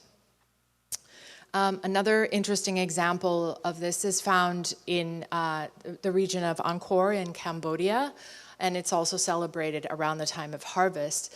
It's called the Bun Blang Kralang, meaning ritual of the bamboo sticky rice bridge. And you can see here, unfortunately, the image is not very clear, but the participants in this ritual offering of bamboo sticky rice are actually also physically emulating the sticky rice, bamboo sticky rice. They lie down in a bridge, and the abbot and the monks who are officiating the ritual will walk over their backs to transfer merit. So they themselves become the bamboo sticky rice. And here, just so you have an idea of what the roasting looks like. And also the largest bamboo sticky rice in the world, perhaps. Now many of these festivals also include making the biggest sticky rice possible. Okay, so in insular Southeast Asia, in Muslim countries of insular Southeast Asia, the bamboo sticky rice has acquired meaning and functions associated with Islamic beliefs and rituals. And it came to be associated with Islam and is regarded as halal, and continues to be an important part of many Muslim events and celebrations. It's eaten to break the fast of Ramadan, and it also features very prominently in weddings and funerals. And the roasting of the bamboo sticky rice, it's done collectively. This process is called malamang and takes several days. And it's frequently accompanied by a sauce called tapai, which is also made out of sticky rice. And the lamang and tapai symbolize harmony between male and female in marriage. So it's found in courting rituals and marriage, of course. Not sure where to point. Not moving forward. Okay. So as we can see, that despite the sub-regional variations, bamboo sticky rice reflects the spirit of community through its collective preparation for various ritual and consumption for various ritual events. And more recently, bamboo sticky rice has become a vital source of income for many communities that specialize in its preparation. So to move to the second element, the beliefs and practices related to the rice goddess or mother of rice. In many countries of Southeast Asia, the study found rice is associated with a female deity who represents fertility, harmony, and prosperity. And she has many names in Indonesia. She is Dewi Sri or Sri Dewi, Mampo Sop in Thai, Nangpo Sop in Laos, Pai Srap in Cambodia. And she's also found in Vietnam and in Myanmar. Oral narratives recount the mythical origins of rice, and respect for the rice goddess is expressed through a number of ritual practices at different stages of the rice cycle. Of course, this faces many risks and threats in that the expansion of commercial rice production in the region has impacted these beliefs and practices, particularly in areas where there's a lot of irrigation and multiple rice crops per year. Nevertheless, there's still many communities across the region where rituals to pay respects to the deity of rice continue to be practiced. And this is just an example from Bali, where shrines in the rice fields are dedicated to Dewi Sri, and these images called chili, I don't know the correct pronunciation, woven from coconut or pandan leaf, or sometimes are also made from colored sticky rice. So in the case of Indonesia, the Dewi Sri, she's a fusion of Hindu beliefs and deities as well, and in her symbolism of fertility and harvest. In the case of Myanmar, the rice goddess is a guardian spirit of agricultural land and farming. And similarly, it's interesting that the farmers will pay respects to her by making an effigy of her out of straw. And at the beginning of the farming season, she's propitiated with various offerings to ask for a bountiful harvest. So to summarize for the beliefs and practices pertaining to the rice goddess, beliefs about the goddess of rice in Southeast Asia do bear distinctive features. In insular Southeast Asia, Indonesia in particular, we see that there is a strong Hindu influence. Whereas in mainland Southeast Asia, the goddess of rice reflects more of the animist beliefs about the spirits of place, and also the role of rice in supporting the expansion of Buddhism. And despite these distinctions, the elements described express reverence and respect for rice as the source of community wealth and well-being. Rituals of propitiation to the rice goddess encourage recognition of the linkages between nature, the agricultural cycle, and society, thus fostering cooperation and mutual respect. So then turning now briefly to the last element that the study looked at, rice harvest festivals. So looking at festivals in Southeast Asia, in fact, the great majority of festivals in the region in one way or another are related to the agricultural cycle and to production of rice. Whereas rituals are generally the smaller devotional acts that take place along each stage of the rice cycle, festivals are the concluding celebrations held at the end of the annual rice cycle. So in addition to the core ritual that is framed by religious tradition, harvest festivals will often include a range of elements such as processions, competitions, performances, feasting, drinking, and entertainment.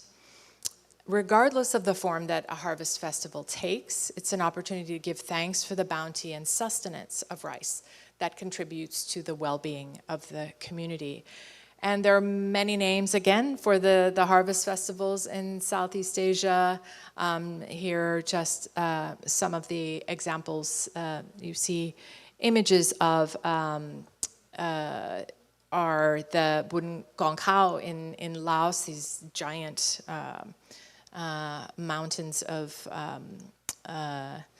rice there that you see in the stupa form, and also the Gawai Harvest Festival and the Bako Harvest Festival, as well as a few examples. So while the rice harvest festivals differ in terms of their timing and many of the specific practices, they all express the central importance of rice to the structure and fabric of community life. And through these collective celebrations of harvest, which involve dances, feasting, rituals honoring the deities and the ancestors, agricultural communities reaffirm their respect for the natural environment and their mutual dependence on each other for their security and well-being. So to conclude the presentation, as a staple food crop of the region, rice is fundamental to the livelihoods, well-being, prosperity of the peoples across Southeast Asia. And the importance of rice, we can see it's expressed through a broad corpus of shared living heritage, including the oral traditions, beliefs, rituals, and culinary knowledge. This feasibility study identified 3 elements shared by 3 or more countries within Southeast Asia: bamboo sticky rice, the beliefs and practices pertaining to the rice goddess, and the harvest festivals. At their core, all of these elements reflect the belief that rice is sacred and must be respected and revered and shared communally in rituals and festive events. So again, as I said at the outset, this is very much a preliminary study in the sense that it's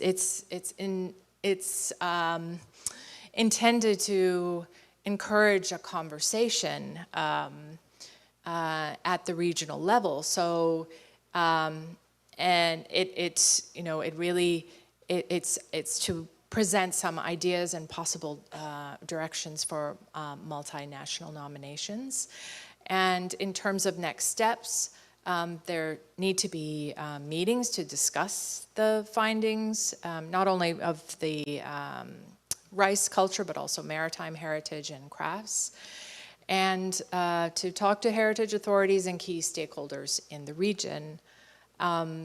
The study also recommends further discussions and consultations with regional organizations. CMEO SPAFA is really a key one. They have in the past also had events and conferences focusing on rice, so they already have that sort of interest and commitment to this element.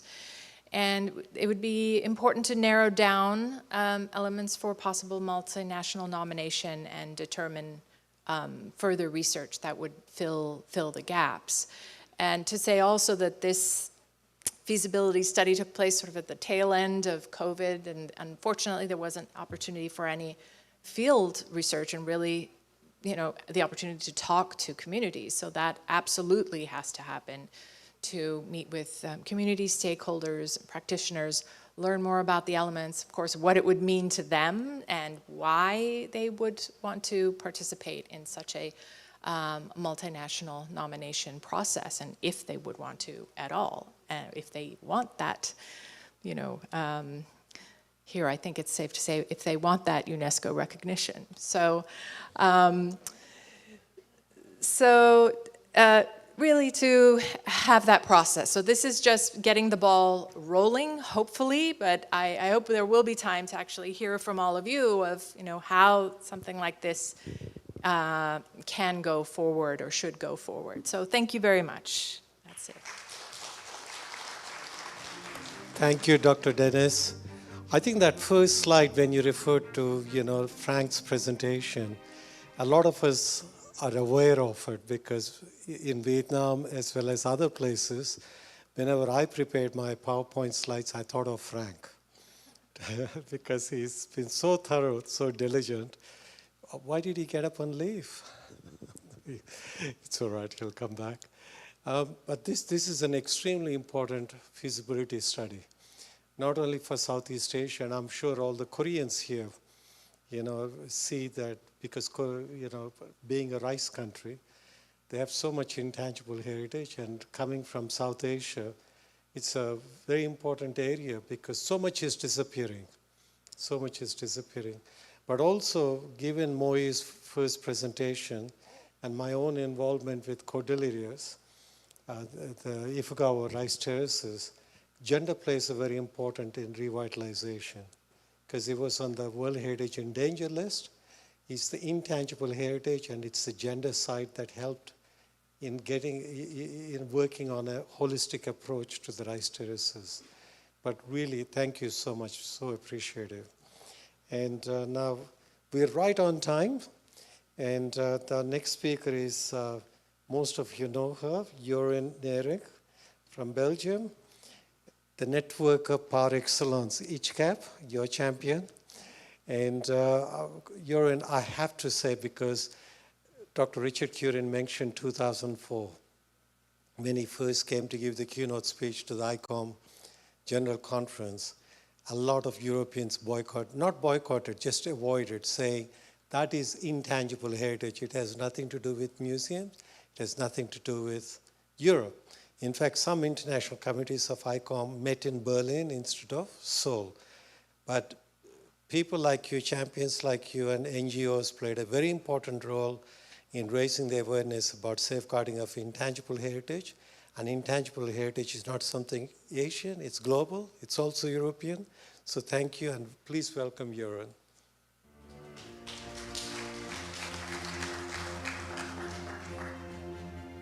Thank you, Amar, and thank you to the colleagues of ICHCAP. Just as the previous speakers have shared, it's so important to have these chances to exchange, and today already has proved how much perspectives we can share on a day like this.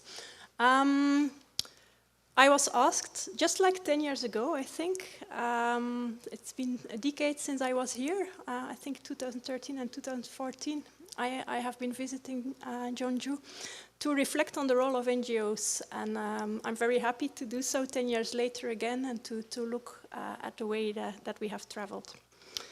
But let me start at the beginning.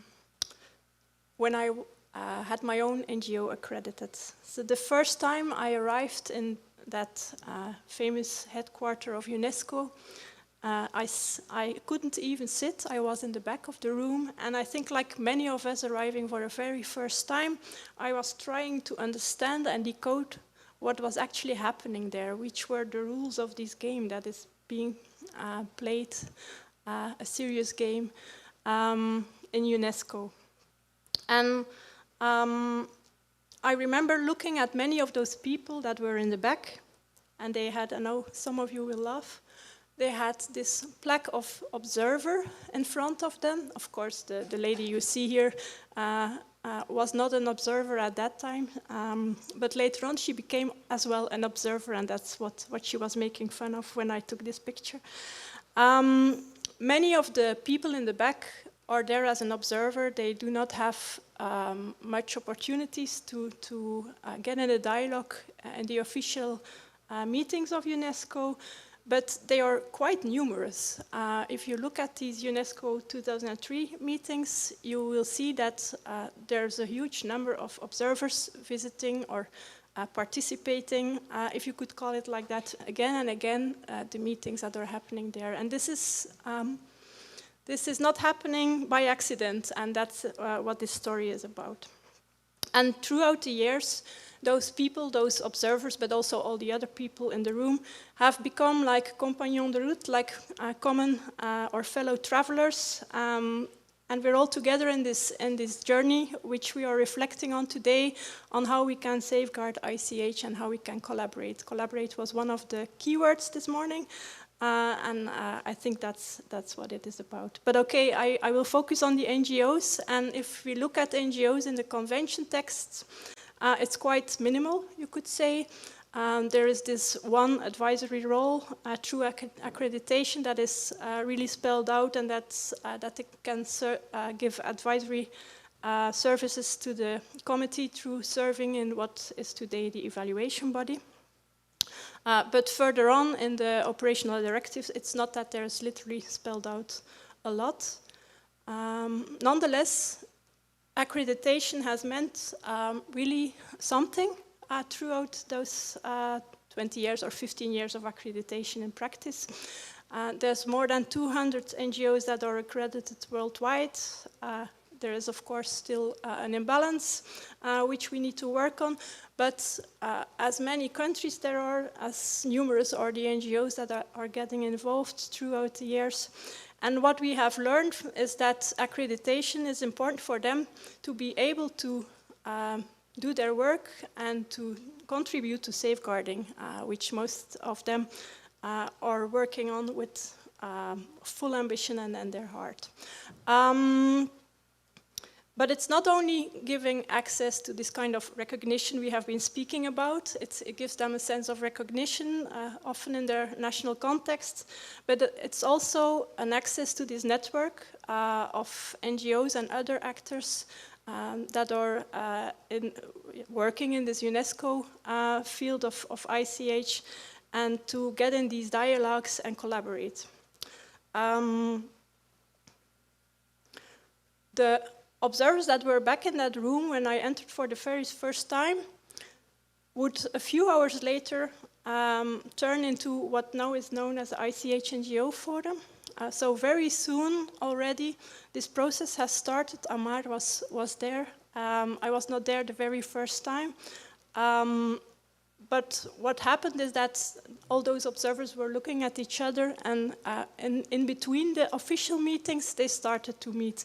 And very soon, this convention, which is also one of the conventions that has put participation at the heart, one of the very first UN treaties that has put really the communities, groups, and individuals we have been speaking about so much today at the heart, and actually also has invited NGOs to contribute to this process through accreditation.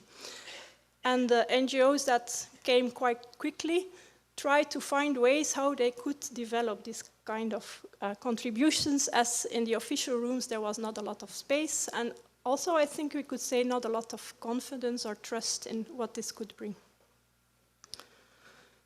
It has been a long road, trying to find ways to offer a contribution, because these more than 200 NGOs are really very, very diverse. But throughout the years, what we have seen is that NGOs have tried to find ways through the forum to develop a whole series of activities, some of them together, some of them in working groups, some of them preliminary, like capacity building tailored to the NGO's needs, an annual symposium the day before the Intergovernmental Committee meeting, where mostly one of the emerging issues is being discussed, and also states, parties, and other experts and actors are being invited, often also with support of many of the organizations like Category 2 centers that are here, like ICHCAP. One of the other examples, which is being discussed very much now, is how could we do this kind of lighter ways of sharing safeguarding experiences. For that, the journal, online journal on safeguarding experiences from the field, Heritage Alive, has been set up.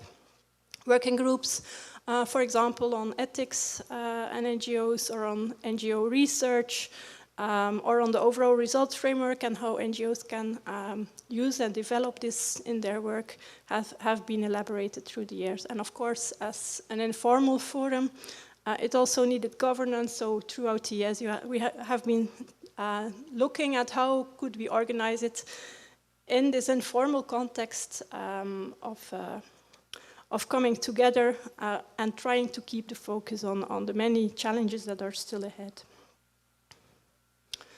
But this huge bunch of very diverse, and I could say maybe even more diverse than the representative list, which is not diverse enough. The NGOs have a huge diversity among them in scope, in motivation, why they want to join these processes of UNESCO. Some are community NGOs on a very local scale. Others are the kind of international, think of ICOM, for example, or the IOV and other large international organizations that are like umbrellas with regional chapters and so on, and others are very much like representing, for example, an element that is on the representative list. And these speak different languages. These have different needs. And how do you try to connect to all these different actors and players? So trying to find a language has been a journey along the way, but also for the convention itself, it has been a challenge how to manage this kind of hugely diverse bunch of NGOs that is in the back there of the room, and how to get to know them and to know where their competences are, where the capacities are, and how they could contribute to the work of the convention, not only in the room, but I think most of all in the field, where are the competences and the capacities that the committee and the many needs that are in the field could borrow from. One of the aspects that we have been highlighting since 10 years is the aspect of brokerage, facilitation and mediation, which is surely not exclusive to NGOs. I think, and this is in my final conclusion, more and more of us are taking these kind of mediation roles and facilitation roles, but surely NGOs are very often between the top-down of a standard-setting convention and the bottom-up of the ambition to involve grassroots communities, groups, and individuals. That very often you need this kind of translation and to connect, to bridge the gaps that are often there. And there, NGOs can really make a difference. And to learn to understand this, there has been this publication and conference 10 years ago. It even slipped into one of the chapters, the chapter on sustainable development. That is already spoken about today in the operational directives, where the concept of brokerage has entered as one of the crucial factors to help this process. And through the NGOs, often emerging issues, as I have already said, have been tackled. And I want to highlight 3 examples, just as an example, because there's many more. 3 examples that I know myself by being involved. And one of them was already referred to by Amar. It's the ICHM Museums project, which actually might never have been born if there was not the ICH NGO Forum. In this global arena, you meet a lot of colleagues from all the regions. And often you share different needs on different scales. And one of the things that we soon saw is that the European NGOs were facing challenges to have a good relation, let's say, with their museum colleagues who were often not convinced of working on ICH, or they said that it's all intangible and we're working already on that, while we were talking about participation of communities and that things should go differently. But instead of speaking next to each other, we started to have a dialogue. And with 5 accredited NGOs, we applied for European funding, and we could for 5 years work on this project. But starting from Europe, we tried to do test cases and pilots, but to open the whole process up as much as we could to other colleagues in the world. And until today, this network that has grown, a museum and ICH network, is continuing to try to elaborate on specific challenges and aspects of museums work, and has developed case studies, has brought a lot of people from museums and intangible heritage together to exchange and continue to work. It has also had a dialogue with the ICOM museum definition, which by now has been changed, but very long through this project, the reflection page of ICOM had notions of what came out of this project on their pages. Another concrete example is related to the many discussions in the past few years on the economic aspects of intangible heritage and the impact on the living heritage. And as most of you will know, I'm sure, this will be one of the discussions that is coming, and the states parties have requested to the Living Heritage entity to look into those issues that come up more and more in the discussions also on the files, the nomination files and so on, and to try to find guidance and background information. But this discussion has already been going on, I think, for 5 years, very explicitly. And this was one of these emerging issues where NGOs thought, okay, but maybe here we should not wait, and we can already try to share the many experiences that are out there. And a lot of the NGOs joined their expertise to try to develop something new. And this something new is an online toolkit that has been developed, bringing from the policy texts, the basic concepts, the why and how, ethical principles, until the field stories, the case studies, and even collecting new practical case studies in the field with communities, groups, and individuals involved on how they try to develop ICH and tourism practices in a sustainable way to their own terms as communities involved. So this one is online. It's in French and English by now, and step by step it's being translated to many other national languages of the convention. And here you can see some of the examples that are already showcased there.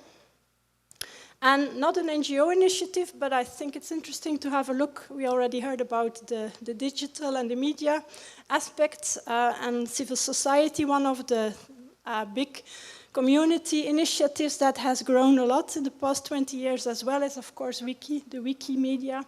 And the 20th anniversary was a reason for the Wikimedia Foundation to look into how they could contribute to this kind of grassroots and community-driven ways of giving awareness, documentation, visibility to living heritage, and how all these different actors next to the official lists of UNESCO could give other ways of visibility, because most people, when they try to find information, very quickly, either you come on the UNESCO page, either you come on the wiki pages.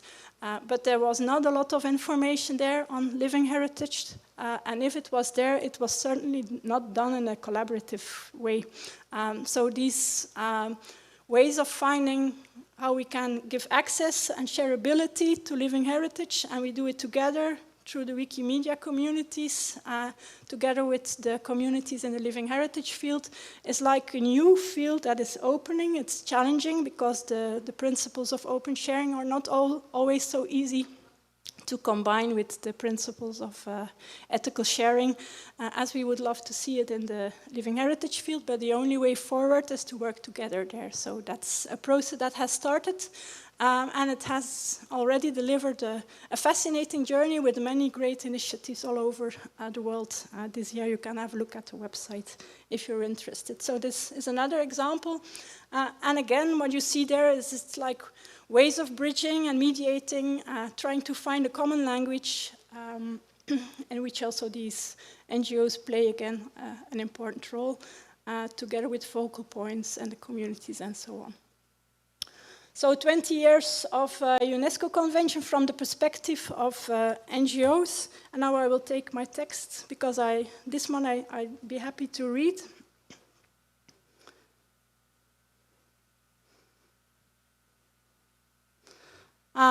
In the past decade, the number and diversity of accredited NGOs has been significantly growing and widening, just like their collaboration through the forum, its working groups, symposia, and so on, and the roles they play. All of the actors related to safeguarding living heritage, accredited NGOs, Category 2 centers, researchers, focal points, facilitators, and so on, more and more function, as I already said, through modes and approaches of networking, collaboration, a lot of mediation. With the spirit of the convention on the backdrop and the overall results framework as a tool and a compass, we may set course in a shared direction. The next stages, and this is the moment where we look forward, will be to mobilize this power of all those networks, like here today, and not letting ourselves be confined by lists, by boundaries, or other demarcations, but to deploy all those built capacities for even more dialogue and cross-pollination, to celebrate and empower the richness and diversity of living heritage and the people behind it, and to cultivate the precious knowledge, wisdom, and inspiration embodied in living heritage towards sustainable and shared future. Thank you. Thank you, Joren. I still remember when the convention was being drafted, the many state parties, or members I should say, because the convention didn't exist, who were opposed to NGOs, very strongly opposed to NGOs because of their experience with the World Heritage Convention.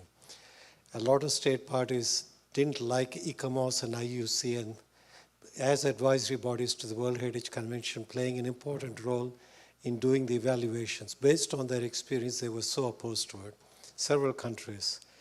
And so we've managed to get that one line here, and yeah, I know it's minimal mentioned in the convention. That was debated, and thanks to the French National Commission, they pushed it. That's how we got it into the convention text. And but this is amazing, the progress that the NGOs have made. And I know that people in the UNESCO and the intergovernmental bodies sometimes say, why do we have so many NGOs? You know, the question is raised, but I think the more the better. The world is so culturally and linguistically diverse. NGOs are able to bring that grassroots participation so beautifully. And thank you for your leadership, really appreciate it.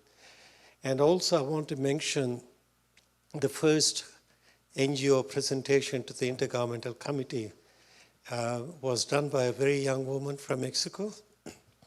She started this morning our presentation, Dr. Cristina Chavaz. Where's Cristina? There you are. She was very young and very nervous, but we pushed her, said, look, this is about your generation. It's about intergenerational transmission. It's about your futures.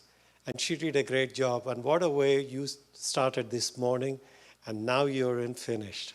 So with NGO, champions. Thank you very much. Now we're going to, please, all the speakers, could you come onto the stage, please? And questions.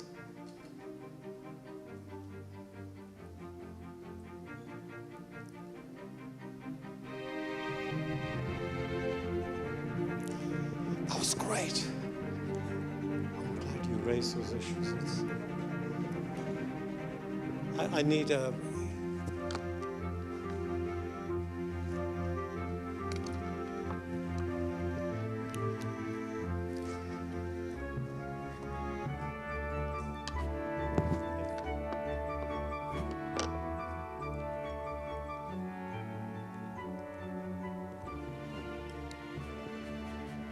Well, I see that everybody is awake, nobody is sleeping, no siesta time today. And what a wonderful lineup of presentations. And by the way, majority women. And because I've been to so many meetings, where they're all men sitting at the top, and I think amazing presentations from the 4 presenters. Are there any questions from the floor? Because I don't want to hog their time. Where do we see the questions from the floor? Anybody? Yes, please. 예, 안녕하십니까. 저는 유네스코. Hello, I am Kim Dong-soo, in charge of policy at HCAP.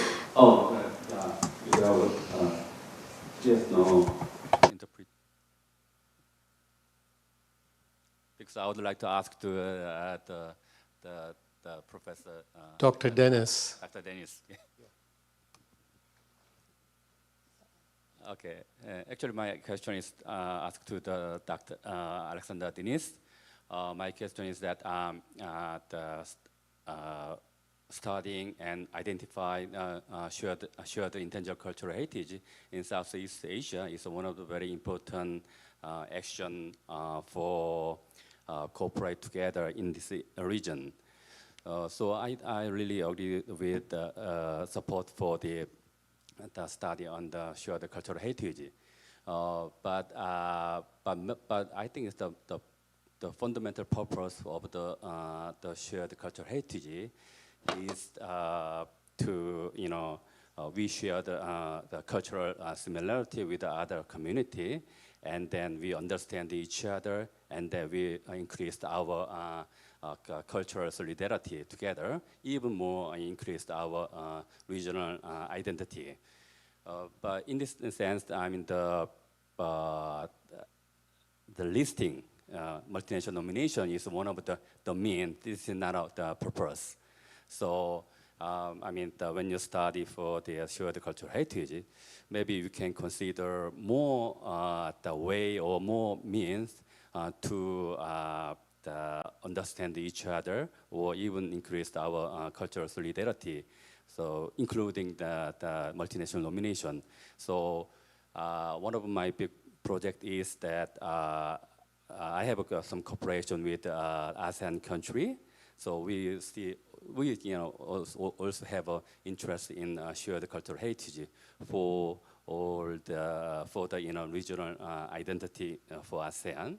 So we try to think about the more big umbrella rather than only the multinational nomination of the UNESCO. So I mean, if you in the further the research, do you want to more expand your research scope to the cultural understanding or cultural solidarity in this region, rather than only focus on the UNESCO multinational nominations? Thank you so much for your comment, and I couldn't agree more that the multinational nomination process should really just be one of the means for fostering mutual respect and regional understanding of shared cultures. And I think that, I mean, I'm very keen to learn more about what you have been doing in this regard in relation to the ASEAN region. But to say that this particular feasibility study, again, it was really kind of a starting point, and we did have essentially sort of given the mandate to frame it in terms of multinational nomination. But within that, of course, there would have to be a very extensive process of dialogue with the different stakeholders, first and foremost with communities, about, perhaps multinational nomination is not an aim, but rather activities, various safeguarding modes of engagement that would focus on the shared rice culture, but perhaps nomination is not a goal, and that's a conversation that has yet to take place about this. This was just a kind of starting point to talk about potential elements for the region. But for me, being part of this process, it did raise questions for me about, I would like to think also more comparatively about other cases of multinational nomination, whether they begin in this way of a kind of,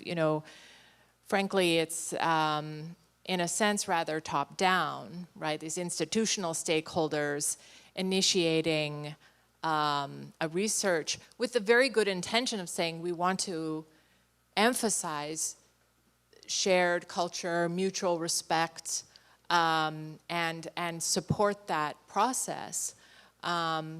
But I would be curious to know of examples where it's come from the bottom up, where there are communities in a particular region that recognize that they have shared culture and see a value in going through the multinational nomination process and working with the state stakeholders and the heritage sector to do that. Like it raised a lot of questions for me about the different ways one can approach this, not only why, but how and where it starts. And so it was really a learning process for me as well, because I personally have never been involved in a multinational file or, so yeah. leave it there. Well, Frank, you.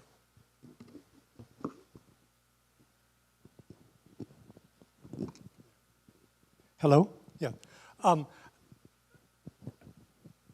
Our colleague Richard Curran will remember one of our mutual mentors, a man named Nazir Jirazboy, who once proposed that there should be an international dumpling festival because everyone has dumplings. And I fear that it was a semi-serious proposal from Nazir, because he was also a great lover of food. But I fear that the multinational nomination game is largely a matter of shortcutting the national nomination quotas, ceilings, and becomes, at a certain point, completely meaningless. Because my dumplings and Amar's dumplings and Moe's dumplings, mine is the best. I'm sorry, not yours. My mother's dumplings are much better than my own, and let alone yours. So I think we need to be very cautious. And this morning's example of Shirun again illustrates one of the principles of the criteria for inscription is free, prior, and informed consent of the community. And at a certain point, community becomes meaningless when we talk about dumplings or rice goddesses or rice in bamboo, because as with Shirun, it's not possible that the communities of North Korea and South Korea had a chance prior to the nomination for that process of free, prior, and informed consent to take place in a meaningful way. And I fear that example, even if it may have made an important contribution to peace and to the aspirations of reconciliation here on the peninsula, may also weaken some of the fundamental principles of the free, prior, and informed consent as a fundamental criterion for inscription. Thanks, Frank. Moe, please. Yes, is it okay to add my perspective? Since I'm one of the conspirators behind this multinational nomination feasibility study from UNESCO Jakarta. I agree nomination should not be the only and exclusive goals. But we kind of put this forward as a necessary vice because from our own experience, we know that it's very difficult to maintain a network, a group of people, without giving very concrete goals. Sooner, we share the same principles and ideals, but unless we give them a specific task or a specific carrots towards which to run, often this collaboration becomes very loose and weak. And I think maybe Yorin has also similar kind of struggle because you have to moderate the NGO networks, share the larger goal, but very different in their intentions and objectives. So this is why, and whether we like it or not, government officials love nomination. So this is why we just put it as a necessary vice, but I agree should not be our only focus. And we should find a way to make them really work together, dangling this carrot. But how is something we're struggling to find. Thank you. Yurin. Just to add some reflections, but I don't want to talk too long about listing. One question I would have is, did you consider the register? Because it does make sense if you work together, I think, in safeguarding. So this might be one of the traces to have a look into. And on the other hand, Frank, I happen to have been in 3 years in the evaluation body just now. And actually, there are those files where you think, okay, this is just putting together separate things. But there are also already a few really nice examples where you see that actually it can be a reason to start collaborating on safeguarding. And even if then the element gets quite broad, this safeguarding collaboration and learning from each other has a lot of value, I believe. And that's maybe where the reason for the convention is. So maybe give it a chance. Yeah. Okay. You're familiar with the FAO work, right? And rice terraces. Food and Agricultural Organization in Rome. Yes. Yeah, because when I was dealing with Ifugao rice terraces, I was just amazed by how much I found from Southeast Asia with the Food and Agricultural Organization, the in-depth research that they did, including, they don't call it intangible heritage, but living cultures. So, but they can be a very good ally, FAO, for you. Yeah. I was also thinking IRI would be a potential ally as well. The International Rice Institute that I believe are still in Manila, but I didn't realize actually that FAO had a body of research on the rituals, and because I was very surprised actually that there was so little specifically about the ritual and belief dimensions of rice. There's so much about the history of the domestication, different debates, of course, about its spread into Southeast Asia, and a lot about the sort of agricultural production, but not about the beliefs and practices. The important thing of alliances, not just thinking about, as Moy said, don't think of inscription alone, or inscription in the first place. There are many alliances that you could form. International Rice Association and Mimpaku in Osaka, Japan, did a massive exhibition on rice. And when I went there, they gave me the catalog. The catalog weighed 12 kilos. It was so comprehensive about rice in Asia. And also Hong Kong, at one time, had one of the biggest exhibitions on rice. There was a lot of background research, and I couldn't help thinking about, as you were presenting, it's like my last 40 years was coming back, all memories. Any other questions? Yes, at the back. Vinaka, brother. Hello, Anasa from Fiji. My question is to our colleague from the NGO. I'm a bit concerned when you did mention about the relationship between state parties and NGOs at international level. And my question is, if NGOs and state parties cannot cooperate at the international level, how can NGOs and local government cooperate at community level? Or what would be the way forward? Because I say we want collaboration, we need to work together. Thank you.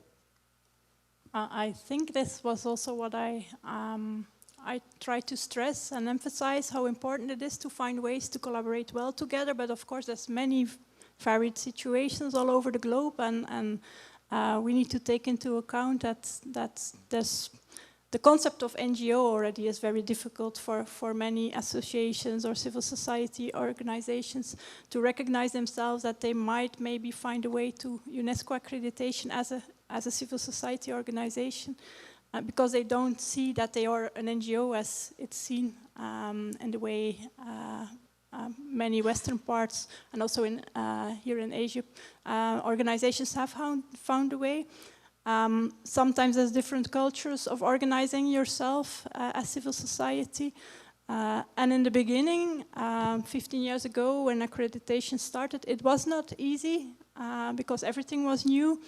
And as Amar also explained, the experience with NGOs has often been like power-loaded in the past in other heritage debates, where there are few very powerful NGOs that have a large impact on the selection processes and so on. So we needed to find other ways in the field of the living heritage to show actually that we are compagnons de route, that we are fellow travelers, and we all want to safeguard living heritage together through collaboration, and we need to find a lot of ways to do so. But I think in every country, you need to translate it to your own contexts. Sometimes there's like a whole series of NGOs that are active. Sometimes it's just a few. Sometimes there's a very close relation. Sometimes NGOs are very far from the governments. So there's not one for all way it works. And the only thing that we can do is learn from each other and also respect that there are very different situations depending on where you are working. Given that you're from Fiji, which is a small island development state, there's the SID Secretariat in Brussels. Maybe Euron can connect with you and the SID Secretariat. And the Pacific Island countries are one cluster, Indian Ocean Island countries are another cluster, Caribbean is another cluster. There are 57 countries in the SIDS. It's another network. And with the Pacific, I'm probably the only living trustee of the Pacific Island Museums Association. When we formed it for exactly the same reason that you raised.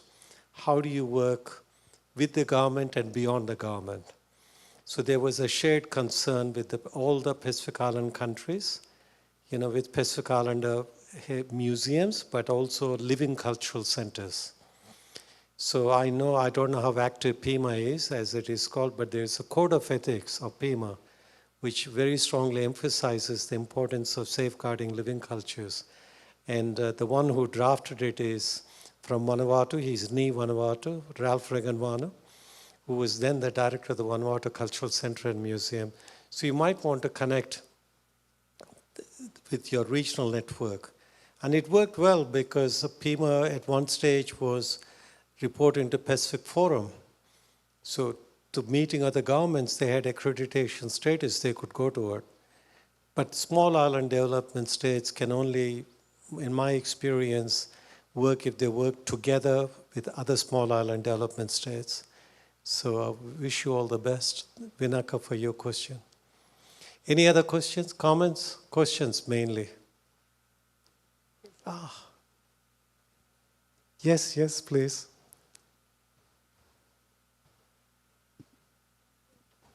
Hello, distinguished speakers. My name is Pam from Thailand, and I would like to pass my question to Ms. Moe. Yes. I know that it is. We need to be mindful when thinking about the ICH elements that might contribute to gender inequality, but I think some ICH elements can fall in the gray area as well. So for example, I know a community, it is an indigenous community where young females, they would like to change their traditional clothes to be like thinner and shorter. But then like they have the generational conflict with the older generation who are also women. So in this case, so what would be your opinion about the middle ground of like how to come into like a peaceful negotiation? Yeah. Yes, I think it's one of the typical questions being asked, how do you deal with the younger and older generations, or the scholars who want to maintain authentic form of ICH square bracket. I say square bracket because we don't talk about authenticity in ICH, and then more new, innovative forms, and then often they want us to mediate and tell them who is right, and my personal answer is, it's very good you have divergent opinions. Please go on and keep discussing among themselves. Because this kind of friction, creative friction. Thank you for these creative terms I'm going to keep using in the future. Will happen between communities, within the communities and generations. And what is important is that this discussion keeps going, and that nobody outside the communities would try to dictate the decisions, or instruct, who is correct or who is more right. I don't know if I answered your question. She's happy. Talking about creative friction, sometimes this could be created by donors too. When I was working with UNESCO in Afghanistan, in Bamiyan Valley, where everything was devastated during the first Taliban regime, we revitalized Bushkashi. Bushkashi is the ancestor of horse polo from the Mongolian heritage, That's an immense living heritage. Then we revitalized Atan, which is the war dance, which is only for men. But the friction was when we worked on the revitalization of Pushpa. Pushpa is a women's festival. So the donor, I won't mention the name of the country, the person came and she insisted that they will only fund Pushpa if it is opened up to men. And so they opened it up the first year because they're so poor and they're so desperate to do this. But what happened was the mullahs and the imams got so furious, they threatened to have a fatwa. So Aga Khan Trust for Culture asked me to mediate. So I had all the mullahs and all the Muslim clerics on one side and the women on the other side. The interesting thing is that the chief of the mullah group, he got up and he said, Prof, we have mothers, we have sisters, we have daughters, we have aunts.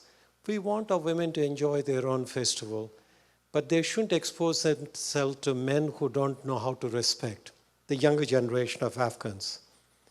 So it was me, and finally the women agreed they will close it. And then I took it to the ambassador in Kabul, where the donor money was coming. What happened? The person responsible was sent home.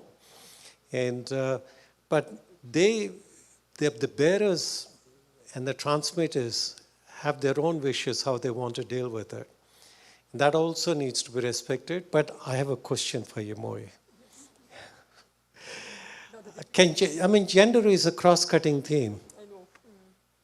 And so across UNESCO, I remember I was one of the 10 people who worked on I was the only male, by the way, in the 10, who worked on the gender policy of UNESCO. That was a while ago, 15 years ago, whatever. What is the policy situation within UNESCO with gender as a cross-cutting theme?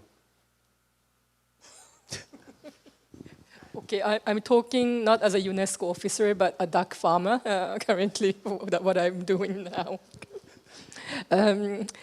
I think, of course, UNESCO follows gender policy mainstreaming to tick the box, because we have to be part of this UN global agenda. And then there's been always this discussions whether it should be a specific topic or cross-cutting topics, and we agree that cross-cutting topics. But the problem is by making the cross-cutting topics, we have kind of relegated this responsibility to somebody else, who we don't know exactly. So it's there, but it's, and then it's part of the theories and jargons and documents, but it's never been really practiced. Nobody really discussed what it means in terms of practice. This is an opinion of a duck farmer. Okay, yes. Thanks, Farmer Moi. Do we still have time for more questions? Can I still answer to Yeah, sure. the Thai case? What we would sometimes do in our NGO when we have frictions within a community, then we would bring a group together for a workshop if they both have their consent, the different opinions. And we would try to make a kind of value assessment, because I think if you tell to the elder ladies that if it is not changing, then maybe you might even lose the tradition itself. And it can open to find a dialogue, and then you try to find the shared values, focus on that, and then find solutions together on how you can maybe take steps to because anyway, it's the youth that will decide later on. Yeah, I might ask Park one more if we could have another 10 minutes, please. Yeah, thank you. Any questions? Anyone else? Well, if not, I'm going to ask Frank a question, because last year when Durga Puja was inscribed, some newspapers in India said Durga Puja on the World Heritage List, not even intangible World Heritage List. Now, I know you mentioned about Vietnam. I mean, that's amazing, sort of thanks, the analysis is so telling. This is global, right? And how can we deal with it? I think you're correct, and Vietnam is a case study. The problem is global, and the problem is of such a scale that it makes me even more cynical than I already was about the nonsense of listing. If you had asked me 5 years ago, before I did this research, I would have said, well, inscription is silly, but the Vietnamese have managed to use inscription as an effective tool for public education, awareness raising, general societal understanding of the importance of ICH. After I do the research, I can no longer say that. Even if my superficial impression was that Vietnam was using these nominations and inscriptions as an effective tool for public awareness, what I find instead was that it's a tool for further misunderstanding, even despite the good intentions. And despite the level of awareness and education that the ministry undertakes and so on, I think the answer, the solution is just increased vigilance, further scrutiny from academics, from civil society, from governmental agencies, from the media themselves.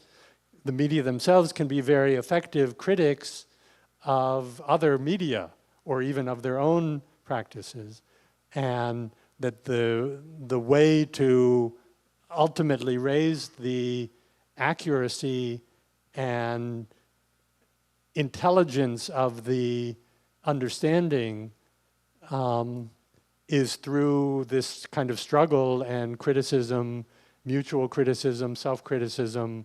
I'm a good Marxist, a Vietnamese party member. Criticism and self-criticism. Are we doing our job well? Are we providing information accurately? Or do we have work to do? And is the sloppiness and the carelessness so severe as to really distort understanding?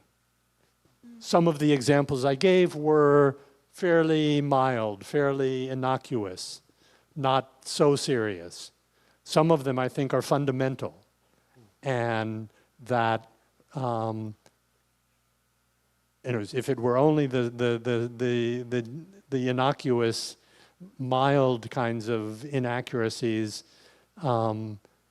we could perhaps tolerate them. But when they go at the very fundamental definition of what intangible heritage is and what the relation of intangible heritage is to communities, groups, and individuals, then I think we need to really take stock and say, are we raising awareness or are we creating confusion and misunderstanding? I think Joren has, you want to add? I feel triggered to exchange a lot about, I think we all have this tendency, but it's always this question, we have the same issue, of course, even the public media keeps telling if it's not folklore or tradition, it's like world intangible heritage. But then I tend to look at all of us here like, okay, there is this dominant heritage discourse, and we're all suffering from it. But even if one life is too short to really change it, I think we are taking steps to try to show these other values that are in ICH. And I see all the same mistakes if you look in it, to it in a literal way. But nonetheless, I do believe that more and more in the media there is attention and awareness raising for living heritage, and more they get a voice. At least I see this, how it grows from local to regional media and how communities are getting the mic to speak up. They couldn't do it 10 years ago this way. So I do think we make progress, even if it's sometimes frustrating.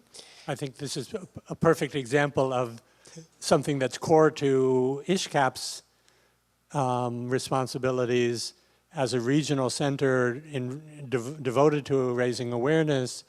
That also means then helping media within the Asia-Pacific region to do their job better.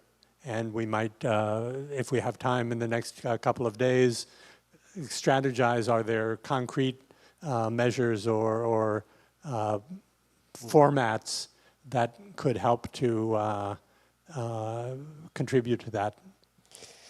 Thanks, Frank. And I still remember last year in the Intergovernmental Committee meeting in Rabat, 2 country representatives or ambassadors were talking about integrity and authenticity in the deliberations. So afterwards, I accessed them, talked to them about it, how they're confusing between World Heritage and Intangible Heritage. And they laughed and they said they represent both the conventions. So this, because of limited participation from some countries, the same ambassadors, both the Intergovernmental Committee meetings, and they're getting confused. So the Intergovernmental Committee itself needs some capacity building in addressing these issues. But maybe one question to Denise, or maybe this is something that I'm so glad to hear that you're getting support from Moi from Jakarta office, because she's a champion and she's a cross-cultural champion too in dealing with gender. Is what I found with Ifugao is that women are the shamans, right? And women are the shamans, women are the most important for the rituals, ceremonies, everything, with all the agricultural cycle. But with the coming of Christianity and the conversion, women became secondary. So when the whole process of, trying to see how the Cordilleras could be taken out of World Heritage in danger, dealing with a holistic approach, one of the things we were looking at was re-empowering. Sorry for using that word, that's exactly what we're doing. Women shamans and documentation of the ceremonies and rituals. So the outside influences, and conversion was a huge challenge.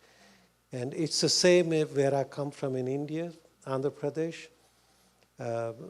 where a lot of ceremonies and rituals are dying out because of conversions. And I know this is a very sensitive topic. That's why in the draft in the convention, religion was not allowed. We were not allowed to talk about religion, but we were able to talk about spirituality, given the number of indigenous people in the drafting groups. Yeah, are there any last question, one more question, anyone? Christina, you have a question? No? Oh, behind Christina, right. Hello, I'm Hee-jae Hwang, and I'm from HCAP. I'm a new staff here. And I have a question to Frank, Dr. Frank. Before that, thank you for all the impressive speeches. And I learned so much about intangible cultural heritage. And my question is that I agree with you that we casually overuse and misuse those terms and everything. And then why don't we use artificial intelligence to correct all the terms on the internet? Thank you. I wondered where it was going, your question. Okay, over to you, Frank. I'm afraid that the very nature of what is done under the name of artificial intelligence today follows, I don't know if you're old enough to remember the principle of garbage in, garbage out. In computer programming, one of the fundamental principles is if you feed the system garbage, it will produce garbage. And if you feed the system of artificial intelligence, if you feed it misinformation or misconceptions, it will perpetuate and repeat and feed back those same misconceptions. Unfortunately, there's no police person in the artificial intelligence who will say, oh, no, that's not correct. If it says recognition, we must say inscription. It is a self-perpetuating system, artificial intelligence today. I think we could use it to perhaps identify the scale of the problem, but I'm not sure it will help us to solve the problem. Thank you. Thank you. I think on that wonderful note, we'll close the session. Would you all join me in thanking the panel, please?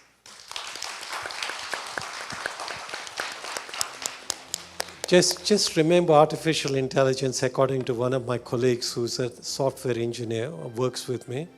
She said it's patriarchal. Out goes the gender. Thank you, everyone. Thanks to your participation.